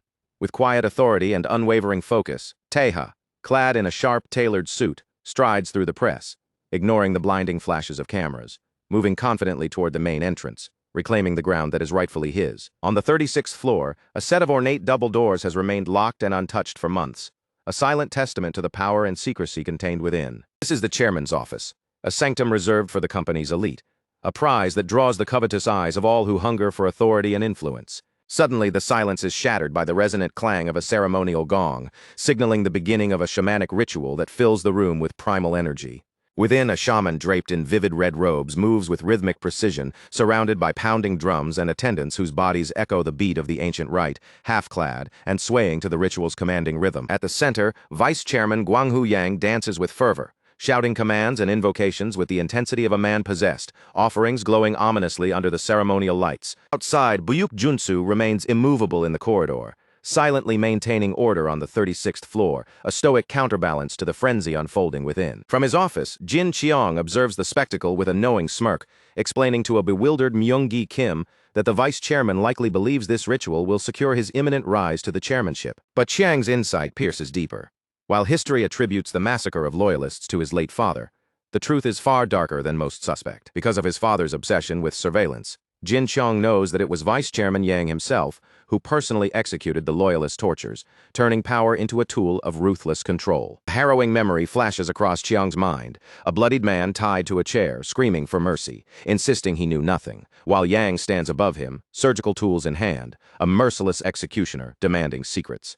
Yang's demands were absolute company secrets at the threat of death. In the present, Cheong contemplates who will ultimately claim victory, or whose head will fall first to Taeha's blades. The focus shifts to the main entrance, where news crews jostle for position, cameras straining to capture any hint of the unfolding drama in the blocked lobby. Amidst the bustling press, Taeha Jin is nudged from behind, yet he presses forward with unwavering determination, eyes locked unflinchingly on the entrance ahead, every step deliberate and controlled. Reporters stare, momentarily frozen trying to place him. He blends effortlessly into the sea of people, appearing as nothing more than another low-level employee, a newcomer who neither draws attention nor invites suspicion. Their curiosity is tinged with confusion, unable to reconcile this figure with the tension mounting around him. Inside the lobby, the keen eyes of Hwang Jun-hyuk and Moon Young-min track every deliberate step Taeha takes. He moves forward with unwavering confidence, his posture straight, his presence commanding, seemingly oblivious to the charged, watchful atmosphere around him. Jun-hyuk halts, caught off guard by the young man's bold composure, while Young-min's disbelief deepens, his mind struggling to accept that someone could walk straight into the lion's den, unflinching in the face of the security forces circling like predators. Taeha continues, every step infused with purpose. His thoughts drift back to a long-ago conversation beside the bed of the poisoned Gwangsu Gu, the memory sharp and vivid, guiding his actions now with quiet clarity. Back then, Taheha wondered aloud why Guangsu-gu had never fled the country after the Loyalist massacre, especially when Chenggu had become a place drained of life, hope extinguished like a dying flame. Guangsu-gu had responded with a serene smile, eyes calm yet resolute. He explained that he remained because he believed against all odds, that someone would eventually rise to carry forward the late chairman's vision, to uphold the principles for which they had all sacrificed. It was that unwavering, near-impossible conviction that had led Cheonggu to maintain a covert operative like Nameless at their side for so many years, a silent sentinel watching and waiting. Suddenly the lobby echoes with a thunderous command. All personnel freeze, snapping to attention in perfect synchronization. Team Black enters, a highly trained security unit moving with meticulous precision under Captain Vui Kim. Each step is a measured beat, a testament to their discipline. With the board election hanging in the balance, Vui Kim issues a chilling proclamation. Any threat to the company will be eliminated without hesitation, without mercy. Hwang Jun-hyuk processes the magnitude of the moment. Vui Kim is no ordinary officer. He commands an elite espionage unit, seasoned far beyond the standard personnel of the headquarters. Thanks to Vice Chairman Guanghu Yang's careful orchestration, the lobby has transformed into a lethal arena, bristling with 400 of Cheonggu's finest operatives, each poised like a tiger circling prey, every sense honed for the slightest threat. Moon Young-min narrows his eyes, realizing a hard truth. Though these operatives hail from different factions, their loyalty to the company unites them, forming an unstoppable cohesive force. He watches Taheha advancing, a silver thread of resolve weaving through every confident step, each movement a silent warning that the young man is walking straight into a meticulously prepared trap. As the guards tighten the perimeter and shutters begin to descend, a sharp click punctuates the tension, a pistol's slide locking into place, the air thick with imminent danger. Tahe halts, yet does not draw his blades. Instead, he raises his voice, filling the cavernous lobby with authority that reverberates against the marble walls. "I am Jin Taheha," he declares, voice steady and unwavering, each word carrying weight. Grandson of Jin Seok-ho, son of Jin Soo-hyuk, his tone exudes the quiet certainty of one claiming what is rightfully his. A collective gasp ripples through the crowd. Even Vice Chairman Guanghu Yang, a man seasoned by decades of battles in loyalty and deceit, freezes, eyes widening in shock at the bold revelation. Tahe continues, his voice strong and clear, recounting that though he survived a deadly ambush 17 years ago, his arduous journey has brought him home, guided by the solemn wishes of his late grandfather. Raising a sleek black fountain pen high, a symbol of his inheritance, he challenges all present. Does anyone still recognize the mark of Cheonggu's true heir? Hwang Jun-hyuk's skepticism falters as the sound of heavy footsteps approaches, closing in with relentless certainty, echoing through the hall like a heartbeat announcing inevitability. Flashbacks flicker across Vice Chairman Yang's mind, revealing the inner turmoil of decades spent navigating loyalty, power, and guilt, each memory a thread in the tapestry of his conscience. During the shamanic rite, Guanghu Yang had pleaded for judgment on his past sins while simultaneously asking blessings for Seok-ho's heir, intertwining redemption with duty, his devotion as complex as it was sincere. In a striking reversal, Yang, the man once feared for torturing loyalists, drops to his knees before Taeha, bowing his head in solemn reverence, acknowledging the young master with a humility that shocks the onlookers. Following Yang's lead, every security operative in the lobby collapses in unison, their synchronized movement creating a thunderous, unified welcome for the rightful heir, voices echoing through the vast hall. Reporters and high-ranking officials gape in disbelief, watching as the vice chairman bows his head, tears glistening, confessing to failures in protecting the company during years of turmoil. A testament to humility rarely seen in these halls of power. Meanwhile, Jin Cheong laughs maniacally from his office above, his arrogance fueled by the swirling tides of power, yet Taeha remains composed, cold, and unshaken, a pillar of quiet authority amid the chaos. Surveying the kneeling legion before him, Taeha calmly states that the board meeting awaits, commanding the gathered forces to proceed with purpose and unwavering discipline. Having publicly claimed his identity as the son of Jin Soo-hyuk, Tahe leaves the crowd murmuring in stunned whispers, questioning whether this is truly the heir who vanished 17 years ago. He advances with unyielding determination, a silver cross necklace glinting against his chest, cutting a path through the awe-struck crowd with an undeniable presence that commands attention. Watching from the sidelines, young Min Moon is paralyzed, disbelief etched into every line of his face, unable to reconcile the scene before him with all he believed he knew. Sweat beads on his forehead as he struggles to comprehend the unfolding reality. Vice Chairman Yang, the very man implicated in the Loyalist massacre, is now a devoted guardian of the company, flanked by the elite Team Black. Conflicted, Hwang Jun-hyuk raises his weapon, commanding his team to prepare for an imminent threat. Yet Young Min hesitates, uncertain why the guards have not yet engaged, the tension electric. Even considering Yang's sudden shift in allegiance, Young Min realizes that his forces still outnumber Team Black 3-1. Taeha's presence has thrown the established balance into precarious, unpredictable chaos. He grips his pistol tighter, understanding that if this standoff is not resolved swiftly, Chung-gu risks losing the critical directorate vote, the implications of failure sending a shadow over his mind. The weight of this realization darkens his expression behind thick lenses. Failure would not only end his career, it could force him to account for past mistakes at the Annex, potentially ending his life, as he knows it. Strangely, just as tension peaks, the atmosphere is interrupted by the graceful arrival of Heir Yan. As an external director of the Yan household, she steps forward with calm authority, a gentle smile playing on her lips, casually inquiring about the source of the commotion, unfazed by the charged atmosphere. Vice Chairman Gwang Hu-yang maintains composure, explaining that Taeha has been urgently summoned as a critical witness for the board meeting, emphasizing the stakes involved and the gravity of the situation. Because Taeha had witnessed both the yacht incident 17 years prior and the recent Jin family massacre at the Gangbook Annex, his testimony is invaluable. Yang warns that any tracing of these events back to the company must be interpreted as an orchestrated coup attempt. Intrigued, Heir Yan decides to take the lead, guiding the group with poise and authority. She notes that ensuring Chae Won-gu follows protocol is her responsibility, teasing Taeha with the title Young Master as they move purposefully toward the elevator, a subtle reminder of his status and duty. Inside the VVIP elevator, silence hangs thickly, punctuated only by careful glances and unspoken questions, the confined space amplifying tension with every inch traveled upward. Leaning casually against the wall, Heron probes Gwang Hu-yang, questioning whether his decades-long pursuit of power was genuine or merely an act. Had he been feigning loyalty to a dead man, patiently awaiting the perfect moment to act? Yang admits that he had been unaware of Taeha's survival until contacted by Gwang Soo-gu, the former vice president of security, the revelation shifting the balance of his plans. Seeing the bounty hunt photograph confirms it. Years of careful vigilance had finally yielded the outcome he had long sought. As the elevator ascends, Yang casually asks Heron if her childhood elementary school still stands. She laughs, recalling the memory, and explains that it has long since disappeared, a fragment of the past now gone, a reminder of the fleeting nature of time. He reflects silently on the contrast of their experiences. She spent 6 brief years there, yet he has dedicated 30 to the company. If Chung-gu were lost, it would feel as though his very existence had been erased, the foundation of his life shattered. This, he realizes, is why he endured so much, why he held firm against the chaos, to ensure the madmen could never bring Chung-gu to ruin, to safeguard the legacy of all he had sacrificed for. Finally, the group enters the expansive boardroom for the 81st Directorate meeting.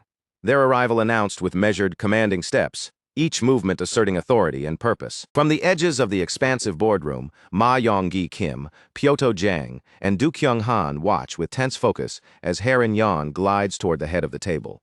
Her presence is composed, almost regal, commanding immediate attention without a word, each step deliberate, radiating authority that bends the room to her will. With a subtle nod, she introduces Jin Taeha as a critical witness, seating him directly across from his longtime rival, Jin Cheong. Cheong's eyes glint with a mix of amusement and veiled apprehension, the smirk on his lips betraying just enough uncertainty to unsettle the seasoned board members around him. The board meeting begins, but the carefully structured agenda collapses instantly under the explosive presence of Tae Chu, executive director and unwavering supporter of Cheong's faction. His entrance is abrupt, his energy filling the room with the force of a storm, slamming his hands onto the polished mahogany table. Tae Chu roars that seating a wanted fugitive in the boardroom is nothing short of scandalous. His voice ricochets off the walls, reverberating through the chamber and rattling the composure of even the most seasoned directors. Vice Chairman Gwang Hu-yang steps forward, attempting to clarify that Tae is summoned as a witness for Director Baekcheong Yan. Tae Chu cuts him off sharply, insisting that the annex murders are a matter for law enforcement, not for corporate deliberation, his tone dripping with contempt. Mocking Yang's age and experience, Tae Chu insinuates that the vice chairman is clinging desperately to any lifeline, as though his audacious climb to the 36th floor were the last grasp of a man out of his depth. Laughter erupts from Cheong's supporters, ringing through the room like thunder, derision feeding the tension, thickening the air with a scent of confrontation and fear. But Taeha remains unmoved, his calm presence slicing through the chaos like a blade, with deliberate authority. He begins listing names, identifying elite mercenaries implicated in past operations, including the formidable Captain Yuri Nikolin of the private firm Watercall. Tapping a gloved finger against the polished surface, he enumerates Vladimir Ilyin, Harry Felt, Liam Jackson, and others whose reputations precede them, each name carrying a weight heavy enough to silence a room and make seasoned executives shiver. A flood of memories overtakes the boardroom. A vivid flashback to the sinking, blood-soaked yacht 17 years ago. Chaos and screams replay in stark detail, each moment etched into Taeha's memory with cruel precision. He recounts that of the 8 men who infiltrated that fateful yacht. 7 have already met their reckoning. Only one, the Korean-speaking operative, escaped that night, a ghost who had eluded justice for years. Now, in a chilling twist, Taeha realizes that very same figure sits directly at the Cheonggu board table, observing the proceedings with unsettling calm, as if the past 15 years had never occurred. Tae-Chu-Oh begins to sweat, panic bubbling to the surface. He demands proof, mocking the notion that Taeha's claims could be credible, as if he were boasting about vanquishing thousands single-handedly. Taeha's gaze hardens, icy and unyielding. He declares that proof is unnecessary. His actions stand as their own testament, each strike and maneuver a record of the truth. He highlights the undeniable reality. In Soo, Kim is dead, the Jin family has been wiped out, and Director Hong remains missing. Tae-Chu-Oh has no foundation left for his protests, his bluster evaporating under the weight of fact. Silence grips the room, thick and oppressive, each occupant feeling the gravity of Taeha's revelation pressing down like a physical force. With the room held in stunned suspension, Taeha locks eyes on the trembling executive director, preparing to deliver the next precise, devastating strike in this corporate battlefield. Meanwhile, Gwang-Soo-Gu, bound by loyalty to the late chairman, readies himself in the dimly lit pub. A tactical knife slides into its sheath. A handgun finds its place beneath his suit jacket, each movement deliberate, signaling readiness and focus. Hidden beneath his attire, Gu is poised for action when a blue van arrives outside, slicing through hesitation with purpose. Suriyun and Huang Gray step out, offering him a ride. Their calm demeanor belies the intensity of the moment, noting matter-of-factly that he seems prepared to head straight for Cheonggu, where danger and stakes have never been higher. Guangzhou recognizes them from the town that once nursed his injuries. Shock and familiarity mix as he warns them that this is no game. Every step forward carries life or death consequences. Suri tips her cap with casual confidence, cutting through his caution with a smile. She assures him that they understand the risks. They have witnessed Taeha's reckless genius firsthand and are ready for whatever comes next. Back in the boardroom, Taeha shifts the tone, moving from confrontation to measured authority. He critiques the country's revised inheritance and gift tax laws, drawing the discussion into sharp analytical focus that commands the attention of every director. He explains that Article 1 of the Act, intended to encourage national wealth by exempting intangible assets like stocks from taxation when transferred to blood relatives, passed just 2 months before the yacht ambush, timing that could not have been more consequential. Because of this timely legislation, Gu Ho-jin inherited the full 28.5% holding of Chae Yun-gu shares without tax liability. A procedural fact Tae-Chu-Oh tries to dismiss as mundane, ignoring its critical significance. Vice Chairman Gwang-Hu Yang slams the table with a forceful impact, cutting off any further protest. He reminds the room that the emergency committee had purged loyalists and elevated Gu Ho to chairmanship just a week after the funeral, an act that revealed the fragility of Oh's position. Yang emphasizes that Tae-Chu-Oh remains at the table only because his seniors had been removed, leaving him exposed and vulnerable in a structure built for power and ruthlessness. Taeha challenges the board to consider whether the string of events around him could possibly be mere coincidences, forcing each member to confront the calculated nature of the chaos. He lays out the evidence meticulously. The broker smuggling him into Korea was tied to Cheonggu. The unguarded In-Soo Kim was the first target, and the Jin family's meeting coincidentally occurred at the villa from his childhood, all threads woven into a deliberate pattern. He points out that Jin Cheong alone survived the massacre, questioning the fortuitous encounter with Heemin of the Oh-Seong faction, a connection that had been anything but accidental. A stunned silence settles over the room as Taeha supplies the missing pieces of logic, linking past events with uncanny clarity. Through a series of revealing flashbacks, he explains that Jin Cheong had hired Heemin to track In-Soo Kim's killer, deliberately avoiding Cheonggu's own security forces, a calculated move to maintain leverage. This maneuver, Tae clarifies, was designed to give Cheong an advantage in future board politics, positioning him to control outcomes from the shadows. By engaging an established council member like Heemin, Jin Cheong ensured strategic support for his eventual bid for chairmanship, laying groundwork invisible to the untrained eye. Heir Yeon recognizes the brilliance of the strategy, a solitary power play meant to consolidate influence, circumventing checks from other council members. The revelation shakes Vice Chairman Guanghu Yang, who rises abruptly, shouting a point of order. He calls to adjourn the meeting, demanding an emergency committee to investigate both the yacht incident and the recent Jin family murders. He insists that Huimin be summoned immediately, underscoring that the board's legitimacy hangs in the balance and requires urgent clarification. When Heir requests a response, Jin Cheong remains silent, sweat glistening on his brow as he wipes it with a striped cloth, his fury simmering beneath the surface like molten steel. Suddenly, he erupts into a theatrical display of anger, twisting the boardroom into a stage for his suffering and accusations, his every gesture magnified by intensity. Cheong's eyes blaze with fire as he lifts his gaze, accusing Vice Chairman Yang of abandoning truth in pursuit of greed and power, his voice a weapon of theatrical intimidation. Clutching his ornate cane, Cheong trembles violently, demanding the board recognize who spilled the blood of their allies and who struck at exposed vulnerabilities he had so carefully laid bare. He shouts for acknowledgement of the sacrifices he claims to have made, the sound echoing through the boardroom with calculated dramatic effect, each syllable designed to dominate attention. Tahe watches silently, understanding that Jin Cheong is far more dangerous than the board realizes. His volatility is itself a weapon, capable of destabilizing even the most composed members. A crimson aura shimmers faintly around Cheong's hand as it tightens on the cane, a visual manifestation of his simmering menace, visible to all and unnerving in its intensity. With a sudden demonic grin, Jin Cheong executes a move that leaves the entire room off balance, catching board members off guard with sheer audacity. He announces that, accused of murdering his father for wealth, he will instead return his entire inherited stake, including his grandfather's portion, back to the state, a shocking gesture masked as honor. The boardroom freezes in disbelief, Vice Chairman Guanghu Yang's composure cracking as this unexpected act of calculated sabotage shifts the balance of power in an instant.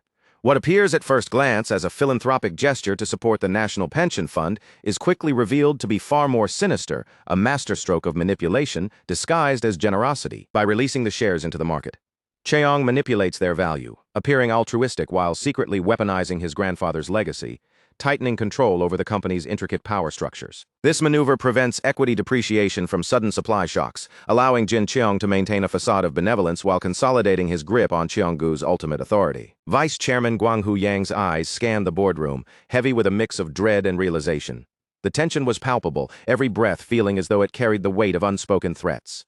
Jin Cheong's declaration about handing over the shares was no idle boast. It was a calculated test, a razor-sharp measure designed to expose the loyalties and resolve of Cheonggu's inner circle, and Yang could feel the pressure pressing in from every corner of the room. Strangely, a chilling thought crossed Yang's mind. Could Jin Cheong have already secured the backing of the formidable Eternal Life sect? If so, even without holding the shares outright, his grip on power might already be unshakable, a silent shadow looming over every vote, every hesitant glance in the room. Across from him, Jin Taheha remained a pillar of icy composure. His eyes, sharp and calculating, swept the room with clinical precision, betraying not a shred of impression at Cheong's manipulative theatrics. Taheha's calm was almost unnerving, a still pond amid the chaos threatening to drown everyone else. With a dismissive flick of his hand, Taeha let Cheong have his way with the money, his tone deceptively casual. But as his voice deepened, a steel-hard edge cut through the air. He commanded the board to immediately reopen investigations, not just into the recent villa massacre, but also the infamous yacht incident from 17 years ago, a shadowy event whose ghosts had never truly rested. The room erupted in response. Director Jae-soo Cheon, Vice Chairman Yang's most loyal ally, slammed his fists onto the table with such ferocity that the boardroom itself seemed to shudder under the force. His outrage was raw, uncontained, filling every corner with the sound of righteous fury. Cheon's voice climbed, a wave of insistence and authority, declaring that Jin Cheong's claim to any inheritance must be conclusively settled before even a single share could be considered. His words cut like steel, demanding justice before compromise. The confrontation intensified, venom dripping from Cheon's every word. He branded Jin Cheong a monster, his accusation echoing across the room with the weight of undeniable horror. Cheon laid bare a grim truth.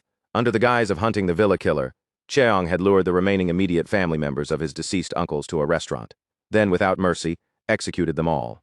The revelation painted Cheong not merely as ruthless, but as a predator who cloaked his cruelty in cunning. A janitor, hidden in a shadowed storage room, had borne witness to the massacre, a living testament to Cheong's capacity for brutality.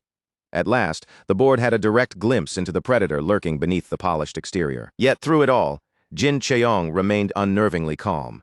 The storm of accusations and horror swirled around him, but his composure was unbroken. A quiet predator observing the panicked prey. With a smooth, almost languid tone, He mocked the board's reliance on flimsy evidence, questioning the credibility of a simple janitor, while the cold, predatory glint in his eyes betrayed the lethal calculations lurking beneath his serene mask. Taeha watched, a gnawing unease clawing at him. Every fiber of his being sensed danger. Despite knowing that Chaeyoung's words were lies, the man's suffocating charisma felt like invisible coils tightening around him, threatening to crush his resolve. Chaeyoung's presence was magnetic and poisonous, a force that made Taeha feel both repelled and irresistibly drawn in, as though every lie was a serpent wrapping itself around his chest. Recognizing that Chaeyoung was stalling for some hidden purpose, Taeha's voice rose with tense urgency.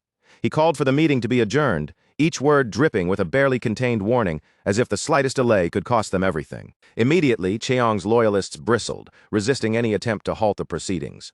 The room's air crackled with defiance, a silent battle of wills poised on the edge of chaos. To regain control, Chaeyoung proposed a calculated compromise, his voice calm yet laced with precision. Every word was deliberate, every syllable a measured move on the chessboard of power. He suggested moving forward with the election immediately, but added a twist. Even if he won, his formal installation as chairman would be delayed by a month, allowing the investigations to proceed. The proposal was clever, designed to appear reasonable while masking his ruthless intentions. Vice Chairman Yang's skepticism did not waver. He knew full well that any genuine investigation would demand at least 6 months, far exceeding Chaeyoung's proposed window, and recognized the trap hidden in plain sight. Chaeyoung pressed, relentless. He accused Yang of clinging to the acting chairman position purely to manipulate the election. His words sharp, his strategy clear, to corner Yang into conceding control. Under chairperson Seong-han Lee's watchful gaze, the board began the vote, the room charged with a tense, almost electric anticipation. Yang calculated swiftly, mentally tallying the likely outcome. With Director Hong In-gyu absent, he was confident the vote would end in a tie, a balance he could leverage. But in an instant, that carefully laid reasoning crumbled, shattered by an act of treachery so swift it left the room breathless. As the count reached 7 votes in Chaeyoung's favor, loyalist director Pyodo Jang hesitated. Sweat drenched his brow as his hand trembled in the air. Then slowly, almost painfully, he cast his vote for Chaeyoung-jin instead. Time seemed to freeze. The room's collective gasp echoed in stunned disbelief. Pyoto's trembling hand sealed a betrayal that no one had seen coming, toppling the balance of power in a heartbeat. Horror gripped Vice Chairman Yang. The realization struck him like a thunderbolt. Chaeyoung's earlier claim of not being a monster had been a covert signal, a secret message intended solely for Pyoto. Yang's eyes darted across the boardroom, retracing his own instructions.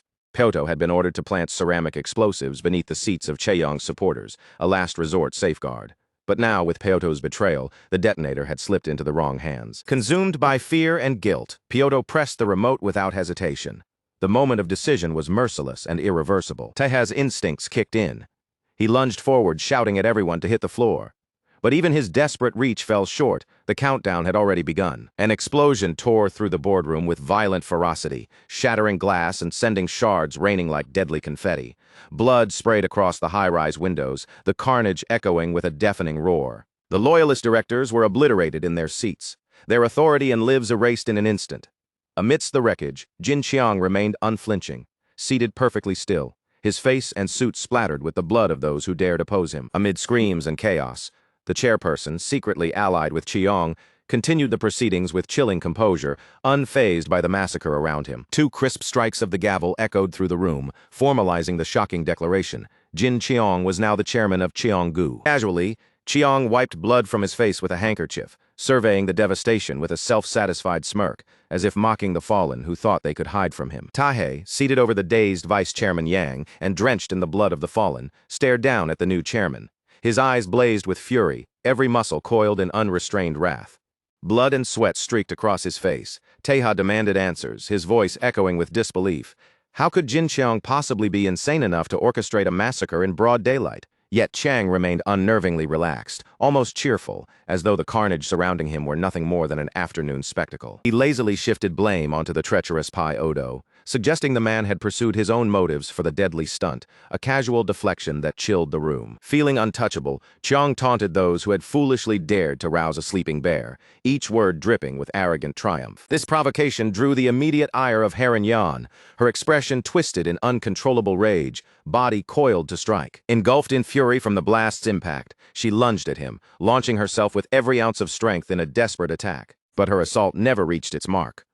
Du Kyung-han, The elite enforcer intercepted with calculated precision, gripping her arm mid-swing and halting her charge with icy efficiency. Heron snarled, demanding release, eyes blazing with fury, while Cheong remained eerily still, untouched by the melee. With deceptive calm, Cheong reminded her that he had never triggered the bombs himself, implying with subtle menace that her wrath had been entirely misdirected. Seizing the fleeting opportunity, Taiha vaulted over a desk, blade in hand, aiming straight at Cheong with tactical precision, every movement sharp and decisive. Cheong barely glanced upward, unconcerned, as Du Kyung-han delivered a brutal mid-air kick, flinging Taiha across the room like a rag doll, the force brutal and unrelenting. Hai Rin Yeon, battered by the blast and ensuing struggle, shed her outer garment with deliberate intent, preparing herself for a full-on battle.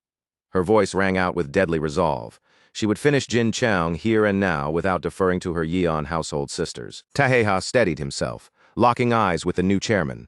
His voice, low and resolute, carried a steely warning. Their conflict would end today, no matter the cost. A sudden pained groan echoed from behind, slicing through the tension, momentarily breaking Taeha's intense focus. Vice Chairman Gwang-hoo Yang had survived the explosion, battered but alive, a fragile anchor amidst the chaos. Struggling, he pushed himself upright, every movement a testament to sheer willpower, while Jin Cheong already advanced with methodical calm toward the next inevitable phase of his ruthless plan. Jin Taeha's eyes narrowed as he watched Vice Chairman Gwang-hoo Yang make a cold, decisive call to Baek Junsu. Every word Yang spoke carried weight. He instructed Junsu to spread a fabricated alarm throughout the building, a lie claiming that Taeha and the loyalists had detonated a suicidal bomb. The intent was clear. Panic was to be weaponized against their own people. The falsehood worked instantly. The lobby erupted into chaos, a war zone born from deception. Screams and shouts echoed off the marble walls as confusion ignited violence in every corner, transforming the once orderly space into an unpredictable battlefield. Moon Young-min's jaw clenched as he heard the alarm, the grim clarity of the situation settling like a stone in his stomach. The internal war he had feared was no longer a possibility. It had arrived, ruthless and uncompromising. A loyalist guard fell in an instant, a spray of blood slashing across the lobby's glass panels like a grotesque painting, marking the beginning of unrestrained carnage. Hwang Jun-hyuk, pink gum still between his teeth, drew his handgun with a calm, unreadable expression. The casual rhythm of his chewing contrasted sharply with the harsh reality. Open warfare had begun, and survival now depended on both skill and instinct. Back in the boardroom, Jin Taeha's gaze swept across the collapsing order, every second a closing window of opportunity. He calculated, mentally racing through options, knowing that a single misstep now could end any hope of taking down Jin Cheong. Time was a cruel adversary. Taeha understood that if he didn't act immediately, Cheong's backup, led by the relentless Du Kyung-han, would arrive to seal his fate, erasing any chance of victory forever. Memories surged, unbidden, echoes of his grandfather Jin Seoko's final words, a call to claim what was rightfully his, the loyalists who once knelt in faith, trusting his leadership. Those memories sharpened his resolve, a silent fire burning in the pit of his chest. Steeling himself for a decisive move, Taeha felt a firm grip on his arm.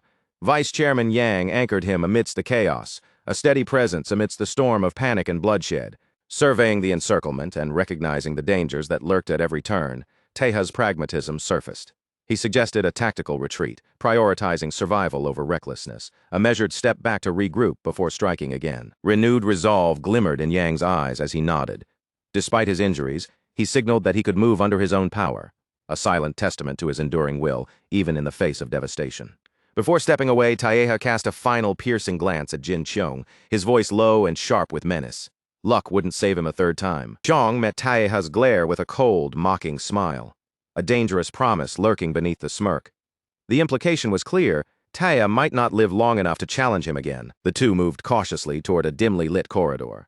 Taeha suggested using the stairs to avoid the elevators, anticipating potential traps. Yang stopped him, strangely insistent that the elevators were safe. He revealed a silent preparation. A security sweep of all transport routes had been carried out earlier, anticipating Chong's treachery and clearing the path. As the elevator chimed and the doors slid open, Taeha's eyes were met with a nightmarish scene.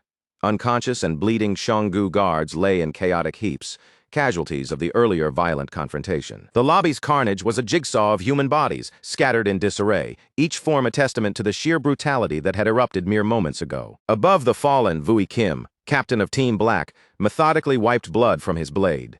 His expression was composed, resolute, a stark contrast to the chaos surrounding him, a pillar of calm in the storm. Seeing Taeha, Vui Kim offered a loyal, reassuring smile. With the young master officially returned, he reminded Taeha that he was no longer alone in this fight, their combined strength now a formidable shield. With a brief apology for the delayed response, Vui Kim extended an invitation to begin a cautious, calculated retreat, emphasizing teamwork and survival over impulsive aggression. Outside Cheonggu headquarters, tension escalated further. The perimeter had become a fortress under complete lockdown, every exit guarded, every street monitored. Police officers formed a rigid line at the main entrance, waving traffic batons to keep the press and bystanders at a safe distance, their movements precise and authoritative. Journalists grumbled at the perceived overreaction, but any skepticism vanished the moment heavy gunfire rattled the secure metal shutters, confirming that the building had become a battlefield. Inside, the lobby had transformed into a chaotic war zone. Security factions collided violently, fists, firearms, and desperate maneuvers blending into a cacophony of conflict that threatened to swallow everyone present. Moon Young-min tried to impose order, directing his forces to spread out strategically, relying on handguns to hold the opposition at bay, each command sharp, yet tinged with panic. But Team Black refused to yield. Bullets tore through the air, yet they pressed forward relentlessly, undeterred by the lethal hailstorm raining down upon them. Asura, leader of Group 2, dove behind a desk as gunfire shredded the surrounding furniture. Each shot was a pulse of chaos, yet she kept her focus razor-sharp, eyes scanning for the next opening. Gritting his teeth, Asura understood the stark reality. The opposition had completely lost control. The headquarters had descended into open war, a battlefield in the heart of their corporate empire. Yet the loyalists fought with precise coordination. Despite the maelstrom of chaos, their tactical efficiency began to reclaim momentum, their movements surgical amid the violence. Even when a Team Black member took a bullet that mangled his ear, he did not falter. Blood sprayed from the wound, yet he used his body as a shield, forcing a path forward through the mayhem. Clutching the side of his head, he became a human bulwark, carving space for Asura and another comrade to sprint ahead, advancing the team's position despite overwhelming odds. This selfless act created a crucial opening, allowing the team to press forward, each step a testament to courage under fire and the disciplined unity of their ranks. The lobby battle grew bloodier. A bald security guard fell to a single headshot, while Team Black shoved enemy guards aside, clearing corridors with ruthless efficiency and forcing their advance. Eri Kang, scarred leader of Team Black, leapt into the fray. His sudden presence shifted the tide, every movement precise, every strike deadly. With a tactical knife, Heir cut through multiple opponents in a blur of steel, each motion executed with lethal grace and precision. This deadly entry triggered a direct confrontation with Moon Young-min. Blades locked in a tense clash, sparks and intent colliding as steel rang against steel. Young-min glared at Heir, his voice dripping with contempt as he mocked the man for returning to Korea after years of exile, a jab at Eir's past absence. Eir's smirk matched the chaos around him. He quipped about Young-min's ill-fated advice to remove his glasses, a pointed reminder that he now walked the battlefield with only one eye. Through the burning lobby, the intercom screeched, confirming the scale of the so-called terrorist attack. Panic rippled outward as terrified employees scrambled for safe rooms, adding to the escalating disorder. In a darkened office, strewn with fallen guards, Taeha stood with Captain Vui Kim and Vice Chairman Yang, observing the battlefield from above, eyes sharp, calculating every risk and opportunity. Yang reasoned that most employees had been instructed to work remotely, meaning the alarms and panic were likely a ploy, a trap intended to draw the unprepared into exposure. Taeha's gaze swept upward. The upper floors appeared surprisingly unguarded, a vulnerability that suggested a daring strategic gap left by Cheong's forces. Yang explained the logic. Cheong's bulk troops were likely busy suppressing the media and ground-level chaos, leaving the higher floors inadequately protected and ripe for tactical exploitation. Captain Vui Kim confirmed their safe ascent via the board's private elevator, reaching the executive lobby on the 11th floor without encountering any resistance, a silent triumph amidst chaos. Studying the building's blueprint, Vui plotted their descent via emergency stairwells on either side, alternating paths to catch enemies off guard, turning architecture into a tactical weapon. Taeha noted grimly that, under normal circumstances, relying on an elevator would have been a death sentence, a gamble far too risky in ordinary conditions. Descending the creaking stairwell, Vice Chairman Yang's mind raced. Clarity emerged through the chaos, revealing Cheong's intricate, insidious strategy layer by layer. He realized a chilling truth. Even without Pyoto triggering the bomb, Jin Cheong could have claimed the chairmanship with 8 secured votes, his victory preordained. Yet Cheong deliberately manipulated Pyoto, a devoted family man, coercing him into pressing the detonator through threats and cunning psychological pressure, a testament to Cheong's mastery of fear. Yang concluded with bitter understanding. Cheong's ambition would brook no surviving loyalists. Any reinvestigation into the villa massacre or yacht incident threatened to strip away every advantage he had painstakingly amassed, leaving no room for mercy. Captain Vui Kim's eyes narrowed as he surveyed the turmoil around him. Every shattered window, every shattered body in the lobby was a testament to how much their survival now threatened Jin Chang's dominion. He understood it clearly. The only path forward was to escape, swiftly, decisively, before the newly crowned chairman could fully consolidate his ruthless grip over Cheonggu. While the others focused on retreat, Jin Taeha melted into the shadows, moving like a wraith along the hallway. Yet even as his feet carried him away, his mind was restless, questioning whether mere flight could ever offer him the chance to deliver a decisive blow against the unstoppable Jin Cheong. Meanwhile, on the 36th floor, Jin Cheong strode confidently toward the chairman's office, Moondane trailing silently at his side. A flicker of irritation crossed Cheong's face. He had expected the elevators to be shut down in time, yet his prey had slipped through, a minor frustration in an otherwise perfect day. Moondane, leaning casually, admitted with a shrug that she had stayed back because she knew she had no chance to win the confrontation anyway. There was no shame in honesty. Her words floated in the air without defiance or fear. Chong let out a dry chuckle at her candid admission. There was nothing left to dock from her salary anyway, and her blunt honesty amused him far more than it irritated him. In that moment, he allowed a trace of amusement to pierce his otherwise icy composure. At last, the new chairman came face to face with the stoic Baek Junsu, the legendary enforcer whose very presence commanded silence. Respect clung to him like armor. His reputation alone filled the room with weight and gravity. Chong stepped forward, deliberate and triumphant, demanding the keys to the 36th floor. Today marked a personal victory, the fulfillment of the promise he had made to himself. Every measured step carried the weight of ambition and pride. Baek Junsu dropped the heavy ring of keys into Cheong-jin's waiting hand, his voice low, grave, and resonant. "The company depends on you, do not fail it." The caution underlying the words was unmistakable, a reminder that power demanded responsibility. Moondane watched silently as Cheong-jin's fingers closed over the keys, his eyes gleaming with anticipation. At last he would enter the office that symbolized ultimate power, the legendary seat of authority he had long sought. When Baek Junsu suggested evacuating by helicopter to avoid further risk, Cheong's lips curved into an arrogant smirk.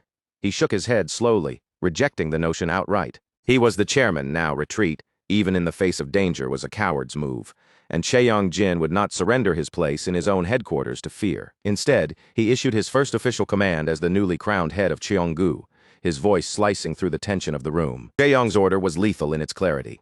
Baek Junsu was instructed to exterminate Jin Taeha and every loyalist who dared oppose him, demanding their heads before the day drew to a close. The weight of authority carried with it the immediate threat of death. Meanwhile, in the very heart of Cheonggu, the lobby had erupted into a full-blown civil war. Security forces clashed hand-to-hand, polished floors slick with sweat and blood, every corner alive with desperate, violent combat. Red-haired Asura, leading Team Black's second unit, quickly assessed the battlefield. Most of their opposition were corporate brats, trained for protocol rather than genuine combat. He barked orders to close the distance, intent on teaching them the brutal reality of real warfare. Tight quarters magnified their vulnerability. Asura's strategy was merciless. Bring them close, leave no room to maneuver, and let the clash reveal their weaknesses in full, painful clarity. Amid screams and the chaos of bodies sliding across polished floors, Eerie Kang emerged, his scarred face split by a manic grin. The golden tactical knife in his hand gleamed, a signal that lethal precision was about to rewrite the battle. As a leader of Team Black, Eerie moved with fluid lethality, each strike perfectly measured, leaving Young Min Moon struggling to track his movements. It was a dance of death, honed over years of exile and survival. Eerie's taunts cut as sharply as his blade. He mocked Young Min's sheltered upbringing, questioning whether his training had ever truly prepared him for a battlefield of this scale, or if it had stopped the day he entered the Jin family fold. Young Min's teeth clenched, anger and shame mingling as he realized the bitter truth. While he had been coddled and insulated, these exiled fighters had earned real experience, honing their skills in genuine combat far from headquarters. Their blades met, each strike heavy with the weight of years of preparation. Youngman felt the pressure of both a physical and psychological wall, the intensity of confrontation unlike anything he had faced before. Memories of past failures flickered unbidden. The villa incident, when Baek Junsu had calmly demoted him, exposing the cracks in his confidence, a lesson in humility and the cost of overprotection. Back then, Youngman had arrogantly believed no one within Cheonggu posed a serious threat. Junsu had seen the truth, identifying the weakness in his spirit, the untested resilience that would cost him dearly. Youngman's lack of courage to face a true predator like Jin Taihei had revealed the danger in his sheltered existence. Junsu had known that overprotectiveness, while well-intentioned, had stunted his students' growth and survival instincts. Suddenly, the roar of machine guns punctuated the lobby chaos, bullets tearing through the melee like a hailstorm, splintering wood and ricocheting off metal. A bald man, Pyongwon-ho, known as the Mad Tiger, dropped into the fray, wielding two massive LMGs with a reckless grin, each step a herald of chaos. As vice president of security and an infamous combat instructor, his spray of bullets made no distinction between friend or foe. The battlefield became a storm of indiscriminate fire, screams, and shrapnel. Shots tore through his own men as often as the enemy, each volley deepening the maelstrom of chaos, testing the nerves and reflexes of everyone present. Even Asura, seasoned and unflinching, momentarily paused, questioning if the leadership had truly lost its mind. Pyongwon-ho seemed more invested in carnage than in any coherent tactical strategy. Meanwhile, above the chaos, Jin Taeha continued his descent, moving like a shadow, striking with lethal precision. Each movement was calculated, measured, and merciless. Tactical guard fell to a precise strike to the neck, neutralized before he could sound an alarm. Taeha noted the dense concentration of armed forces on the first floor, a trap, meticulously set and carefully baited. Vice Chairman Gwang-hoo Yang explained the source of these forces.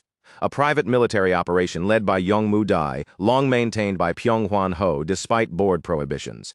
It was a shadow army operating in plain sight. As they rushed to support their allies, Taeha's communicator buzzed frantically. Hwang Gray was calling, a lifeline of information cutting through the chaos. Gray's voice brought hope. News that could tilt the scales in their favor crackled through the line, giving Taeha a reason to press forward. He revealed that outside contacts had already coordinated, primed to provide timely support, a network ready to intervene at the precise moment. Asura slammed a control panel, and with a metallic groan, the heavy mechanical security shutters began to lift, creating a window of opportunity in the chaos. Guards scrambled in confusion, trying to block the exits. Pyongwon-ho attempted to taunt Asura for abandoning his post, but Asura's confident smile conveyed calm certainty. Reinforcements had arrived. A blue van, driven by Yoon Suri, crashed through the entrance with devastating force, bulldozing obstacles and clearing the path for loyalist reinforcements. Impact sent Pyongwon-ho, the Mad Tiger, tumbling into the stairwell, opening a crucial path for incoming allies to join the fray. Gwang So-gu, former co-president of security and legendary loyalist, stepped from the van, clicking his firearm into place with meticulous precision, a veteran returning to the field he once ruled. After 17 long years, he took in the crumbling headquarters, noting that its heart of chaos, the unforgiving core of the company, remained just as merciless as ever. Asura shot a glance at the van, a confident grin playing across his face. Was this timing intentional? He asked silently, marveling at the precision of their arrival. Gwang So-gu shook his head, dismissing the idea. In such chaotic circumstances, no one could have orchestrated this entrance. It was pure, unplanned timing, fate carved into motion. As smoke curled into the air, rival security forces began to sweat. Panic etched into their faces, the sudden shift in momentum rattling even the bravest. Younger guards whispered, unsure if a new enemy had arrived. Hwang Jun-hyuk, a seasoned veteran, widened his eyes. The face before him had not been seen for decades, stirring memories of past confrontations. Machine guns roared again, the lobby exploding into a deadly storm of bullets. Every guard was forced to dive for cover, the chaos accelerating beyond control. Pyongwon-ho's snarls cut through the noise. He spotted Gwang So-gu, recognizing his longtime senior, and felt a spark of fury at the return of the man he had once considered a rival. Armed to the teeth, the Mad Tiger mocked Gu for backing the wrong people years ago, taunting him for the failure that had led to his own ouster. Gwang So-gu's expression remained calm, almost indifferent. With measured certainty, he replied that he preferred to be remembered as the loyalist who resigned on principle, not as a man defined by past failures. The lobby trembled around them, bullets ricocheting and bodies falling as two titans of experience and survival prepared to collide once more, each anchored by decades of loyalty, strategy, and unyielding resolve. The room fell into stunned silence. The rank-and-file guards froze, their bodies trembling as the sheer weight of the moment pressed down on them. Every shattered glass panel, every gun now aimed hesitantly, reflected the reality that the tide of battle had just shifted dramatically. Whispers ran through the crowd like a sudden wind, each voice tinged with awe and disbelief. They recognized him, the legendary Gwang So-gu. Alongside Baek Junsu, he had forged the Cheonggu security network from the ground up, and his presence alone carried the gravitas of decades of authority and lethal skill. Through the lingering smoke and debris, Yoon Suri and Hwang Gray stepped cautiously from the blue van. Their eyes widened as they took in the chaotic wreckage of the lobby, the scene of pure, unrelenting carnage. Asura froze mid-step, startled by these unexpected operatives. But Gwangsugu's voice cut through the tension, steady and commanding. These were allies. Every one of them possessed the skill and courage necessary to turn the tide in this dire situation. He elaborated quickly. Gray was a masterful data broker, capable of manipulating information with precision, while Suri had been trained as the designated successor of the powerful Yeon household, inheriting a unique blend of strategic cunning and combat prowess. Together, they were assets as deadly as they were indispensable. Understanding the urgency, the two young operatives bolted toward the elevator, determination etched into every movement. Their goal was clear: reach the control room on the first basement floor before the Cheonggu security forces could regroup and respond. But the mad tiger, Pyongwon-ho, snarled, issuing a sharp command to his men: eliminate the intruders immediately, without hesitation. The air thickened with a promise of bloodshed. Gwangsu-gu reacted instantly. He lunged forward, seizing a guard's arm with precise force, yanking it downward so the gun barrel slammed against the floor. Every movement was controlled, deliberate, a master turning chaos into opportunity. Began a relentless lecture in motion. His strikes a symphony of technique and fury. Each kick and slam tore into the guards, exposing their lack of discipline, their poor grip, and inability to manage recoil. Even the instructors had been allowed to grow complacent, and Gu made that reality painfully clear. Once the first squad was dispatched, Eerie Kang signaled the rest of Team Black. Their movements were synchronized and fluid, amplifying the chaos with precision timing, each strike a continuation of the orchestrated mayhem. Pyongwon-ho clicked his tongue, irritation flickering across his face as he prepared to fire. But then Gwangsu-gu barreled straight toward him, eyes blazing with lethal intent. In ruthless pragmatism, the mad tiger shoved one of his own men forward, using him as a human shield with cold calculation. Every move was designed to maximize damage, minimize risk, and assert dominance over the battlefield. Prioritizing pure efficiency, Pyonghwan fired a bullet straight through the pleading subordinate to strike Gwangsu, then swung his knife in a savage arc, the air vibrating with deadly intent. Fury flared in Gwangsu's eyes at such blatant disregard for life. Pyonghwan, however, only laughed, coldly declaring that anyone adding no value to the payroll was disposable, mere debris in his ruthless calculus. Two collided in a brutal clash, steel against steel, their struggle a chaotic ballet of death. Amid the fury, the narrative flashed back to a scene just 2 days prior. Gwangsu had met with Asura to assess the greatest threats lurking within the board. Each potential obstacle weighed meticulously, every scenario considered for its danger to Cheonggu's stability. Asura had warned him specifically about Pyonghwan-ho, recounting a harrowing incident in the Middle East. There, Pyonghwan had massacred 16 hostages along with their captors, disappearing afterward with the ransom, leaving death and chaos in his wake. Astonishingly, Baek Jeonsu himself had personally retrieved Pyonghwan from Oman. His reasoning was pragmatic. Cheonggu needed an operative of absolute power, unconstrained by ethics or hesitation, someone capable of enforcing their will without moral compromise. Back in the present, their duel intensified. Sparks flew as Gwangsu's blade shattered against Pyonghwan's weapon, each impact ringing like a war bell across the shattered lobby. Pyonghwan laughed at the broken knife, mocking the limits of conventional combat. But Gwangsu remained grounded against the wall, eyes fixed, acknowledging that while he had hoped to avoid needless fighting today, Pyonghwan's inhuman tactics left him no choice. A red aura of pure fury radiated from Gwangsu as he rose to full height, eyes blazing like molten steel. Without hesitation, he declared to the world and his enemy alike, the Mad Tiger must die. The Mad Tiger's legacy was steeped in blood-soaked infamy, his reputation forged in the deserts of the Middle East, where chaos had followed him like a shadow. Years ago, a militant faction had captured 16 Korean missionaries in a remote desert trench, demanding a staggering $50 million for their release. The stage was set for tragedy. When the Korean government refused to pay, the terrorists executed hostages hourly, each death a grim testament to their unyielding cruelty. During tense negotiations, two officials desperately attempted to bargain the ransom down, their pleas falling on deaf ears. The militants were implacable, unmoved by logic or reason. And in the middle of these negotiations, yet another hostage fell to the militants' bullets, a stark, unblinking warning that they were not bluffing. Watching the horror unfold, Pyonghwan, then a covert operative of Team Red, grew disgusted by the cowardice displayed by both sides. To him, the terrorists were expendable, mere oxygen wasters. The negotiators, fools ready to squander his government's funds, deserved no sympathy. Rejecting diplomacy entirely, Pyonghwan opened fire, slaughtering hostages, terrorists, and officials alike, asserting a terrifying unilateral judgment on all present. The media later reported it as a deadly shootout. Only one Team Red operative survived, and $20 million of ransom money vanished, leaving a cloud of mystery and horror in its wake. 6 months later, Pyongwon was living in a luxurious villa in Oman, convinced he had buried the horrors under a veil of safety. But Asura and Baek Junsu tracked him down, determined to reclaim their operative and enforce Cheonggu's reach.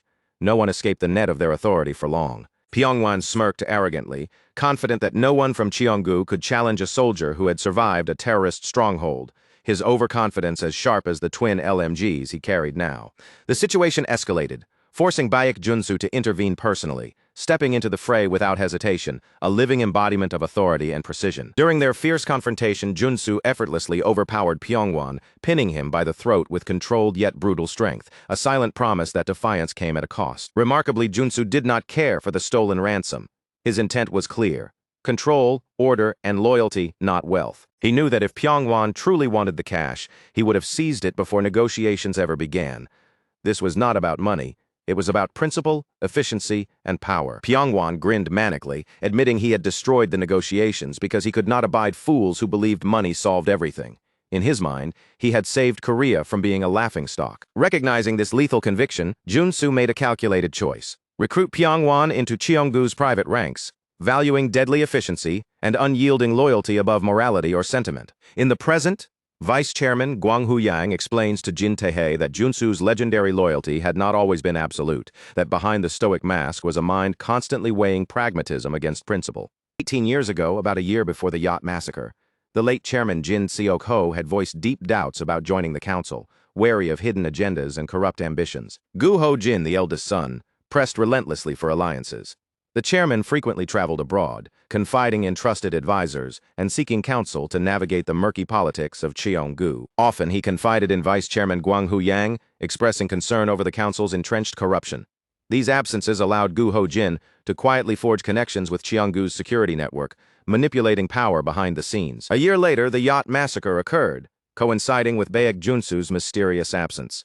Tae-ha realized that Junsu's steadfast belief in the guiding hand of true power had left him vulnerable to Gu Ho-jin's subtle manipulations. Captain Vui Kim added insight into Junsu's character, explaining the brutal logic behind his mentorship, the ruthless philosophy of Cheonggu's security. The organization once maintained a special ops division, a crucible where operatives competed fiercely to become Junsu's chosen successor, each trial designed to test endurance, skill, and resolve. Though outwardly devoted, Junsu privately evaluated his men like stock, measuring strength, resilience, and potential, discarding those who failed to meet his exacting standards. To him, the security firm was a ranch of warriors, where only the strongest, those who could survive both physical and psychological trials, would rise above the rest. Vui Kim and other Team Black leaders had been dispatched overseas once deemed surplus to requirements. They knew firsthand the cold calculus behind Junsu's stoic mask and relentless selection of survivors. In Junsu's world, loyalty was earned through survival, merit, and skill, not by blind obedience or sentiment. Only those who proved themselves could claim his trust, a lesson each operative had learned in blood, sweat, and bitter experience. A chilling truth dawns on everyone present. The entire existence of Cheonggu's chairmanship hinges entirely on Baek Junsu. It is his authority alone that shapes the company's fate, dictating who rises to power and who is cast aside without mercy. Every decision, every opportunity, every judgment of worth flows from his hands, leaving nothing to chance. He is a force unlike any other, a storm incarnate, a predator who will crush the neck of any heir or leader who dares falter or show weakness. Under his relentless gaze, even the slightest failure is punished without hesitation, and no flaw goes unnoticed. Jin Tae-hye climbs the stairwell with steady, measured steps, each footfall echoing through the shadowed corridor. Midway, he halts abruptly, the gravity of the moment pressing down on his shoulders like an invisible weight, making the air itself seem heavier. Turning his gaze toward Captain Vui Kim, Tae-hye leans in slightly and speaks softly, almost whispering, yet every syllable carries the urgency of a silent storm. He asks Vui to hold the line, to buy him precious time, the danger unspoken but palpable in his tone. The words hit Vice Chairman Gwang Hu-yang like a thunderclap. Panic flashes across his eyes as he comprehends the full scope of Tae-ha's intent. The young master is planning to confront Baek Junsu head-on. Yang's voice trembles as he pleads, his hands gesturing in desperation. He urges Tae-ha to hide, to wait, terrified that facing a titan like Junsu at this very moment would be nothing short of a death sentence. Yet Tae-ha does not waver. He plants his feet firmly, his gaze steady, his posture radiating unwavering resolve. Retreat is simply not an option. His mind flickers to the faces of his grandfather, Jin Seok-ho, his parents, Jin Soo-hyuk and Yo Hee-jung, and his godmother, Regina Salerno. Each of them shaped the core of his values, instilling lessons of honor, courage, and loyalty. Not one of them ever taught him to abandon family, to betray his principles, or to yield before tyranny. If Baek Junsu is the unyielding force that defines Cheonggu, then Taeha's duty is clear. Junsu must be stopped.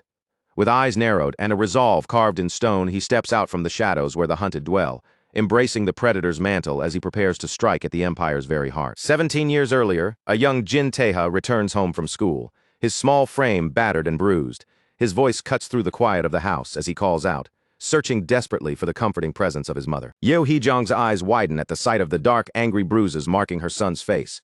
Immediate concern floods her voice as she asks whether he was bullied once again, her mind racing to consider transferring him to another school before his father sees the injuries. Despite the sharp pain and swelling, Taeha remains eerily composed. His posture is calm, his expression unreadable, radiating a quiet resilience that belies the blows he has endured. His mother's worry deepens into confusion, unable to understand why her son refuses to cry out, refuses to seek protection, enduring relentless torment with an unshakable calm. Back in the present, Jin Taeha stands in the shadowed stairwell, his voice cutting through the darkness as he declares to Captain Viwi Kim that he will ascend and confront Baek Junsu directly.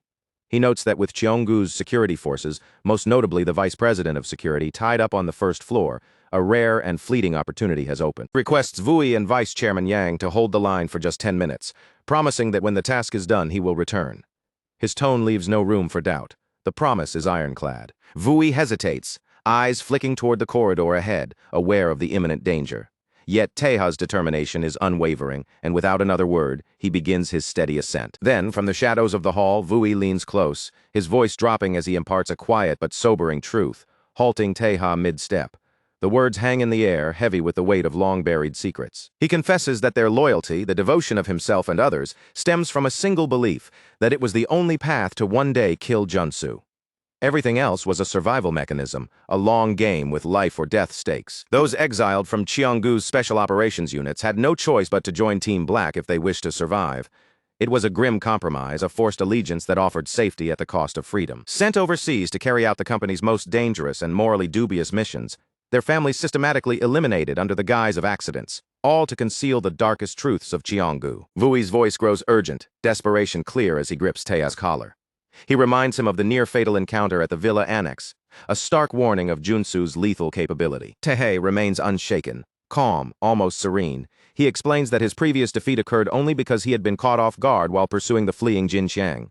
There is no fear in his eyes, only focus. He places firm hands on Vui's arms, pleading for trust. 10 minutes is all he asks.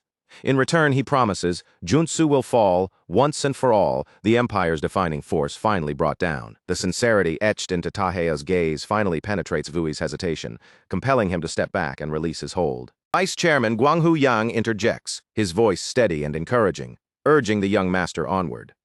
He reassures Taeha that they will be waiting, ready for his return. As Taeha darts upward, Vui can't hide his confusion, questioning the rationale behind Yang's support. Yang exhales a rueful sigh, admitting that age had dulled his perception, causing him to underestimate the fearless, iron-willed resolve Taeha had carried since childhood. Meanwhile, on the 11th floor, Baek Junsu tears through the guards with the precision of a predator at play. Limbs fly, bodies crash to the floor, and he moves with the terrifying grace of a man who treats human opposition as mere obstacles in a game. He taunts the younger fighters, mocking their claims of loyalty, belittling them for stepping into a role they have no history in, no connection to the founding chairman. A captain named Ledger rises to the challenge, crossing twin golden blades in a glinting display of steel. Determination burns across his face as he prepares to hold the line. He asserts boldly that their sacrifice, risking everything to distract Junsu, is the only way to protect those trapped on the lower floors from certain death. As combat rages, Vice Chairman Yang's voice drifts into Taeha's memory, recounting how his parents had insisted he attend a normal school, raising him with ordinary childhood experiences, despite his extraordinary bloodline. When a 6th-grade peer mocked him for the modest size of his allowance, Taeha did not flinch.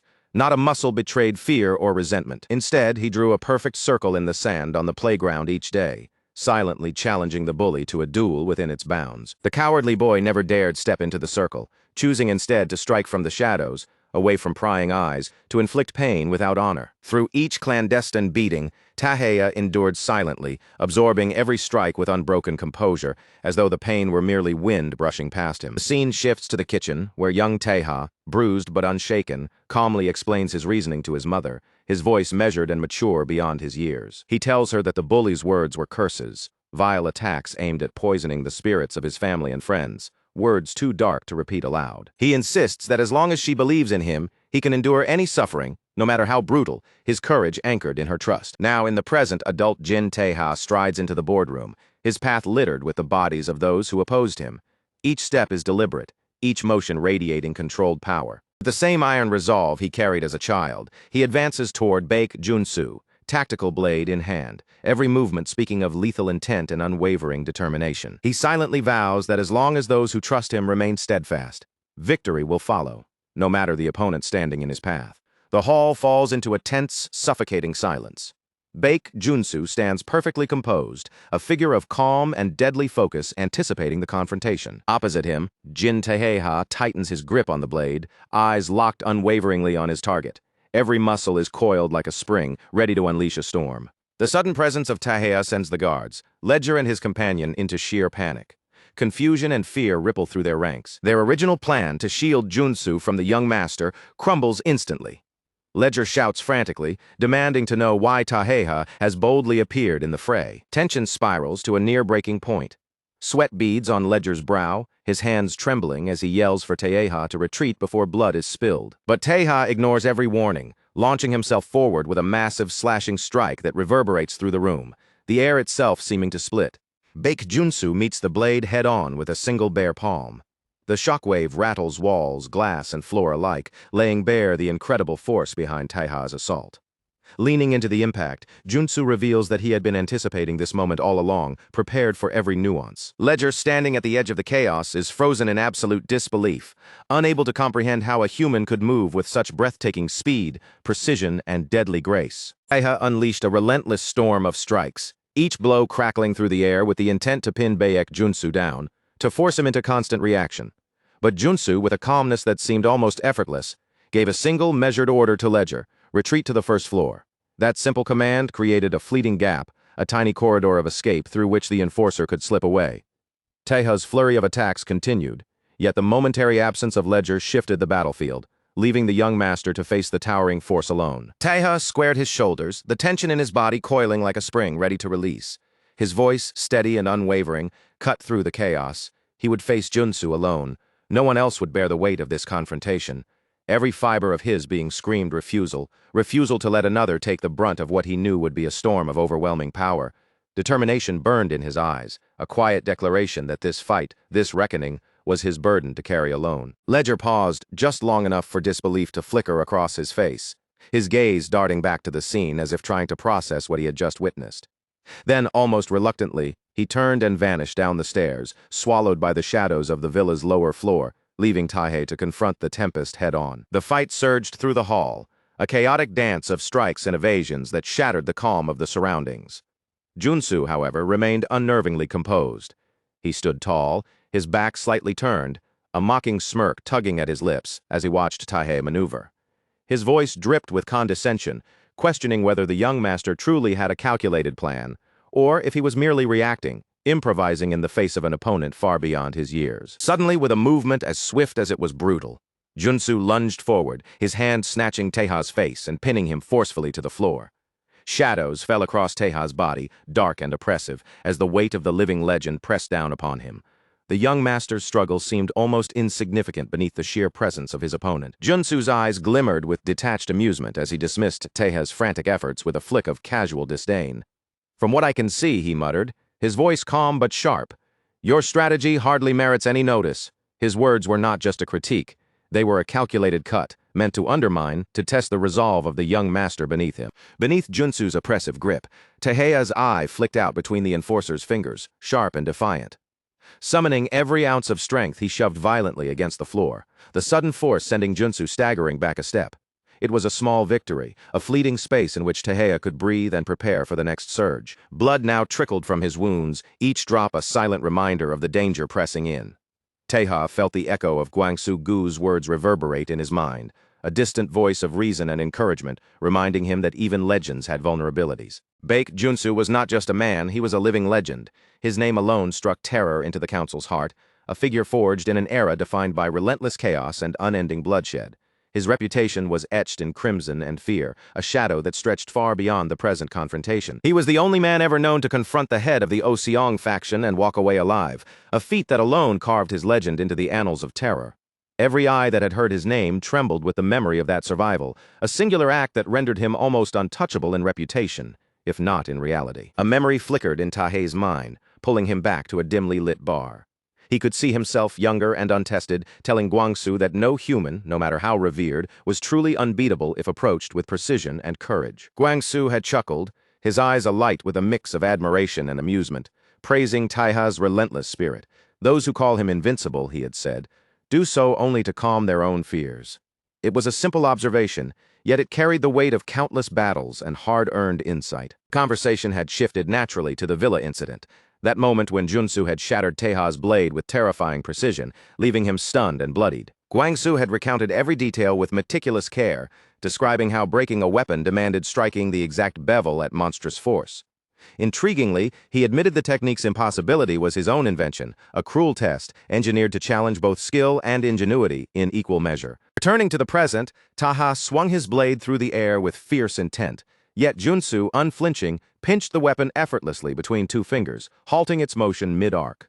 The display was both awe-inspiring and terrifying, a testament to his opponent's uncanny prowess. It became painfully clear Junsu's true strength lay in his ability to mimic every move he had ever witnessed.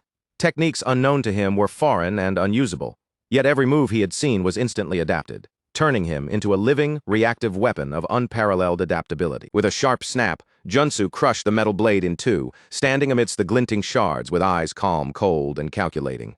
There was no haste, no panic, only the unnerving precision of a predator assessing his next move. Then, like a spinning tempest, he launched a high-arcing kick, forcing Taiha to duck sharply, narrowly avoiding the lethal sweep that cut through the air with a whistle of deadly intent. Glancing back over his shoulder, Junsu's lips twisted into a derisive curl, as though mocking the very idea that a mere replacement blade could pose any challenge at all. His gaze cut through Taheha like a blade, measuring his resolve against the sheer weight of experience. That motion, swift and taunting, pulled a memory from Taheha's childhood, a small, bruised boy perched alone on a swing set in the neighborhood playground, eyes wary yet unbowed. Even then, a young Junsu, empathetic and strong, had offered to confront the bully on Taeha's behalf. But the small master had shaken his head, quiet determination shining in his gaze. He would not let another fight his battles. Instead, he had insisted that Junsu visit his school at noon. Merely to relay the news to his mother, he had triumphed, on his own terms, without leaning on anyone else's strength. Now that same indomitable spirit ignited within adult Taheha, surging brighter than the sting of blood, pain, and exhaustion. It was a fire that refused to be snuffed out, propelling him forward against impossible odds. He lunged once more, ferocity coursing through every muscle, refusing to be undone by the same technique that had previously forced him back. Determination radiated from his every movement, a blazing testament to his unbreakable resolve. The collision erupted violently, energy surging outward like shockwaves through the hall. For the first time, the confident smirk on Junsu's face faltered, a flicker of surprise betraying the carefully maintained mask of invincibility. Blood spattered across Junsu's arms as the realization struck him. He had underestimated the true ferocity and cunning of the young master before him. Taeha's attacks, though wild and untamed in appearance, were guided by meticulous calculation. Every strike carried the weight of thought, experience, and an unshakable conviction that could not be broken by fear or force. He planted his feet firmly, gripping the two bloodied knives with hands that trembled, not with fear but with burning resolve.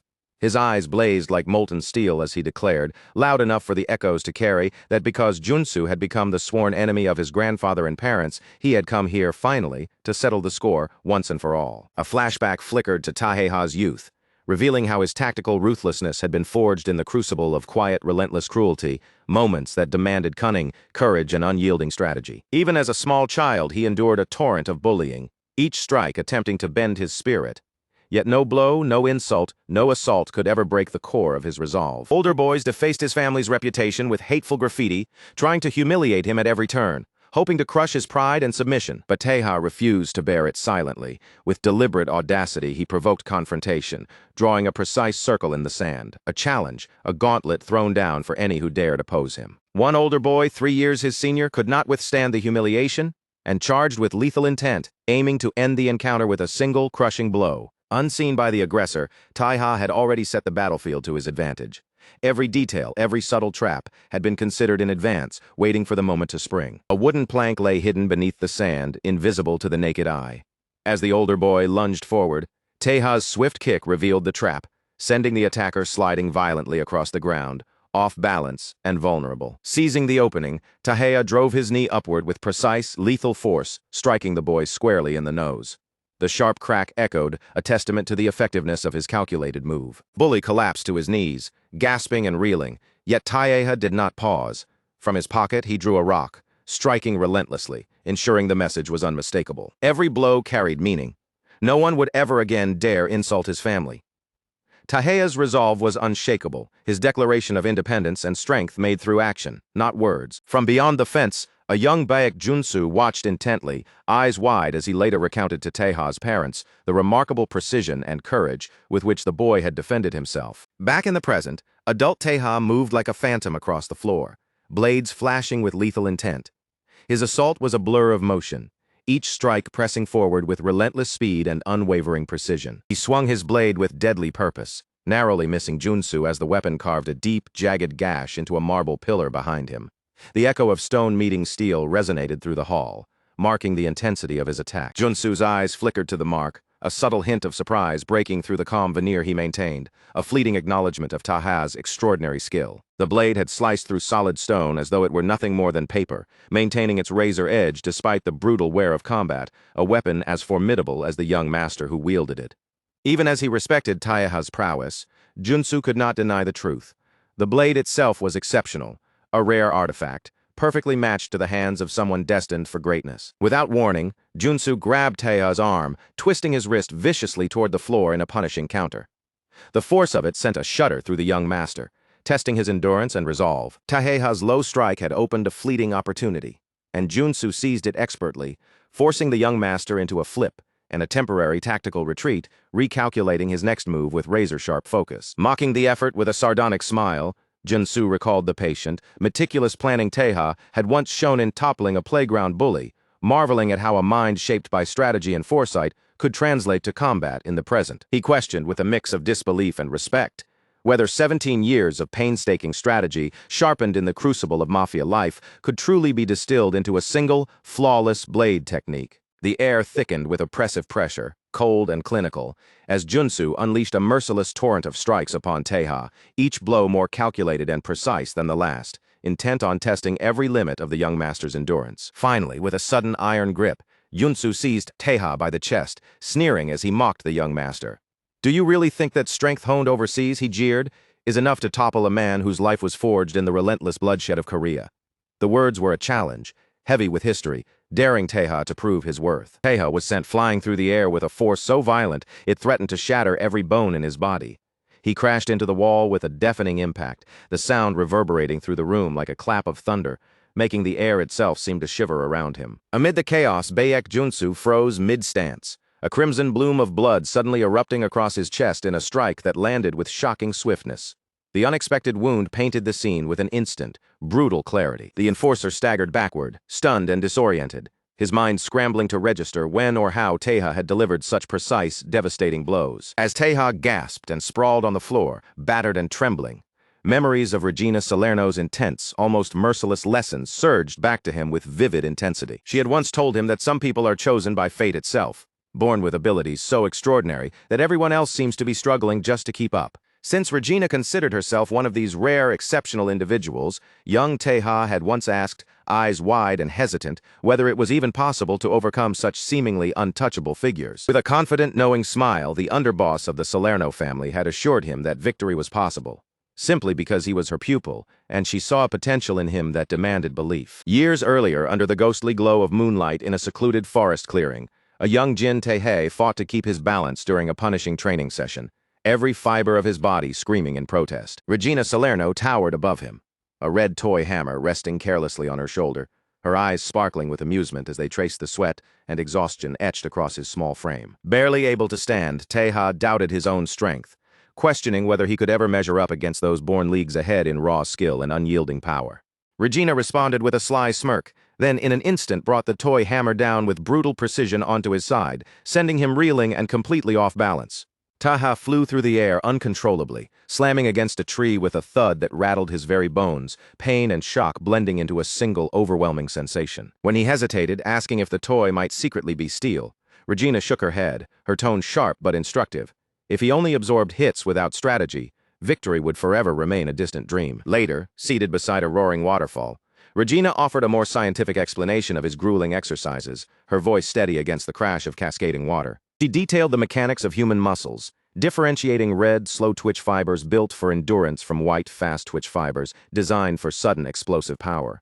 Observing Taeha's exceptionally long legs and naturally fast-twitch muscles, she concluded that speed would become his ultimate weapon, the key to turning every encounter to his advantage. Though Tae had already chosen knives to complement his swiftness, anxiety gnawed at him, leaving him uneasy about facing Baek Junsu without knowing the full measure of his formidable strength. He was painfully aware that the chairman's bodyguard had never been bested, save by the boss of Oh Seong, a towering challenge Taeha felt he was far from ready to conquer. Shaking him from these thoughts, Regina suddenly lunged with a real knife, her gaze icy and merciless, forcing him into instant survival mode. The imminent threat of death triggered Taeha's instincts without hesitation. He barely dodged the blade, a maneuver that would have been impossible against the toy hammer alone, his body moving with a speed and precision born of years of relentless training. Through that singular lesson, Regina revealed the stark, unyielding logic behind her methods. Tae was the kind of fighter who only sharpened in the shadow of mortality, a warrior forged in the crucible of life or death stakes. She remembered the day he had plunged a blade into his own hand, demonstrating a resolve tempered in pain, proving he only truly acted when confronted with the reality of death. Her final decree had been uncompromising. Every battle had to be fought as though life itself hung in the balance. Kill or be killed. Now, standing in a blood-soaked room, adult Taeha clutched those memories tightly, steel in his gaze as he faced the living legend Baek Junsu, fully aware that a single misstep could mean death. Meanwhile, the lobby of Cheonggu headquarters had devolved into utter chaos, a battlefield where shouts and gunfire collided in a deafening, unrelenting symphony. The mad tiger Pyongwon-ho unleashed a furious storm of blows on Gwangsu-gu, roaring with savage intensity as if demanding the older man collapse beneath his relentless assault.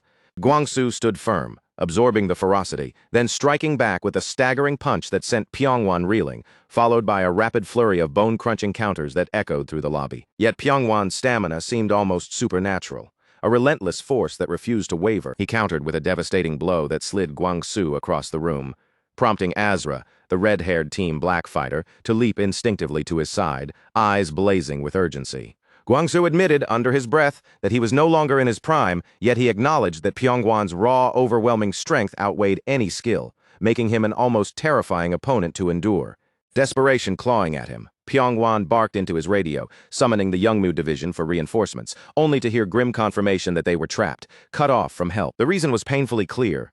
Yoon Suri and Hwang Gray had seized control of the building's operations, locking down any hope of immediate support. Through cunning hacking, they had lowered massive containment barriers, sealing the floors and preventing any reinforcements from descending from the 8th level.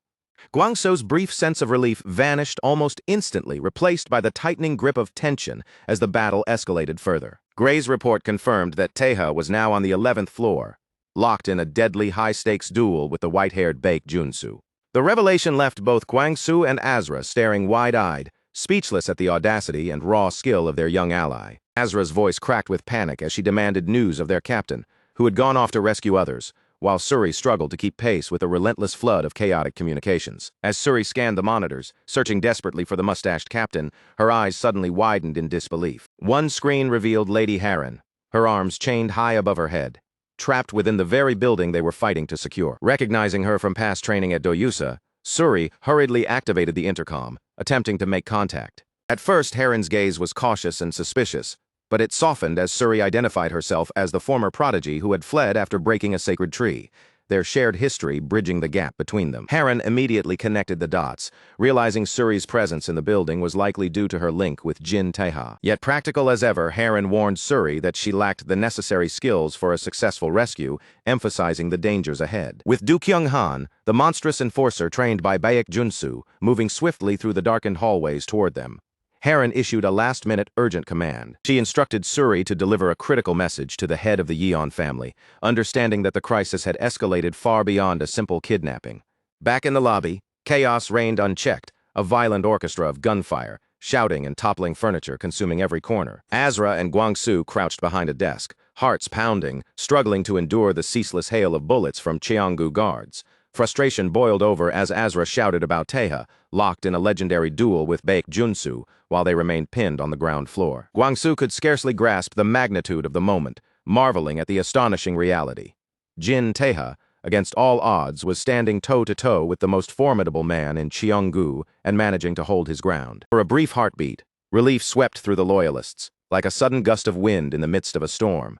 But then a shadow flickered across the air behind enemy lines, moving with a speed so unnatural it blurred the vision, faster than the eye could even begin to track. Captain Vui Kim materialized like a phantom, her presence slicing through the chaos with lethal elegance. Her blade arced horizontally, cleaving through enemy ranks with terrifying precision, spraying the floor with crimson as each swing sent guards sprawling, undone by her merciless efficiency. Finally joining forces with Vice Chairman Gwanghu Yang in the lobby, Vui Kim's arrival sparked a jolt of hope through the weary team. In that fleeting moment, the air seemed to lighten just enough for them to catch a breath, as if the tide had shifted ever so slightly in their favor. But hope proved fragile and fleeting. Vui Kim's voice carried urgency, her report cutting through the momentary calm. The odds were still dangerously against them, their numbers pitifully insufficient to allow even the smallest comfort. Reminded them that Jin Tae had promised to conclude his duel with Baek Junsu and return within 10 minutes. The clock was merciless, and now only 5 minutes remained before that narrow window slammed shut. Vui Kim laid out the stakes with grim clarity. Should Taeha fail to arrive in time, the team must pull back immediately, even if it meant abandoning the rightful heir amidst the chaos, a thought that tightened their chests with dread. Any plan of escape evaporated when Pyongwon-ho emerged like a living nightmare, heralding fresh terror upon the beleaguered defenders. From behind the heavily lowered security barriers, a squad of elite soldiers clad in full tactical armor, the Youngmood advanced with terrifying coordination, moving as a disciplined shadow army that seemed to consume the very light around them. Gwangsu Gu froze, his blood running cold, realizing that this unauthorized strike force flagrantly violated every rule of engagement, a deliberate provocation capable of triggering total disaster. Without hesitation, Pyongwon-ho barked a single merciless order: take no prisoners, annihilate every living thing in the lobby. Confronted with the impossibility of a direct assault on a disciplined, trained unit, Vui Kim made a swift decision. She instructed Asura to escort Vice Chairman Gwanghu Yang toward the main gate, prioritizing survival above all else. Though Asura's mind raced with worry over Jin Taeha's perilous duel upstairs, both Gwangsu and Vui Kim stood unwavering. They had pledged their lives to him, and they believed with absolute certainty that he would endure and return, no matter the cost. Far above, on the 36th floor, silence draped itself over the room, broken only by the faint mechanical hum of electronics and the distant echo of chaos below. Jin Chong finally breached the chairman's office, stepping into a modest, cluttered space filled with outdated gadgets. A single oscillating fan whirred lazily, its blades cutting through the stale, tension-laden air. Scoffing, he mocked his father and grandfather for their stubborn refusal to embrace luxury, though he allowed a grudging thought that perhaps humility had been their one redeeming virtue. Moondane stood tense at his side, alert and sharp, urging the new chairman to make a swift escape before loyalist forces could reach this upper floor. Knowing that Du Kyung-han was still prowling the corridors after handling Lady Heron, Moondane realized that should Jin Tae arrive here, Cheonggu could not hold under her alone. Jin Chong's arrogance remained unchecked. He laughed, dismissing the notion that Baek Junsu could ever be defeated, his confidence absolute and unshakable. Settling behind the desk, he picked up an old red rotary phone, its cord twisting lazily in his hand, and explained to Moondane that this was a direct line to the 4 remaining emperors of the committee. When Dane asked about his ultimate goal, Chiang's smirk widened.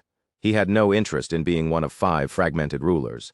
His ambition reached far beyond a mere seat at the table. His plan was audacious, to merge Cheonggu's influence with the Oseong faction, winning over formidable figures like Cheon Heeman and Baek Junsu to his side. Recognizing that power commanded respect above all else, Cheong intended to leverage this dominance to obliterate the remaining committee members with surgical precision. Ultimately, his vision was singular: to emerge as the nation's sole emperor, a destiny cemented from the beginning by a secret pact with Baek Junsu. Back on the 11th floor, the consequences of Cheong's ambition were laid bare. Jin Taeha lay drenched in his own blood, gasping with each labored breath, clutching a knife slick with crimson. Towering above him, Baek Junsu's white hair was streaked with blood, his face a mask of controlled fury, yet every line of his stance exuded lethal mastery. Meanwhile, in the chairman's office, Moon Dane's disbelief was etched deeply across her face as she confronted Jin Cheong, struggling to reconcile his reckless audacity with reality. Her concern deepened as she realized Cheong considered forging an alliance with the Five Stars faction, the very syndicate responsible for assassinating the president and plunging the nation into chaos. Cheong remained unnervingly calm, dialing the red rotary phone with a casual ease, comparing the faction to wild beasts, insisting that controlling them meant eliminating only the alpha. Twirled the phone cord between his fingers, noting that even a disciplined powerhouse like Baek Junsu understood this principle, which explained why he had painstakingly groomed a successor within the Special Operations Division for years. Below, the executive lobby erupted into violent chaos. Metal clashed, wood splintered, and every corner echoed with the sounds of destruction. Jin Taeha and Baek Junsu engaged in a deadly high-velocity duel, their movements stirring clouds of dust across the darkened floor. Junsu's raw strength delivered a devastating sweep to Taeha's side, a reminder of the sheer force he wielded. Taeha slammed onto the stone floor, sliding backward with a rasping gasp, his body screaming for relief as he struggled to regain footing. Baek Junsu towered above him, his eyes calculating, every movement precise. He understood Taeha lacked brute strength or long-term endurance, yet recognized an unyielding threat. Taeha's instantaneous speed, honed to deadly perfection. With a sudden burst, Jin Taeha lunged once more, a blur of explosive motion, testing the limits of Junsu's decades of martial expertise. Despite Taeha's near-impossible speed, Junsu anticipated each strike, exploiting momentum to flip Taeha over his shoulder and slam his head violently into the floor, a bone-jarring reminder of the stakes. Standing amidst the turmoil, Baek Junsu reflected on his mastery of countless martial arts, each honed for survival and dominance, a living repository of lethal skill. Yet even with this unmatched expertise, he had not yet landed a decisive blow on Taeha, whose speed and cunning eluded every calculated attack. Taeha skidded across the floor, blood dripping from his face, acutely aware that Junsu was more than just strong, he was a hunter, trained to neutralize killers with deadly efficiency. Every split second counted, and Taeha knew that a single misstep could see his skull crushed beneath Junsu's force. Yet his hands remained unbroken, sparking a roar of determination as he surged forward again, undeterred by the pounding pain coursing through his body. He avoided repetition, cycling unpredictably through Muay Thai, Aikido, and boxing, keeping Junsu off balance and unable to establish a predictable rhythm. Baek Junsu, impressed by the relentless spirit, maintained icy composure as their blades clashed mere inches apart, each strike a test of endurance and skill. Taeha's persistence was no accident. 17 years of life on the edge, each encounter a fight for survival and vengeance, had sharpened his instincts far beyond any training hall. This edge granted him the ability to gamble, to take calculated risks that even Junsu had not anticipated, turning every confrontation into a high-stakes test of reflex and will. The enforcer realized too late when a knife seemingly lost only moments ago found its way perfectly into Taeha's hand, a trap meticulously set, exploiting the smallest of openings. In that instant, memories of Regina Salerno's grueling lessons ignited in Taeha's mind, reminding him to endure until the very final flicker of life. He had once taught that by concealing emotion and waiting for the briefest, most fleeting window, one could unleash a force no adversary could withstand. And now, all of Taeha's years of training, every ounce of resolve, converged in the heart of the lobby, where the thin line between survival and revenge blurred into a deadly, violent dance. The fraction of a second had arrived, a sliver of opportunity poised to decide life or death. With unshakable focus, Jin Taeha readied himself to strike, fully aware that this single precise moment could shift the balance of everything, determining the outcome of the battle and the fate of all involved. Back in the present, Jin Taeha's grip on his knife was unyielding, each sinew taut with determination as he launched himself forward with a sweeping, soaring strike. The blade sliced through the air with deadly precision, and as it met Baek Junsu's torso, a violent eruption of crimson filled the space, spraying across the floor and walls.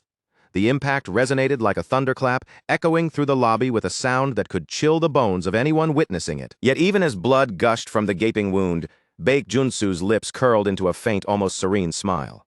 His eyes held a calm recognition, as if he understood more than the pain his body was enduring, a moment of quiet acknowledgement amidst chaos. He lifted his gaze to the ceiling, his voice steady as he spoke his final words, a hushed reverence threading through each syllable. After 17 brutal years walking a path strewn with blood, hardship, and relentless struggle, he recognized that the young master Jin Taeha had finally found his answer.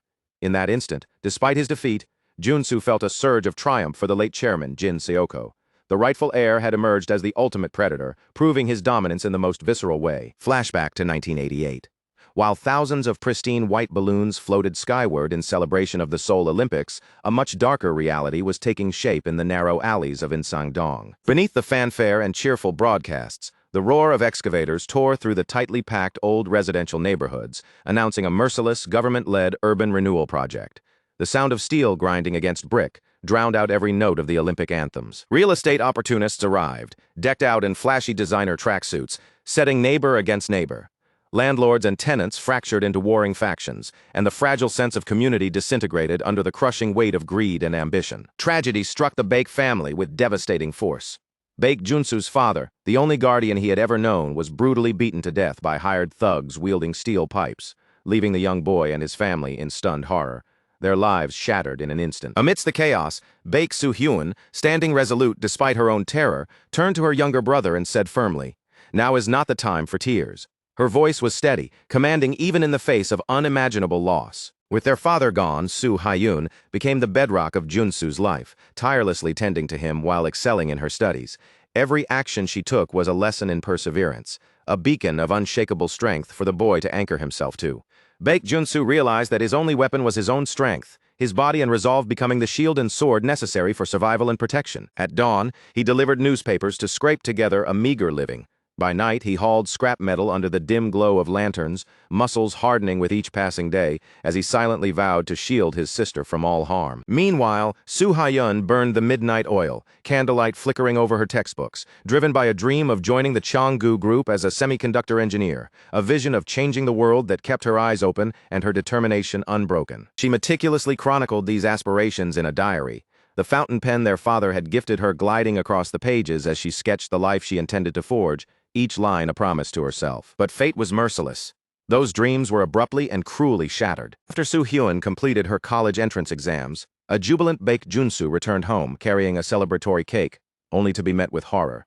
The entire neighborhood was engulfed in flames, an inferno of orange fire consuming homes and memories alike. A neighbor delivered the grim truth. Hired punks had deliberately set the blaze, targeting the block methodically, beginning with Soo-hyun's home, turning what should have been a celebration into a scene of utter devastation. Junsu sprinted toward the fire, heart hammering against his chest, but he was too late to save what had already been lost. In the scorched, blackened dirt, he found a young Jin Seok-ho, the future chairman, kneeling amid the smoldering ruins.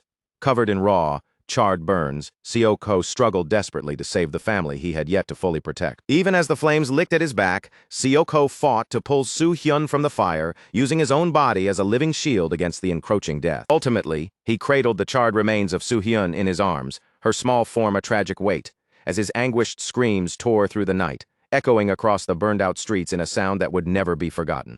The following day, grief transformed Baek Junsu into a vessel of pure vengeance, every ounce of sorrow fueling a ferocity beyond reckoning. With unstoppable wrath, he charged headfirst at lines of demolition crews and riot police, leaving 8 thugs and 3 officers dead, their bodies shattered under the unrelenting force of his fury. Yet the government, intent on preserving the polished image of the Olympics, buried the case and erased all records of his actions, rendering the young Avenger officially invisible, a ghost of vengeance untold. This shadowed obscurity led Baek Junsu to a stark interrogation room, where a mysterious woman known as a scouter appeared like a shadow in the sterile light. Recognizing the raw, untapped potential within him, she plucked him from the brink of execution and delivered him to Ordo Nox, an elite overseas assassination squad with a ruthless reputation. Over the next 10 years, Junsu rose through Ordo Nox with terrifying efficiency, earning the codename Tacitus, his skills and cunning elevating him to executive rank among the deadliest operatives on the planet. Eventually, he retired, but only under one unyielding condition. He would never leave South Korea again, his life bound to a singular mission: Justice, a relentless pursuit to punish those who had profited from building luxury apartments atop his sister's grave. This burning quest for vengeance guided him straight to the towering headquarters of the Choanggu Group. There, infiltrating the chairman's office, a modest, makeshift trailer, reminiscent of the company's humble beginnings, he pressed a knife against Jin Seok-ho's throat, the air thick with imminent death. But Seok-ho's gaze met his, and the sight of the young man before him unleashed a torrent of relief, tears carving paths down his scarred face. The chairman, who had searched tirelessly for Junsu for a decade, begged for death, as if it could atone for failing Suo-hyun and release the unbearable weight of his unavenged daughter. When Junsu pulled back Seok-ho's collar, the horrific burn scars were laid bare, a testament to the years of agony endured while trying, and ultimately failing, to save Soo-hyun 17 years prior. This revelation forced Baek Junsu to pause, to hear the truth with a heart still raw and bloodied, yet open to understanding. Seok-ho explained that although he had participated in redevelopment negotiations, the state had abruptly demolished the site without his knowledge, a bureaucratic betrayal that sealed his daughter's tragic fate. He had rushed to the scene, rescuing Soo-hyun with his own hands, an act that haunted his every night since. Junsu remembered his sister's dream to join Cheonggu Group and reshape the world, and he saw in Seok-ho that same undying ambition still burning quietly within him. In that recognition, he made a conscious choice to spare the chairman, understanding that Seok-ho remained worthy of the dreams he had once cherished. He handed Seok-ho the fountain pen, urging him to stop shedding tears and instead use it as a tool to channel his efforts into reshaping the world without sacrificing his soul. Jin Seok-ho vowed to treasure the pen as a sacred vessel, carrying the intentions entrusted to him by both his daughter and Baek Junsu, promising to build a company that truly served the people. From the shadows, a younger Baek Junsu observed these pledges before silently turning away, the weight of memories heavy but his resolve clear. He knew the pen could not be his, no matter the pull of his sister's memory. After a decade spent immersed in killing, shedding countless lives, the burden of his sins was far too heavy to carry alongside such innocence and hope. He feared that keeping the pen would tether his sister's memory to his ambitions, dragging him back toward a light he no longer felt he deserved. Instead, Junsu turned his attention to the violent present. Entering a local restaurant, he confronted two men, Kim Cheo-min and Jang Hong-sik, identified as members of the Insang crew. Because they stood directly in the path of his mission, he neutralized one instantly, his movements precise, swift, and unflinching. A woman's scream sliced through the air as a pack of thugs surged forward, but Junsu's gaze remained cold and detached. Each action a measured echo of years spent honing his skill and preparing for revenge. The decade of relentless training had shaped him into a predator. The pursuit of vengeance, though hollow in hindsight, had made him unstoppable, a force none could easily withstand. He beckoned the remaining thugs forward, and within moments the restaurant lay in ruin, tables overturned, bodies sprawled and unconscious. A silent, brutal testament to the unyielding ferocity of Baek Junsu's resolve. Amid the smoke and debris-strewn chaos of the wrecked restaurant, Baek Junsu stood, chest heaving and eyes scanning the aftermath. Through the swirling haze, a figure slowly emerged, a tall, imposing man, clad in a pristine white suit, each movement measured and unnervingly calm, as though the destruction around him barely registered. This was Park Du-chul, the undisputed commander at the head of the O-seong faction, a man whose reputation for deadly precision and unwavering authority sent ripples of fear through anyone who dared oppose him. His gaze locked onto Junsu, sharp and calculating, weighing every detail, every twitch of muscle. In a voice that demanded recognition, he asked for the name of the man who had wreaked such calculated havoc, who had moved through chaos with such lethal skill. Junsu, cautious yet steady, inquired if Du-chul truly led the men he had just obliterated. The man responded with a wide, almost playful grin, confirming his role without a hint of menace, exuding confidence that bordered on theatrical. Fueled by a surge of anger and desperation, Junsu threw a punch with every ounce of strength in his body, but shock froze him mid-motion. This time his blow did not land. Park Du-chul intercepted effortlessly, his palm absorbing the impact as if brushing aside nothing more than a passing leaf, his control absolute, his calm unshakable. For the first time, Junsu truly met his opponent's eyes.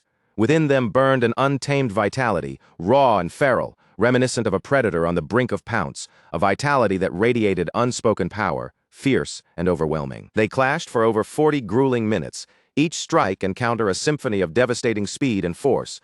Around them, restaurant executives and onlookers froze in stunned silence, witnessing a dance of life and death so precise it felt almost ritualistic. Eventually, Junsu collapsed to his knees, gasping, body trembling, utterly spent. He had never faced a human capable of wielding such raw, unbridled strength with mere bare hands. Expecting the end, he whispered hoarsely for Du-chul to strike him down. surrendering fully to the inevitable. But Duchol laughed, a deep, resonant sound that rolled across the shattered room.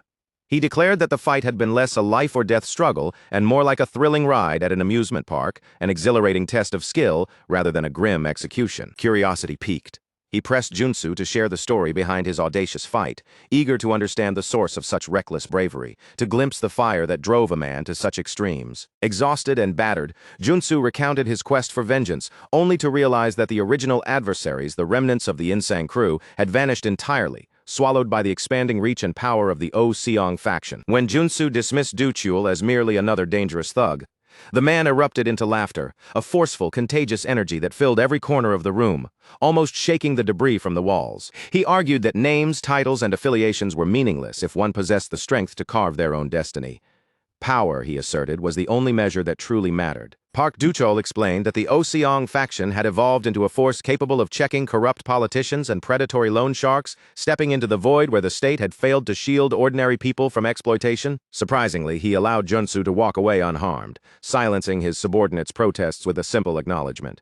The young man deserved to shape his own path in a world dominated by strength. Having fulfilled his vengeance, Junsu returned to Jin Seok-ho, pledging himself as the man's personal protector, dedicating his life to safeguarding the chairman who had rebuilt Cheonggu with unwavering determination. He became fascinated by the notion of witnessing Seok-ho nurture and expand the Cheonggu empire, curious about the strategies that would elevate the company far beyond ordinary ambition. For years, Junsu observed quietly as Seok-ho constructed a company of unparalleled integrity, fiercely loyal to the old guard, while the chairman's own inept children, Gu-ho and Ju-hee, maneuvered behind his back, plotting their own grasp for power. Over time, Cheonggu grew into the global technological powerhouse that Soo-hyun had once dreamed of, a pinnacle of innovation, influence, and realized vision. Yet as Seok-ho aged, the fire in his eyes began to fade, his once formidable vigor waning under the relentless march of time. He grew blind to creeping corruption, ceasing to strategize for the company's long-term future, allowing decay and scheming to quietly spread within his empire. Seizing the moment, Gu Ho-jin swaggered into the office, brimming with triumph, announcing that the committee had finally invited Cheonggu to join their ranks, a declaration that ignited Seok-ho's righteous fury. The memory of his sister, tragically lost in the state-driven redevelopment fires, seared through him.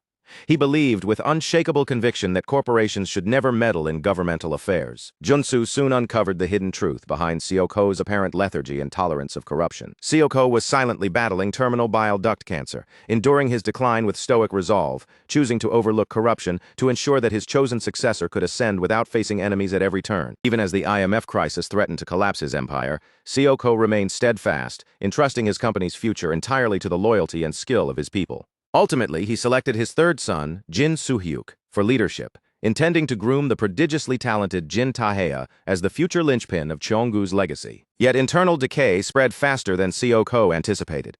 Gu-ho approached Junsu, pressing him to join a covert coup within the committee, claiming that the leader of the O-Seong faction still remembered his prowess. Bound by a dark resolve to protect Seok-ho's vision and his sister's unrealized dream, Junsu concealed his true intentions, lying to the chairman while masking his deeper strategy. He fabricated a reason for missing a critical world tour, citing the anniversary of his sister's death as a solemn, unavoidable excuse. As the sun sank beneath the horizon, Junsu stood alone, accepting that this betrayal would forever place him in the deepest pits of his own conscience, yet believing that such sacrifice was essential to safeguard the legacy he swore to protect. When the yacht erupted into flames under the relentless downpour, he swore an oath to preserve the dream, vowing that he would endure the blackest inferno if it meant shielding what was most precious from ruin. Years earlier, Jin Seok-ho had walked alone through an autumn forest, scarlet maple leaves drifting around him like fiery embers, the weight of his own mortality pressing heavily upon his shoulders as the threat of collapse loomed over his empire. Standing at his side, Baek Junsu understood the immense responsibility to protect the company,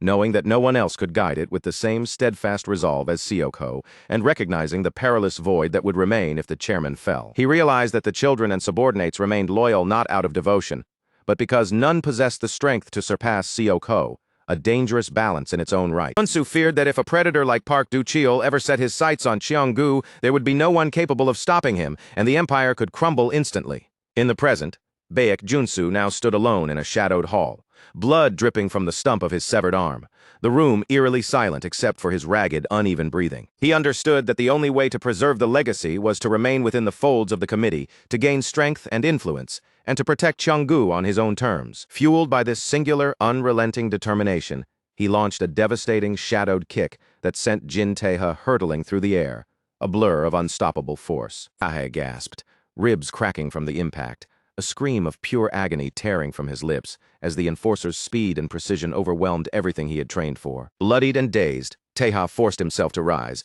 heart hammering in his chest, struggling to comprehend how a strike he had been certain to block had landed with such punishing force. He barely managed to slide under the next strike, only to feel with rising horror Yunsu's immense strength slam into his abdomen despite his frantic evasive maneuvers. A spray of blood burst from Taeha's mouth as he retaliated with a vertical slash, each motion radiating lethal intent, the air around him crackling with deadly energy. He instinctively understood that fear of death was a weakness, predictable, manipulable, and he had long since abandoned it, moving freely without hesitation. Strangely, everything Junsu had done until now had been a carefully orchestrated strategy to buy time, to allow the seeds of his successor's emergence to take root. Exposing the weak Jin Guho had been nothing more than a diversion, a calculated distraction to ensure a true successor, someone with power surpassing even his own, could be revealed. Back in the present, Taeha doubled over, clutching his side as unbearable pain tore through him, the depth of his injuries sinking in with terrifying clarity. He realized grimly that his ribs were shattered to the point where any further movement risked rupturing his internal organs, a wound that could turn fatal with even the slightest misstep. Every breath burned, every heartbeat, a warning. Survival now demanded precision, resilience, and the absolute abandonment of hesitation, for the next move could decide everything. Pain lances through Jin Taeha's body, sharp and unrelenting, each nerve screaming with agony, yet he grits his teeth, forcing each step forward, refusing to yield. Every wound, every searing ache, every drop of blood spilled up to this moment converges here, at this singular point where destiny demands he stand firm. There is no room for hesitation, only relentless motion toward what must be done. With a primal roar that reverberates through the cavernous hall, Taeha surges forward, crimson streaking from the deep gash along his side. Each step pounds the ground with raw, unshakable determination. His eyes locked on Baek Junsu, his body a coiled spring of fury and purpose, ready to strike with lethal precision. Baek Junsu watches Taeha charge like an unstoppable storm incarnate, and a faint, knowing smile creeps across his lips. It's a mixture of reluctant admiration and resigned acceptance, as if he sees both the inevitability and the brilliance of the assault bearing down on him. Memories flash unbidden through Junsu's mind, an encounter long past where the cold, merciless Jin Cheong had sneered at him, mocking the restraint that Junsu had so carefully cultivated. Cheong's words lingered, questioning why a man of ambition like him had remained silent, measured, patient, when power could have been seized outright. Cheong, ruthless and audacious, had killed his own brother without a shred of remorse, and whispered that Junsu shouldn't simply participate in the committee, he should consume it entirely, devouring every seat of influence until nothing was left untouched, until his dominance was absolute. At the time, Junsu had been drawn to that cruelty, intrigued by its sharp, dangerous potential. Cheong's mercilessness was more than malevolence. It was a tool, a spark that could ignite transformation, a necessary evil in the relentless chessboard of Cheonggu politics, where hesitation meant death. He had envisioned a man who could vault over the walls others dared not challenge, a force unbound by tradition, a figure who would shatter barriers that had stood untested for decades. Junsu remembered Chung revealing footage from a helicopter, guns trained, confirming the impossible.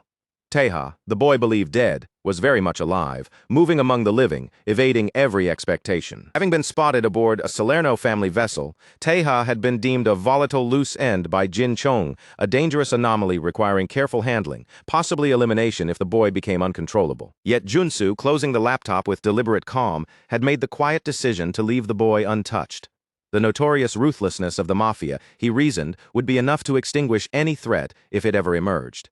Now in the present, the confrontation between Taeha and Junsu reaches its crescendo, every movement taut with lethal intent, every motion a deadly dialogue of strength, skill, and survival. Junsu launches a high, precise vertical kick, sharp and unrelenting, but Taeha, honed by endless trials and unimaginable suffering, reacts with a desperate, almost impossible counter, his body moving with instinctive grace, clenching his teeth into Junsu's neck with feral intensity. Taeha carves the opening he needs, pivoting behind his opponent. His body coils like a predator preparing to strike, every muscle poised for the next decisive motion. With surgical precision, Taheha drives his twin blades from either side, twisting steel through flesh. Blood erupts like a crimson fountain, painting the floor in a violent testament to his unyielding resolve. As Junsu feels life draining from him, unbidden memories of a private jet surge forward, the echo of Jin Chong's maniacal laughter ringing in his ears as orders were given to eliminate the old guard and silence the young Taheha forever. Chong's command had been absolute: erase all witnesses, annihilate every trace of the boy's existence. But Junsu had lied. He reported complete success, feigning obedience, while secretly sparing the child, quietly trusting in Taheha's innate resilience to carry him through the storm of danger. He believed that if Taheha truly was the rightful heir, he would endure every trial, escape the flames meant to consume him, and survive where others would falter and perish. Now, bloodied and staggering, Junsu sees the undeniable truth. Victory belongs to the fearless successor. Before him shines the unbroken brilliance of Jin Seokho's bloodline, fearless in the face of death, perfectly inherited in Taeha. Through fire, suffering, and relentless cunning, Taeha has surpassed every fortress, every scheme, every challenge. Junsu spent a lifetime constructing a force unstoppable, molded by pain, honed by vengeance. Sunlight filters through the shattered windows of the hall, falling on the young master kneeling tall, stepping boldly into the path forged for a warrior, the heir of Seokho's intellect claiming his place in the world. With a final screaming slash, Taeha drives the decisive blow home. In that instant, Junsu understands. The long-delayed apology owed to the late chairman, a debt of loyalty and reckoning, is finally paid. Baek Junsu's legacy ends violently. His severed head rolls across the polished executive hall floor, leaving only silence and the weight of finality in its wake. In his last heartbeat, Junsu reflects on the intricate bond he once shared with Jin Seokho, the late chairman whose guidance had shaped, constrained, and defined him throughout life. The day his sister perished in flames had marked the fork in his path, one toward empire, the other toward quiet, festering resentment. While Seokho built an empire through vision and patience, Junsu lived a lie, nursing silent bitterness toward the chairman's perceived leniency, a resentment that had never left him. He wonders if Seokho ever truly discerned his betrayal, or if he had merely overlooked it, mistaking kindness for weakness. Junsu had judged the chairman unworthy, blind to the truth that judgment had already been reversed. Now, observing the black fountain pen gripped firmly by the bloodied Jin Taeha, Junsu realizes the truth. It was he, not the chairman, who had been measured and found wanting. Seokho's meticulous foresight had already decreed that Junsu was never destined to inherit the future of Cheonggu, leaving a path to be claimed only by Taeha. He accepts it finally. The late chairman had chosen a future far beyond his reach, now embodied in the young master kneeling before him, resilient and unbroken. The hall falls into a heavy, suffocating silence, a quiet witness to the aftermath of battle. Taeha collapses to his knees, gasping for air, every breath a struggle against fatigue, pain, and the weight of survival. Though he stands victorious, Taeha's body is battered, bruised, and bleeding. Exhaustion presses down with relentless weight, every heartbeat a stark reminder of the blood lost, and a creeping fear that he might not reach the allies waiting anxiously below. Below, the lower floors have descended into chaos. Gunfire cracks through the corridors, screams echo, and panic spreads like wildfire among those trapped within. Elite Team Black is pinned under the relentless pressure of soldiers clad in heavy tactical armor. Eerie Kang struggles desperately under the hail of bullets, the overwhelming firepower testing the limits of their loyalty and resolve. Vui Kim checks his watch, jaw tightening with tension. 11 minutes have passed, far beyond the agreed extraction window. The weight of dread presses on him like lead. The conclusion is grimly inevitable. Taeha hasn't returned. The mission is a failure. Heart heavy, Vui Kim gives the reluctant order to retreat, striving to save what remains of his team. Gwangsu-gu reacts in disbelief, shouting that they cannot leave the fight unfinished. But Vui Kim's resolve is ironclad, his decision unshakable. He knows all too well that if Baek Junsu's threat materializes through those doors, the entire team will be annihilated without a trace. As the elevator doors chime open, the sinister silhouette of Do-kyung-han fills the frame, and Taeha, bloodied and exhausted, struggles to move, his body screaming for reprieve even as danger looms. Then, a figure rises above him. Taeha lifts his gaze, recognition flickering in his tired, bloodied eyes, a momentary spark amidst the chaos. Downstairs, panic surges as Gwangsu-gu fights to hold the line, only to be yanked back by Vui Kim, his screams raw with the bitter realization that they must face the unvarnished truth of failure. But suddenly the chaos is shattered by a blur moving with impossible speed across the lobby. Nameless appears, carrying the bloodied, unconscious Jin Taeha on his back, moving with precise, fluid motion that defies disbelief. He roars at the team. the words cutting through hesitation like a blade, delivering a single, undeniable truth. Ek Junsu is dead. Taeha is the one who brought him down. The revelation strikes Pyongwan Ho and the rival guards like a physical blow, freezing them in stunned disbelief. Their foundation, the cornerstone of their power, has crumbled before their eyes. As loyalists scramble to escape, an unnatural silence lingers upstairs, heavy and foreboding. Du Kyung-han stands alone, facing the severed head of his mentor, chest rising and falling with careful, uncertain breaths, each one a mixture of shock and contemplation. He places a hand over his heart, questioning whether the death of the man who trained him has finally freed him from the chains of the past. Yet grief never comes. Instead, a smirk slowly spreads across his bloodied face. With a deliberate, measured stride, he walks away, leaving the shadows of yesterday and all its burdens behind him. Outside, the city streets stretch into a tense labyrinth, narrowing with each turn as Jin Taeha and his protectors are pressed to the very edge of escape. The night air is crisp, carrying the faint echoes of pursuit, every shadow seeming to whisper danger. Each alley, each corner, feels like a potential trap, every step a delicate gamble as the hunters draw closer, relentless and merciless in their chase. Vui Kim steps forward, jaw tight, eyes burning with unwavering resolve. He offers to stay behind to hold the line alone, a personal penance for ever doubting Taeha's strength. Yet Gwang Su-gu shakes his head firmly, refusing to let his loyal captain throw his life away, when survival, not heroics, is the priority. The future of Cheonggu rests with the young master, Gwangsu reminds him, voice steady, weighted with the gravity of their responsibility. Your duty isn't to act like a lone hero. Your duty is to ensure Taeha survives, to see him claim what is rightfully his. A dark, defiant smile flickers across Vui Kim's face. His veteran instincts sharpening, he steels himself ready to face the oncoming wave of Cheonggu guards alone.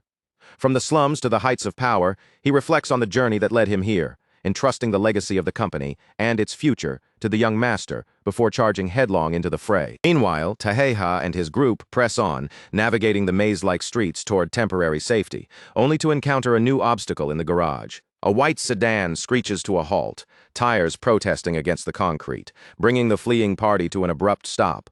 From the back seat, Kim Jae-pil, underboss of the Oh Seong faction, peers out with a calculating gaze. Despite the chaos, his expression is calm, deliberate, offering assistance that none expected. Yoon Suri eyes him warily, suspicion etched into every line of her face.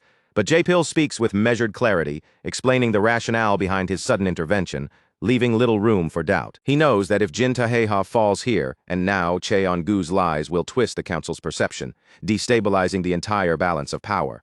Never one to gamble on a losing hand, Jae-pil chooses to protect the heir, safeguarding the truth amid the unfolding chaos. News of the duel and its deadly outcome eventually filters up to the 36th floor. Moon Dane receives the confirmation over the phone. Jin Taeha has killed Baek Junsu. The revelation cracks Jin Chong's composure, leaving the usurper flailing in disbelief at the magnitude of the loss. In a manic burst of rage, the new chairman hurls his crimson rotary phone across the desk. The shriek of the receiver smashing into wood, echoing his fury, and screams Taeha's name with raw, consuming anger. Inside the quiet confines of Bowman Gukbab restaurant, the violent chaos outside fades into the rhythmic, almost hypnotic beep of a medical IV drip, each pulse marking a fragile heartbeat of survival. In a secluded back room, Jin Taeha lies unconscious, heavily bandaged. Aunt Nana has just finished emergency surgery, explaining to Kim Jae-pil that a fractured rib fragment had pierced Taeha's large bowel. While the resulting hematoma is not immediately life-threatening, she stresses the necessity of a strict antibiotic regimen to prevent infection. As the rightful heir to Cheonggu, Taeha's survival has become a critical political pivot, a liability that every faction must now account for, and a responsibility that cannot be ignored. In the kitchen, Nana recommends transferring Taeha to a proper hospital to reduce the risk of peritonitis. Kim Jae-pil listens carefully, weighing the potential consequences of moving a high-value target. He decides with cold precision, relocating Taeha is far too risky.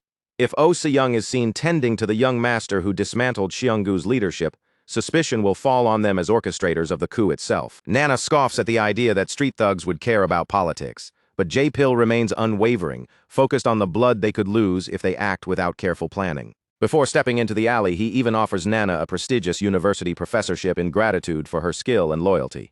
She slams her knife into the cutting board with a decisive snap, rejecting the offer outright, declaring that saving lives is a hobby she intends to keep. Outside, Jae-pil meets Vui Kim's men, dressed in tactical gray, reassuring them that Taeha needs only rest, that recovery will proceed safely under vigilant supervision. As the luxury sedan weaves through the crowded market streets, Jae-pil leaves a message for Taeha. When he awakens, he should come find him for a smoke, a fleeting moment of normalcy in the storm surrounding them. Yet in J-Pill's mind, a more calculating consideration unfolds, darker in nature. He reflects on Taheha not merely as a formidable fighter, but as a force of royal caliber, a master of negotiation, manipulation, and strategy, capable of navigating the ruthless currents of corporate and criminal worlds alike with uncanny precision. Having slain the legendary Baek Junsu in the heart of Cheonggu, Taeha has proven himself as the genuine article, a true heir capable of reshaping the entire hierarchy through force, intellect, and decisiveness. A chilling thought crosses J-Pill's mind. If Taheha possesses the power to overthrow the entire system, would it not be safer for Oh Se-young to eliminate him immediately before he becomes a threat to them all? Driven by urgency, J-Pill summons his executives for an immediate, high-stakes meeting, the weight of Taeha's survival pressing upon every decision. Back at Bowman Gukbab, paranoia thickens the air, hanging over the table like a storm cloud. Each participant alert, each movement watched with suspicion. Huang Gray argues with a sharp urgency that the group must evacuate the district immediately. When Vui Kim and Nameless question the prudence of moving a severely wounded man, Gray emphasizes the vulnerability of their current hideout, eyes flicking over every shadowed corner. He questions pointedly why Oh Se-young, a faction controlling 30 hospitals, would bring a critically wounded patient to a neutral restaurant famous only for its humble blood sausage. This gray zone provides safety only as long as they remain valuable. The moment their utility fades, annihilation is inevitable. To secure leverage, Gray lifts a USB drive containing a full month of CCTV footage from Jin Chang's secret basement control room. A treasure trove of data capable of securing weapons, funding, or safe passage. A masterful broker, Gray knows that information is currency.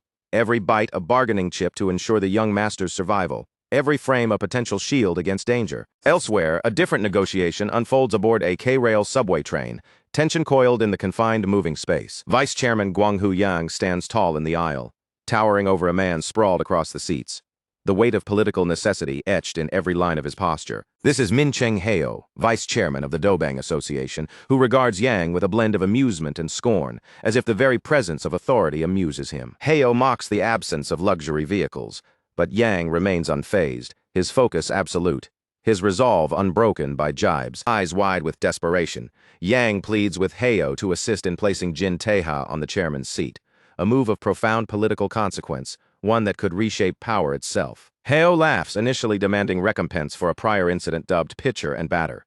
Yang meets the demand instantly, offering a staggering 3 billion won, the promise of wealth underscoring the peril of the task. The atmosphere darkens when Yang proposes a risk-laden deal.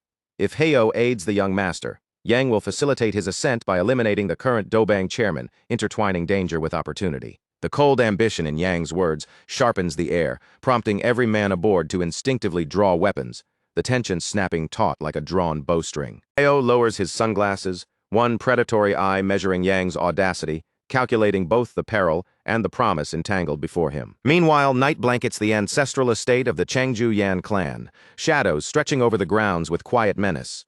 High above the estate, Yoon Suri is suspended by nearly invisible wires, the unmistakable signature of Baekjeong Yan, the formidable clan chiefess, her presence cold and calculating. From the rooftop, Baekjeong observes her former disciple with an almost theatrical mockery, noting the inevitable return of someone she had once believed lost forever. Sori, having fled the clan years ago, meets the chiefess's deranged taunts without fear.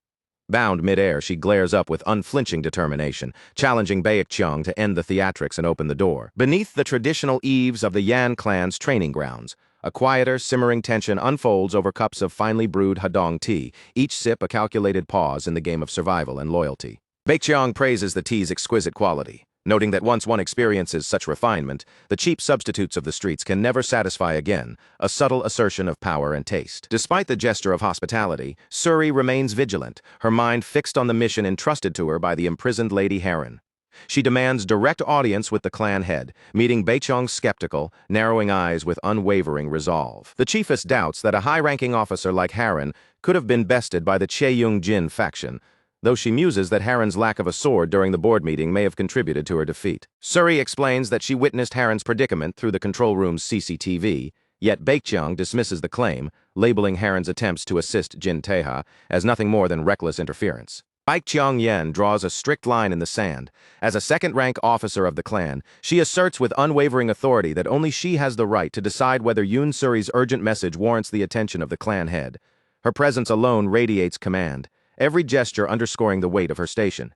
When Suri pushes back, questioning the boundary, Beiqiang's gaze hardens into something razor-sharp, cutting through the air like steel. Her voice drips with icy menace as she threatens to tear out the girl's tongue for daring to flout the clan's strict protocols, a warning laced with lethal intent. Pointing to a flaw in Suri's reasoning, the chiefess reminds her sharply that if the message truly came from Lady Heron, Suri would already know the proper channels demand reporting first to a second-rank officer, not bypassing the hierarchy. Every word presses against the girl like a wall of authority. Under the weight of that scrutiny, Suri's mind flickers to a vivid flashback.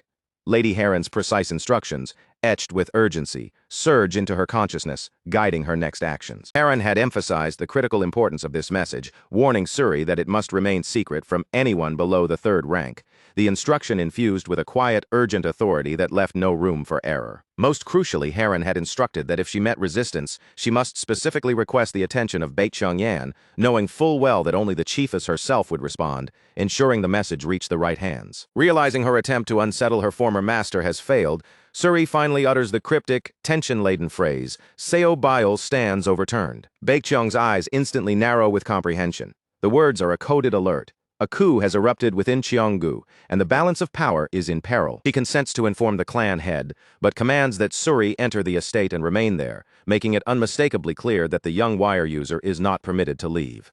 Her freedom temporarily suspended. Suri realizes she was never meant to walk away freely, and Beiqiang confirms this with a subtle, knowing smile, a silent acknowledgement of control and foresight. The chiefess elaborates, recounting the Yan clan's 1,000-year history of exclusivity, tracing its origins back to the legendary cadets of Manhwa, a lineage steeped in discipline and unmatched skill. She admits that she tolerated Suri's temporary rebellion only because she anticipated the defector's inevitable return, confident in the girl's loyalty and the pull of the clan's enduring power. Suri clenches her fists but ultimately agrees to remain, stipulating two firm conditions for her continued service. First, she must be allowed to visit her father twice weekly.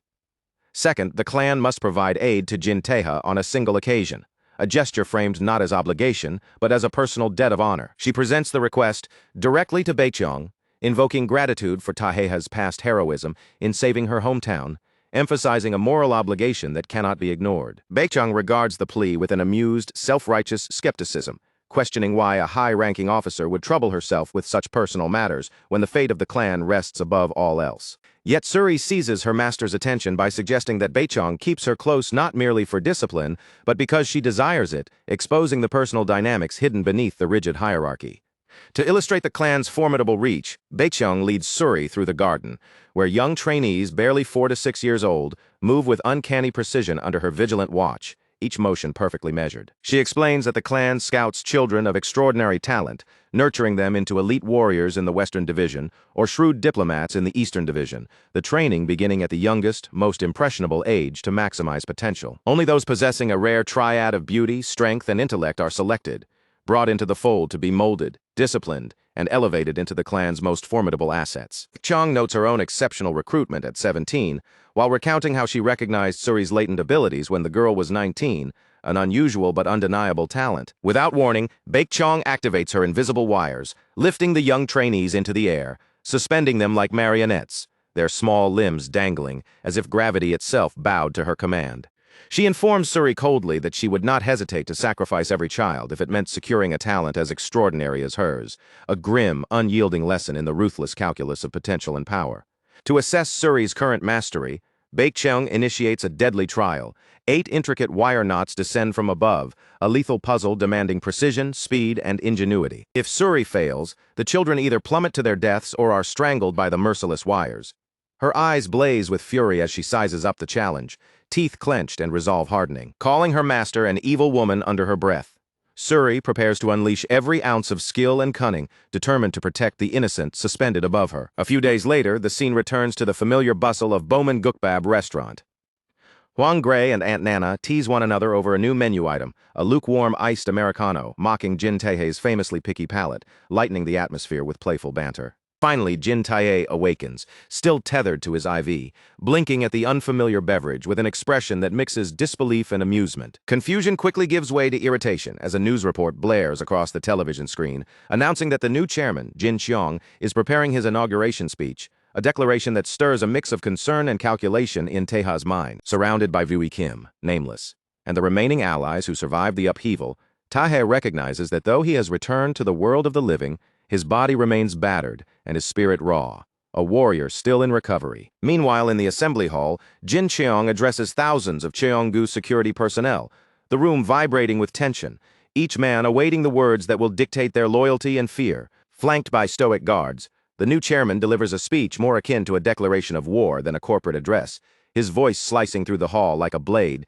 charged with raw, unrestrained force. He promises to catapult the company into a global era, invoking the founder's legacy, yet his tone twists into manic fervor, fists pumping, fingers clutching the ornate eagle-headed cane as his words crescendo with unbridled intensity. Cheong declares that Cheonggu will never bow to terrorism, swearing that no matter how deep the shadows, the company's light will remain undimmed, a vow both defiant and desperate. Back at Bowman Gukbab, Taiha observes the broadcast alongside Vui Kim, Huang Gray, and Nameless, eyes narrowed in a calculating stare, absorbing every word, every gesture, every nuance of Cheong's performance. Gray mocks the chairman's over-the-top theatrics, yet Vui Kim reads between the lines.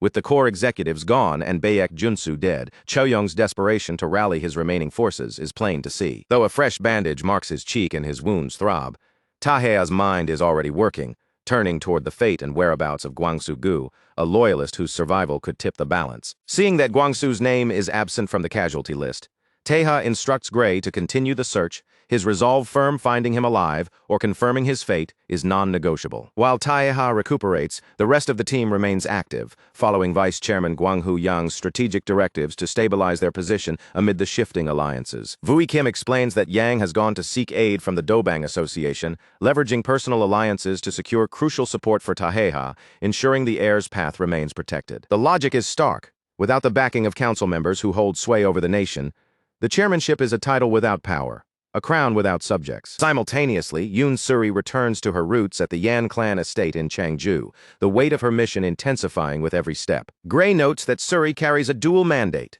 to expose Cheonggu's captivity of one of their own, and to secure the support of those who had taught her the clan's intricate wire techniques, a mission demanding both subtlety and precision. Amid these shifting tides of loyalty and power, a message arrives from Kim Jae-pil of the Oh Seong faction, inviting Jin Taeha to the cigar lounge once again, an opportunity fraught with both promise and peril. Despite Aunt Nana's stern warning from the kitchen that even the slightest misstep could be fatal, and Vui Kim's suspicion of a potential trap, Taeha steels himself to move forward. He reflects on lessons learned in the mafia. Confidence alone is insufficient. Survival demands an unshakable faith in one's own judgment, a calculated daring tempered by experience. Fully committed, Taeha dons his suit jacket and black gloves, signaling to his men that they must trust his judgment.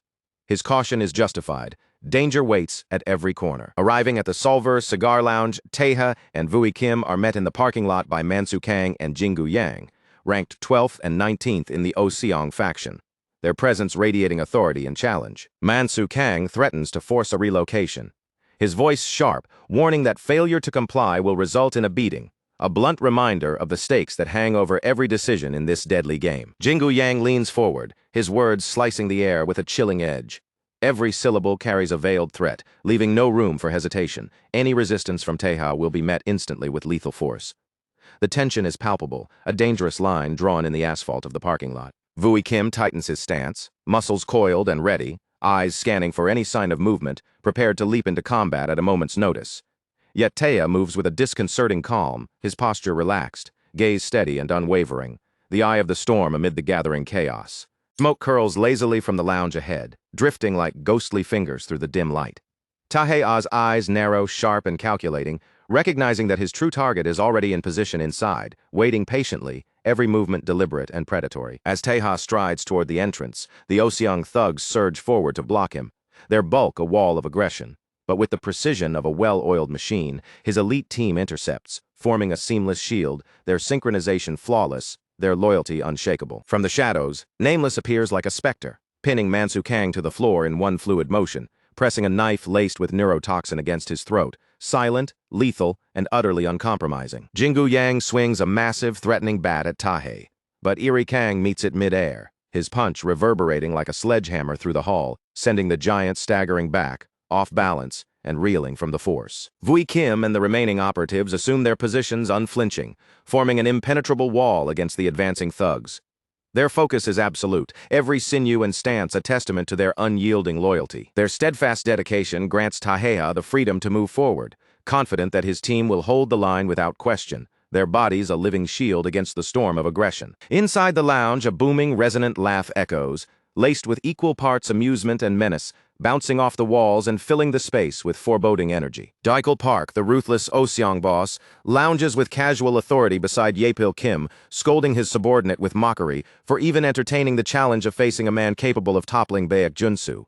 His tone is patronizing, yet carries the weight of experience and power. With a dismissive flick of his hand, Daikul signals Taeha forward, an invitation wrapped in danger, testing the young master's composure. He introduces himself formally, declaring his status as number 2 of the faction, a position cemented in authority, his presence commanding immediate respect. Taeha pays no heed to the formalities. He strides confidently to the counter, selects a cigar with deliberate calm, and settles across from Jaepil, his posture relaxed, yet undeniably imposing, a quiet storm of contained power. Yaepil attempts an explanation, offering apologies for the skirmish outside, insisting the chaos was staged to make their encounter appear coincidental to any observers, a subtle play of deception. Taeha, however, ignores the pretense entirely, disinterested in apologies or minor theatrics, his focus sharp, his mind attuned to the real stakes at hand. Lighting his cigar with measured calm, he fixes Jaepil with a steady, piercing gaze and instructs him to leave the room, cutting through the layers of hierarchy to confront the true power at the table. Recognizing the holders of real influence,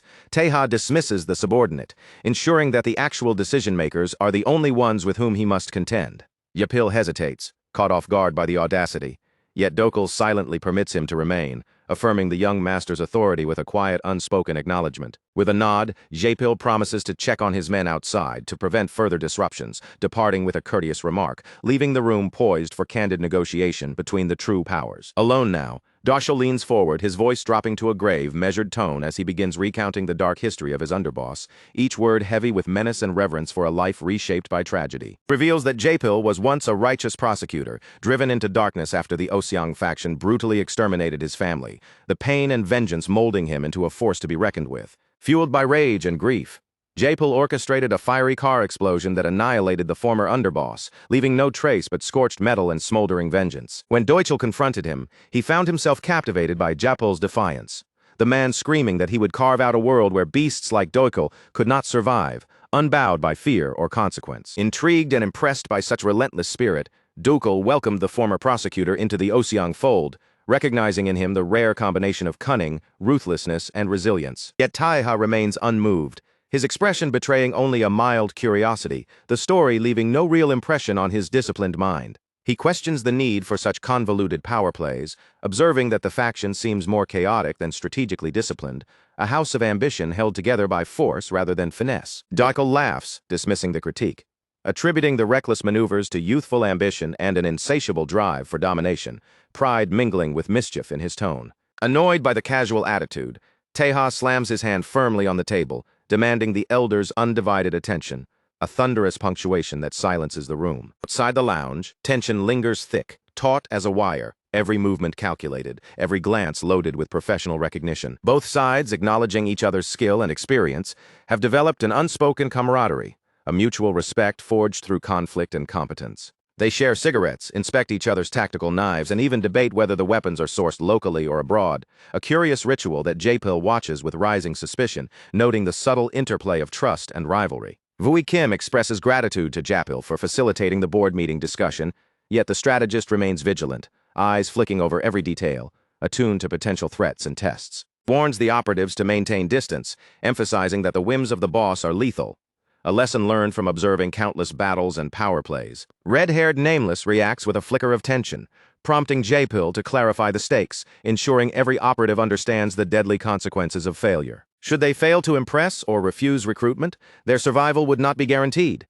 This is not mere rhetoric, but a stark reality of the world they inhabit. Yaepil notes that Baek Junsu's legendary reputation is rooted in being one of the few who ever confronted Daikul and lived to tell the tale, a testament to the boss's unyielding power and lethal efficiency. Inside, Daikul wastes no time and cuts to the heart of the matter, his posture forward, eyes locking onto Taeha with a calculated intensity. He acknowledges Taeha as the rightful heir, offering a proposal that is both strategic and laden with promise.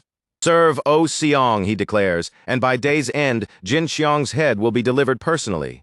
the words dripping with deadly assurance. Yet he warns that even if Taihei rises as chairman, the company will, by his decree, be forever barred from the council. A double-edged offer of power and limitation. Taihei responds with precise, cold reasoning, his words slicing through the tension with unwavering clarity. Revenge is personal, he asserts, and Jin Xiong's death only matters if I strike the final blow myself. Every syllable carries resolve, discipline, and principle. He further declares his current allegiance to the Salerno family in Italy, offering Deukel safe passage, confident that Xiong will not impede his path, a calculated display of trust and leverage. Enraged, Deukel's presence swells, towering over the table like a dark colossus, his roar filling the room. Furious at the audacity of a youth daring to defy him while still recovering from past wounds, Taihei exhales a slow stream of smoke unshaken, observing that they are neither monsters nor beasts to create chaos within a refined establishment. His calm a stark contrast to the tension surrounding him. A startled waiter interrupts the escalating standoff, forcing Deukel to momentarily mask his fury with a clipped, brief laugh, the tension simmering yet controlled. Seeing the unflinching, predator-like determination reflected in Taihei's eyes, the Xiong leader recognizes genuine resolve and elects to spare him, respecting strength when it reveals itself. As the meeting concludes, Deukel instructs Taihei to reveal the truth of Xiong's coup to the council, a directive laced with political weight and strategic intent. Taihei remains steadfast, warning that while the intricate dance of politics may be navigated carefully, anyone obstructing his path of revenge will be eliminated without hesitation.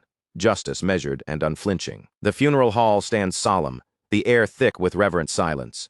White lilies sway gently, incense curls in lazy spirals, all framing the memorial portrait of the fallen master, Baek Junsu, a testament to his life and the gravity of his loss. With Qianggu's once mighty shield finally shattered, Du Kyunghan stands alone before the ceremonial altar, bowing deeply in a solemn, reverent gesture that speaks as much to respect as it does to mourning. Every movement is deliberate, a silent tribute to the fallen whose presence still lingers in the echoes of the room. Behind him, a tide of suited guards mirrors the gesture, pressing their foreheads to the polished floor in unison. The wave of obedience and grief stretches across the hall like a dark, reverent sea, the gravity of loss palpable in every bowed head.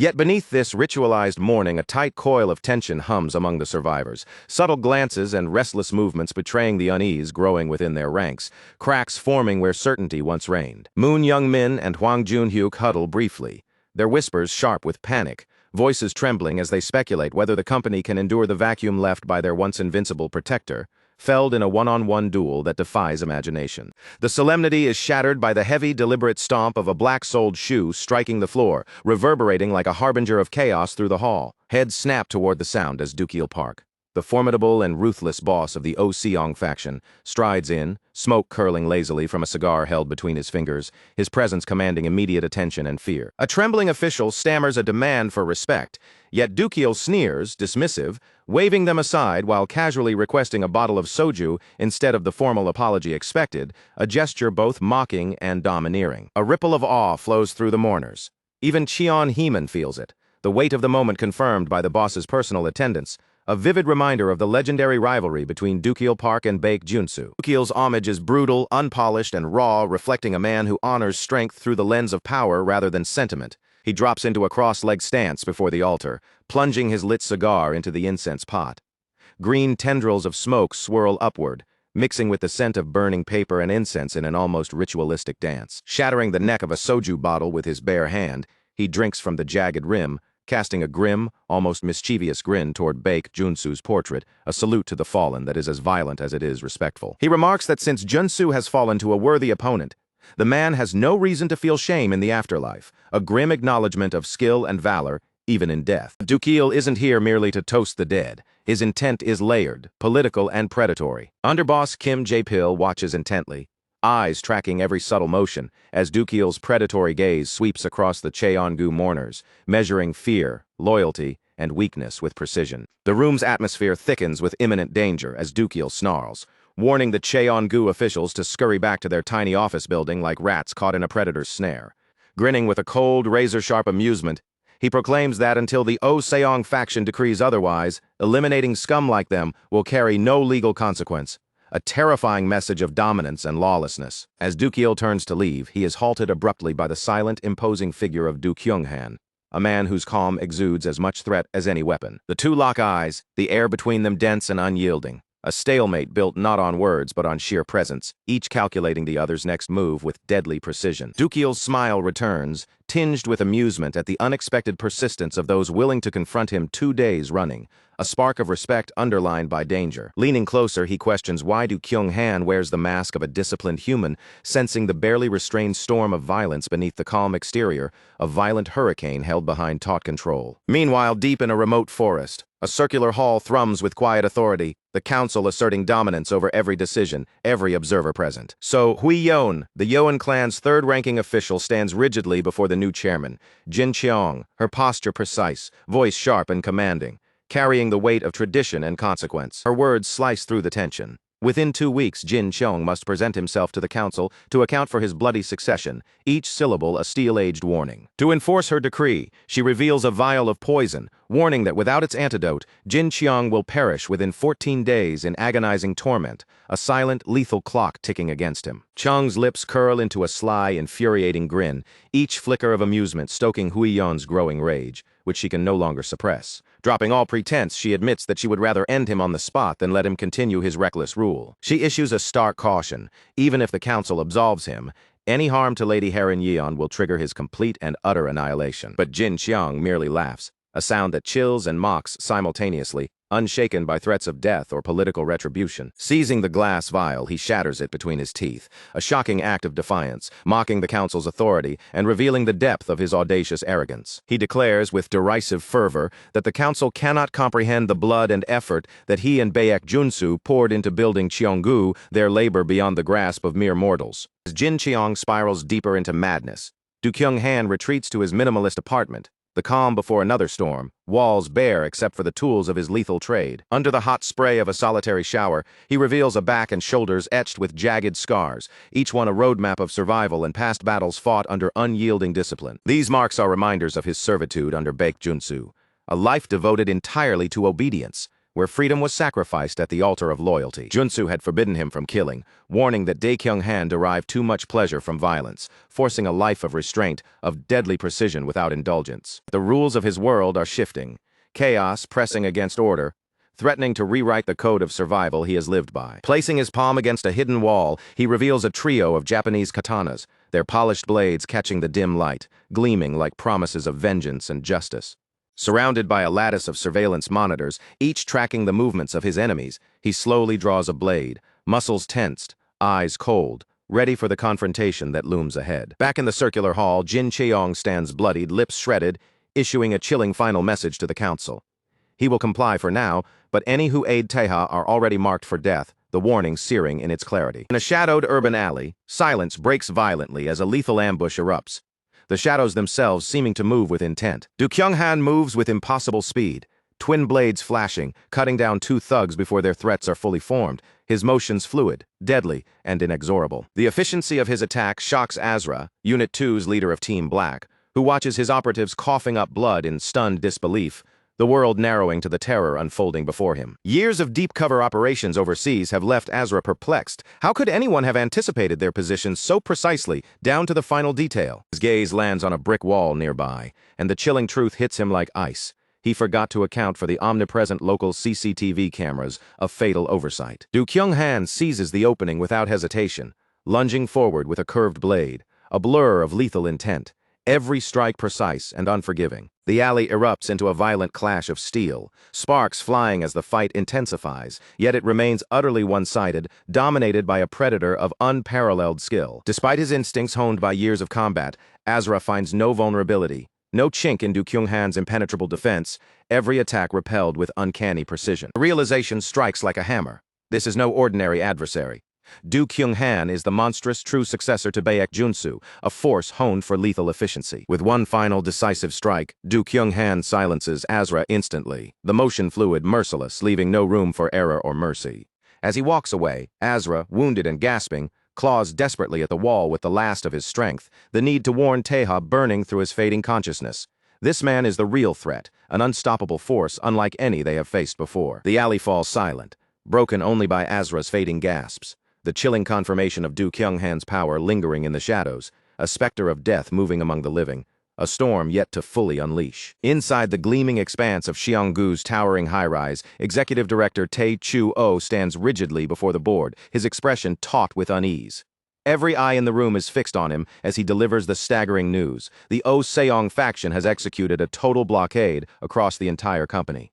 The air vibrates with tension, heavy and suffocating, as though the walls themselves are absorbing the pulse of an unfolding corporate war. Outside, rival forces have strategically cut off access to the exclusive executive clubs and orchestrated crippling strikes against suppliers. Inside, the company's leadership sits frozen, paralyzed by fear and indecision, each corridor and meeting room buzzing with an uneasy energy, as if the very building is holding its breath, waiting for the next blow to fall. The gravity of the crisis deepens when Director Myung-gi Kim steps forward, his voice tight with urgency. In merely 3 days, 8,000 employees, including high-ranking department heads, have submitted their resignations.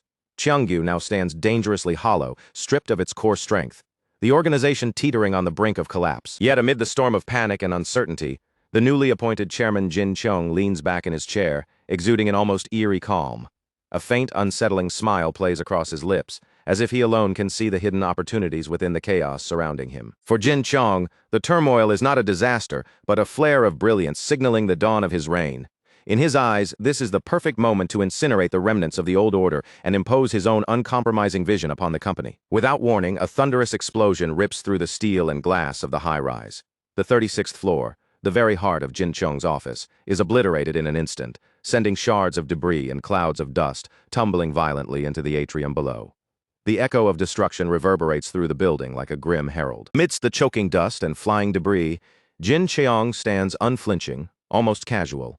His voice cuts through the chaos with an eerie composure as he calmly explains the reasoning behind the catastrophic event, as though he were simply narrating a routine procedural decision. The old office reeked of decay and failure, he declares, his eyes cold and unyielding. Only through complete annihilation can it be cleansed.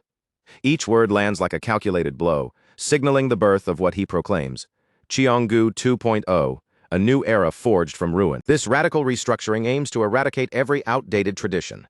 In one sweeping motion, he dissolves Cheonggu's security, absorbing its operatives into the newly formed Yongmu Corps. Loyalty is realigned, operational control redefined. The company is no longer just a corporate entity, but a machine for relentless, precise action. Pyongwon-ho steps forward, confirming the shift. The era of blade-to-blade skirmishes is over. Cheonggu Security has transformed into a fully armed private military corporation under the Black Tech banner, designed for modern warfare that is both ruthless and unrelenting. Jin Cheong's gaze sweeps the room, sharp and commanding. He warns the remaining executives to cease their complaints immediately and to ensure every employee returns to duty without fail. Fail, he snaps, his tone icy and merciless, and I will deal with you as I would with worthless cattle. Later that night, the tension in the chairman's office thickens to a near-solid weight. Du Kyung-han enters silently, lugging a heavy, ominous blue cooler. The very presence of the container draws every eye, a chilling prelude to the horror within. The deliberate, bone-jarring thud, he places the cooler on the polished table and lifts the lid. Inside, the severed head of Asura rests, a grisly testament to violence, the metallic tang of blood hanging thick in the air, clinging to every surface and nerve in the room. Jin Cheong does not flinch at the sight of death. Instead, his grim displeasure is directed at the lingering stench, staining his finely tailored suit. He observes the scene with controlled contempt, his mind more irritated by the smell than the act itself. A sneer twists his lips as he mocks Du Kyung-han. Is this moment of brutality truly satisfying now that Baek Junsu is gone? Fueled by rage, the guard lunges forward, hands wrapping around the chairman's face in a vice-like grip.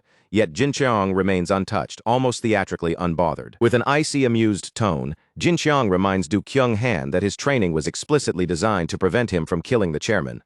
Every muscle in his body radiates control, turning the attempted assault into a futile display of frustration. Taunts further, suggesting Du Kyung's anger stems less from orders and more from the bitter reality that Taeha seized the chance to strike Junsu personally, leaving Du Kyung to stew in impotent fury. Any premature attack on Jangzhou district, Jin Cheong warns, would ignite an unwinnable war with the Oh-seong faction and the Yan clan.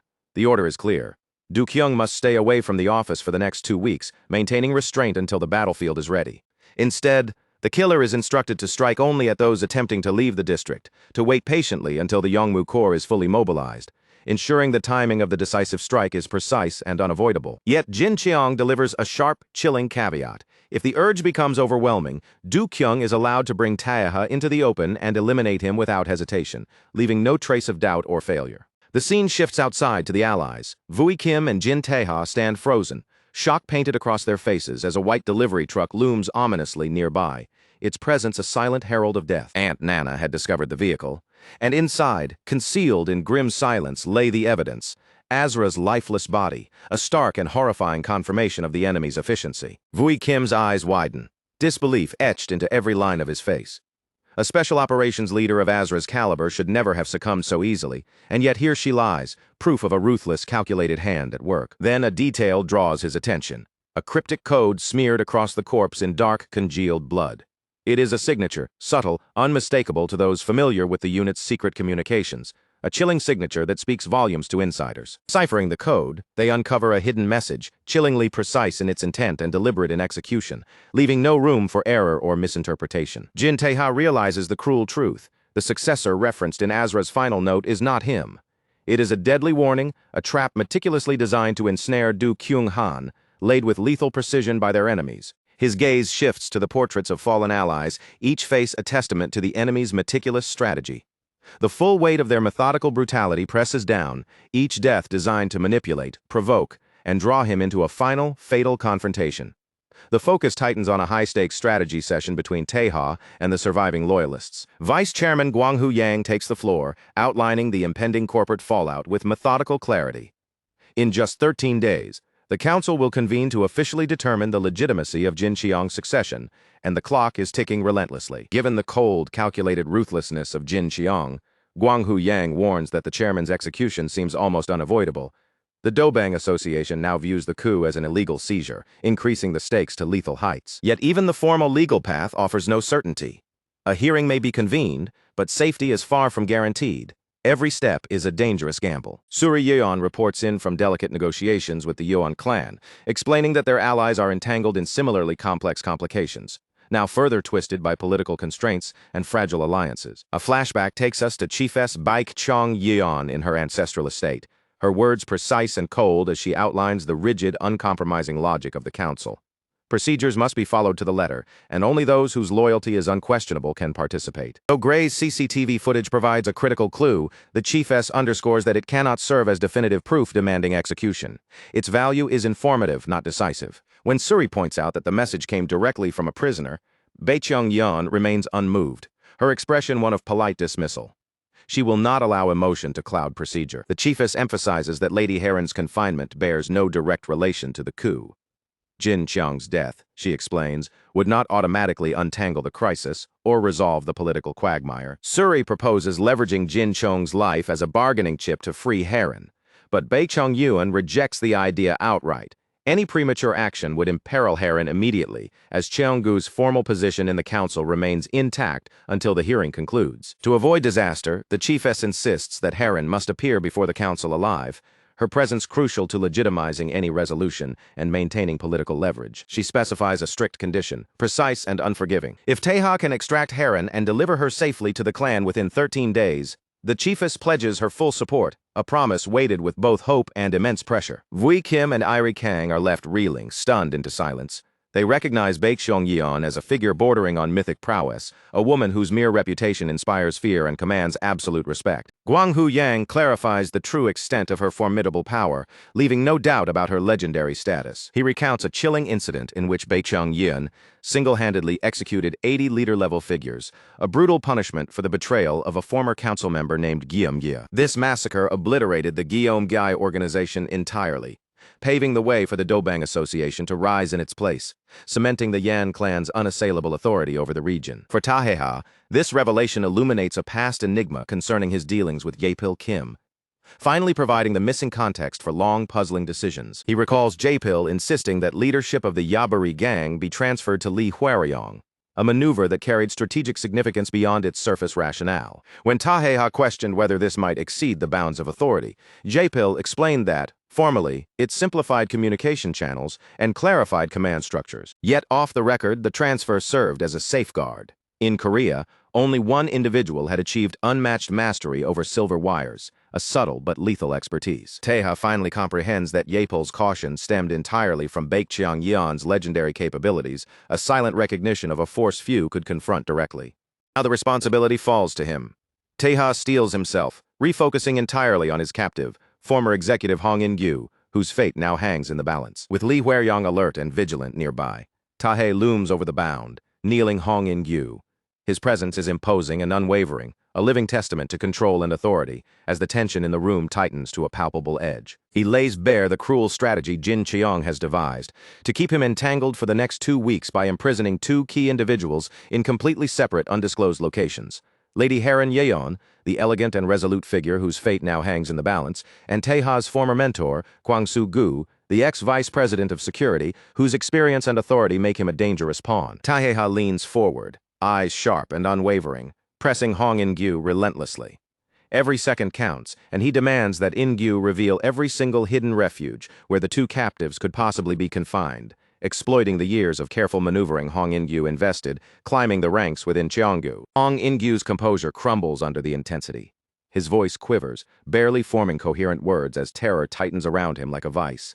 He warns, breathless, that Jin Cheong is utterly merciless to traitors, that any sign of disobedience could be the last act of his life. Before fear can consume him entirely, Vice Chairman Gwang Hu-yang cuts through the tension sharply, calling In-gyu a fool for letting terror dictate his every move. His words slice through the panic, demanding clarity and action over trembling hesitation. He drives the point home, with the infamous Du Kyung-han already having drawn his blade. In-gyu's very life dangles precariously by a thread. Any hesitation, any faltering, could instantly become fatal. At the mere mention of the unpredictable and lethal Du Kyung-han, In-gyu convulses in fear, a groan escaping him as memories flood back. Even the legendary Baek Junsu struggled to rein him in, and the thought of facing such wrath unprepared is enough to paralyze him entirely. Tae leans closer, his voice dropping to a low, commanding tone that brooks no argument. Survival, he makes clear, hinges on proving one's usefulness instantly. There is no room for delay, no margin for failure. He points to the growing unrest among the residents of Yongzheo District, their murmurs turning into a palpable desire for Director Hong's downfall. The weight of expectation finally breaks In-gyu's resistance, and with a shout of surrender, he promises to disclose every hidden detail he knows, his voice shaking but resolute. Later that afternoon, Taeha meets Hwang Gray outside a quiet, sun-dappled cafe. The air is tense with anticipation as Taeha prepares to put the young informant's skills to the ultimate test, measuring how well he functions under relentless pressure. He instructs Gray to mobilize every scrap of intelligence gathered on Hong In-gyu, piecing together the puzzle to locate the secret enclaves where Lady Heron and Gwang-soo Gu are being held, each clue potentially leading closer to their rescue. Gray hesitates, overwhelmed by the enormity of the task. Doubts spill from him as he points out that the search could be riddled with deception and that In-gyu might very well be lying. Tahaha's response is swift and resolute. Time is the enemy. They have only 13 days to act. With unwavering confidence, Taehae entrusts Gray with the mission, officially welcoming him as the first recruit in his rapidly expanding team. The weight of responsibility settles onto the young man's shoulders, but so does a glimmer of purpose. As night drapes its velvet cloak over the city, the team quietly moves through the shadows, preparing meticulously for the next phase of their high-stakes rescue operation. Every movement is measured, every plan sharpened to precision. Vui Kim voices a sharp concern over Du Kyung-han's reputation for ambushes, his gaze flickering toward the dark streets. Taeha, however, admits his own vulnerabilities, acknowledging that his physical limitations could jeopardize the mission if left unaddressed. His injuries are still raw, and his experience in live rescue operations remains limited. Taeha confesses that reinforcements will be essential to achieve success, his eyes scanning the team for understanding and readiness.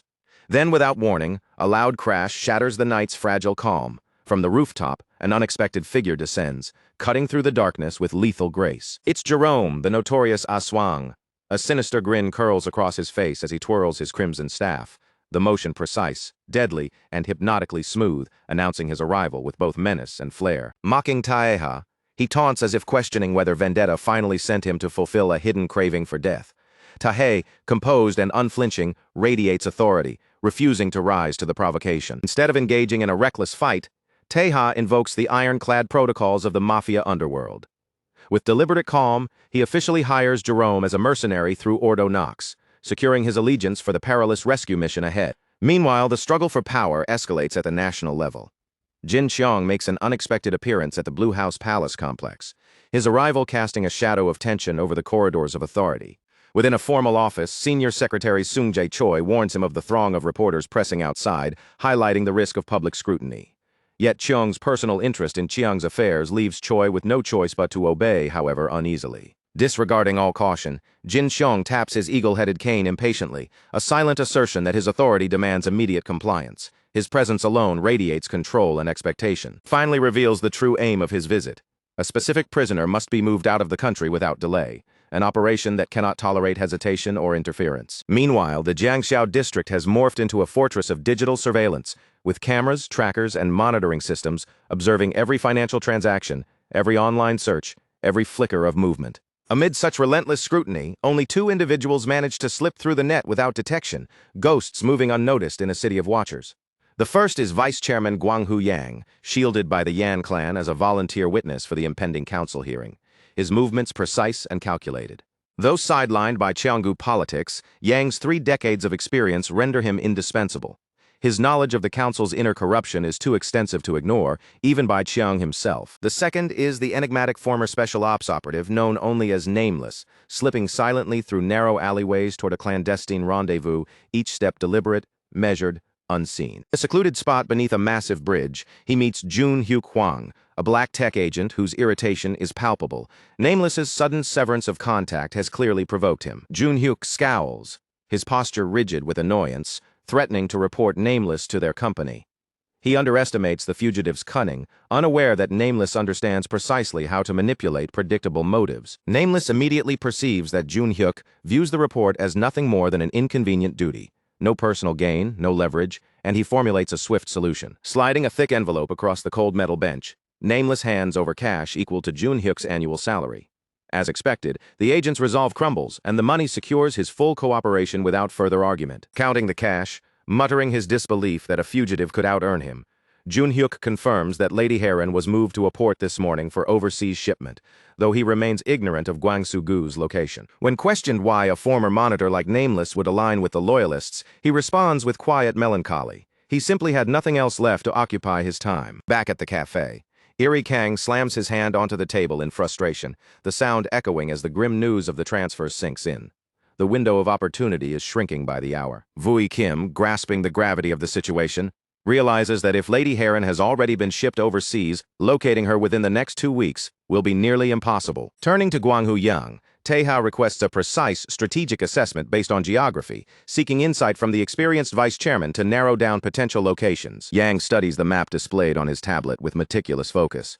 Incheon is immediately dismissed, its tight joint monitoring by the council making it a non-starter. He eliminates Ulsan, Pohang and Busan as well, under the unyielding control of Oseong, while Mokpo and Yosu fall firmly within the territories of Dobang and Oseong. Weighing the remaining coastal ports, all overseen by the Yan clan, Yang pinpoints Oxio Port along the East Sea as the only feasible option, a place where someone could be hidden discreetly amid regulated trade. It's a tightly controlled port with minimal customs oversight, making it an ideal site to conceal someone away from prying eyes and the ever-watchful council. Taehae immediately deduces the involvement of the Eternal Life sect, their pervasive influence over national administrative channels, suggesting they are the silent orchestrators behind the transfer. Nameless speculates briefly that a small boat could have facilitated the move from a minor port, but Yang dismisses the notion outright. He insists that Jin Cheong would never rely on such a sloppy, haphazard method. Even in moments of desperation, the operation demands precision, and only Oxio Port fits the bill. As the team coordinates their next steps, Gray bursts into the cafe, panic written across his face, urgency in every hurried movement. A call is incoming on the tablet that had been attached to the neck of Asura's corpse, a grim and foreboding signal that tensions are about to spike. Taeha instructs Gray to answer the call. The video feed flickers to life, glitchy and unstable, revealing none other than Jin Cheong himself, his presence alone radiating menace. The chairman sneers, addressing the gathered group in the cafe with derision, mocking their incompetence. Behind him, Jun-hyuk Hwang kneels bloodied and broken, a stark warning of the consequences that await betrayal. Jin Chong, having learned that the agent spread rumors, seizes the opportunity to make a brutal example, demonstrating without mercy the dire cost of treachery to anyone who dares defy him. The message is clear. Betrayal is punished with ruthless finality, and the shadow of Jin Cheong's wrath stretches over all who dare oppose him, chilling the room with a palpable, lethal tension. The cafe erupted with Nameless's furious screams, a raw sound that cut through the tense air like a knife. Yet in the midst of the chaos, Jin Cheong's hand was steady, pulling the trigger with unflinching precision. The bullet struck Jun Hyukwang squarely in the head, and the impact sent a splatter of blood across the flickering monitor. For a suspended moment, time seemed to freeze the group's faces, a mixture of shock and disbelief, eyes wide, bodies frozen as the grisly reality sank in. Vice Chairman Gwang Hu-young's mind raced as he grasped the perilous weight of the situation. He suggested, with a tight-lipped urgency, that they end the call immediately, recognizing that Jin Cheong wasn't just making idle threats, he was savoring their fear, playing with them, stretching every second of suspense to his liking. Cheong's lips curled into a cold, detached smirk, dismissing the idea of stalling outright. He scoffed at the notion, claiming that the chairman of Cheonggu had far weightier matters to attend to than wasting time with trivial delays. His eyes gleamed with icy amusement, a predator reveling in the tension he had orchestrated. With deliberate venom, he taunted them further, letting slip a tantalizing hint about Lady Heron Yeon's whereabouts. The mere suggestion dripped with mockery, as he ridiculed the idea that he would hide her somewhere mundane or predictable, like a shipping lane, making the danger feel impossibly immediate and inescapable. In reality, Lady Heron was far from such banal confines. She was bound in a stark white straitjacket, her body suspended by heavy chains within the bowels of the Seo Wei, a colossal 3,000-ton submarine lurking silently beneath the dark, restless waters of the East Sea. The isolation and cold steel of her prison contrasted sharply with the chaos above. Turning his attention to Taeha, Jin Cheong's voice lowered, suggesting a private family-like confrontation. But Kwang Hu-yang immediately recognized the ploy for what it was, a desperate, manipulative attempt to isolate Taeha, nothing more than a psychological maneuver meant to destabilize. Trusting his instincts, Taeha asked for a brief moment of privacy, subtly stepping aside from his allies. His posture remained calm, measured, every motion intentional, as he prepared to engage Jin Cheong on his own terms, fully aware that the next exchange would carry heavy stakes. Before the cafe could empty completely, Huang Gray leaned in, his voice a cautious whisper that barely rose above the tense hum of the room. Every word spoken was being recorded. A stark warning, ensuring that no slip of the tongue would go unnoticed. The monitor flickered with static, shadows dancing across Cheong's sharp features, and he seized the moment to deliver a sinister, taunting threat. Taeha might soon uncover the exact circumstances of his father's death, he hinted, his tone both mocking and deliberate, designed to provoke and unsettle. Yet Taeha remained unshaken. He gestured to his team to stand down and trust his judgment, radiating calm authority. Despite the chilling weight of Cheong's words, his presence was steady, almost magnetic, exuding a confidence that demanded attention and quieted doubt. Finally alone, Jin Cheong allowed himself a rare pause, a moment of grudging reflection. He could not ignore the unsettling truth. Taeha had somehow managed to survive against impossible odds for far longer than logic would permit. He mulled over Taeha's improbable endurance, perplexed. The young man should have been eliminated during the violent villa assault, or at the very least during the tense chaos of an uninvited presence at the board meeting. Yet here he was, unbroken. Chong admitted his frustration at plans gone awry. He had never anticipated Baek Junsu's death, nor the relentless persistence of loyalists still crawling unseen beneath his gaze, surviving like roaches amid the cracks of his empire. Observing Taeha's unusually cautious behavior, the new chairman found himself puzzled. The young man who once barreled confidently through front doors now lingered in shadows, calculating, wary. Why the sudden shift? Chong speculated, his voice tinged with reluctant admiration, that perhaps the legendary Baek Junsu had spared Taeha intentionally. Could this be the secret behind the boy's survival during the villa massacre and his improbable return to form? He mocked Taeha further, suggesting that the young heir's survival after that fateful day had relied on nothing but sheer miraculous luck, devoid of strategy or foresight. Taeha's reply was sharp and commanding. He cut through Cheong's taunts like a blade, demanding clarity, insisting that there be no more games or delays. Cheong must speak plainly. Cornered, Jin Cheong revealed his hand. He disclosed that Guangxu was in his captivity, alive only to be leveraged as a bargaining chip, a pawn in his ruthless negotiation. Cheong promised a release in 2 weeks, contingent on Taeha delivering Vice Chairman Gwang Hu-yang into his hands and relocating his local crew overseas, a cruel, calculated demand designed to ensnare Taeha. Taeha quickly dissected the trap, recognizing the lethal significance. Gwang Hu-yang, as a pivotal council witness, was precisely the leverage Cheong needed to eliminate obstacles before the hearing. Every word, every move was part of a deadly chessboard. Chong pressed further, his tone heavy with menace. How long could Taehae and the Yungzhou residents truly endure under such relentless pressure? His words sought to crush morale and induce panic. He painted a bleak future. Redevelopment would force the community to scatter, and Kim Jae-pil, the leader of Oseong, would inevitably abandon them at the critical moment, leaving them exposed. Cheong escalated his threats to a chilling crescendo, vowing annihilation of every last loyalist once council protection vanished. He boasted of Cheonggu's iron grip over national industry and telecommunications. No sanctuary would remain for those who dared oppose him. Suddenly, the tide shifted.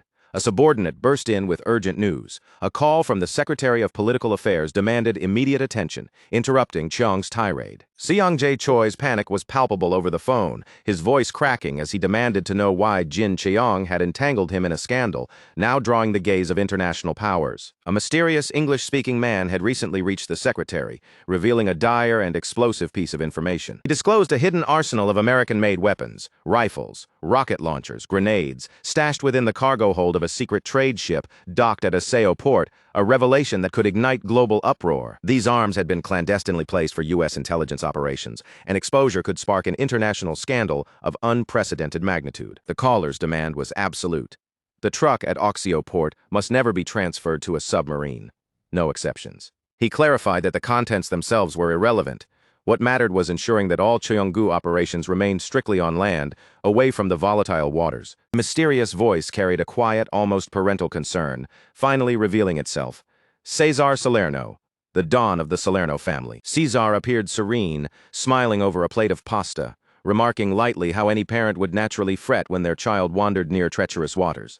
With the formidable backing of the Salerno family, capable of igniting geopolitical chaos, Secretary Choi firmly told Jin Cheong he could no longer facilitate the transfer at Oxio port. Choi made his stance unmistakably clear. He wanted nothing to do with Cheong's operation, leaving the chairman stunned into a rare, wordless silence. Yahello seized the opportunity with a calculating smile, invoking a hunting metaphor to illustrate their newfound tactical advantage. He described the methodical patience of a hunter, surveying the land, setting barriers, and systematically closing in to trap the prey before delivering the strike. Yahello locked eyes with the camera, revealing a symbol etched into his palm. With precise, fluid motion, he drew a tactical blade, the glint catching the light like a promise of retribution. He outlined the cold, strategic logic of the confrontation. He had not stepped into Cheong's lair to fall into a trap. Instead, every detail had been orchestrated to ensnare Cheong within the boundaries of Taeha's own meticulous design. With unwavering determination, Taeha declared that no further words would be exchanged. Every remaining moment for Cheong would descend into a calculated nightmare, culminating in a strike delivered by Taeha's own hand. As he walked away, confidence radiating from his posture, a faint, assured smile playing across his lips, Taeha silently acknowledged Jin Cheong, thankful in his own way, for the crucial intelligence about Oxio port that had paved the way for their advantage. The air seemed to hum with tense anticipation as Taeha moved onward, leaving Cheong to the consequences of the trap he had so unwittingly walked into, every step a measured stride toward inevitable justice.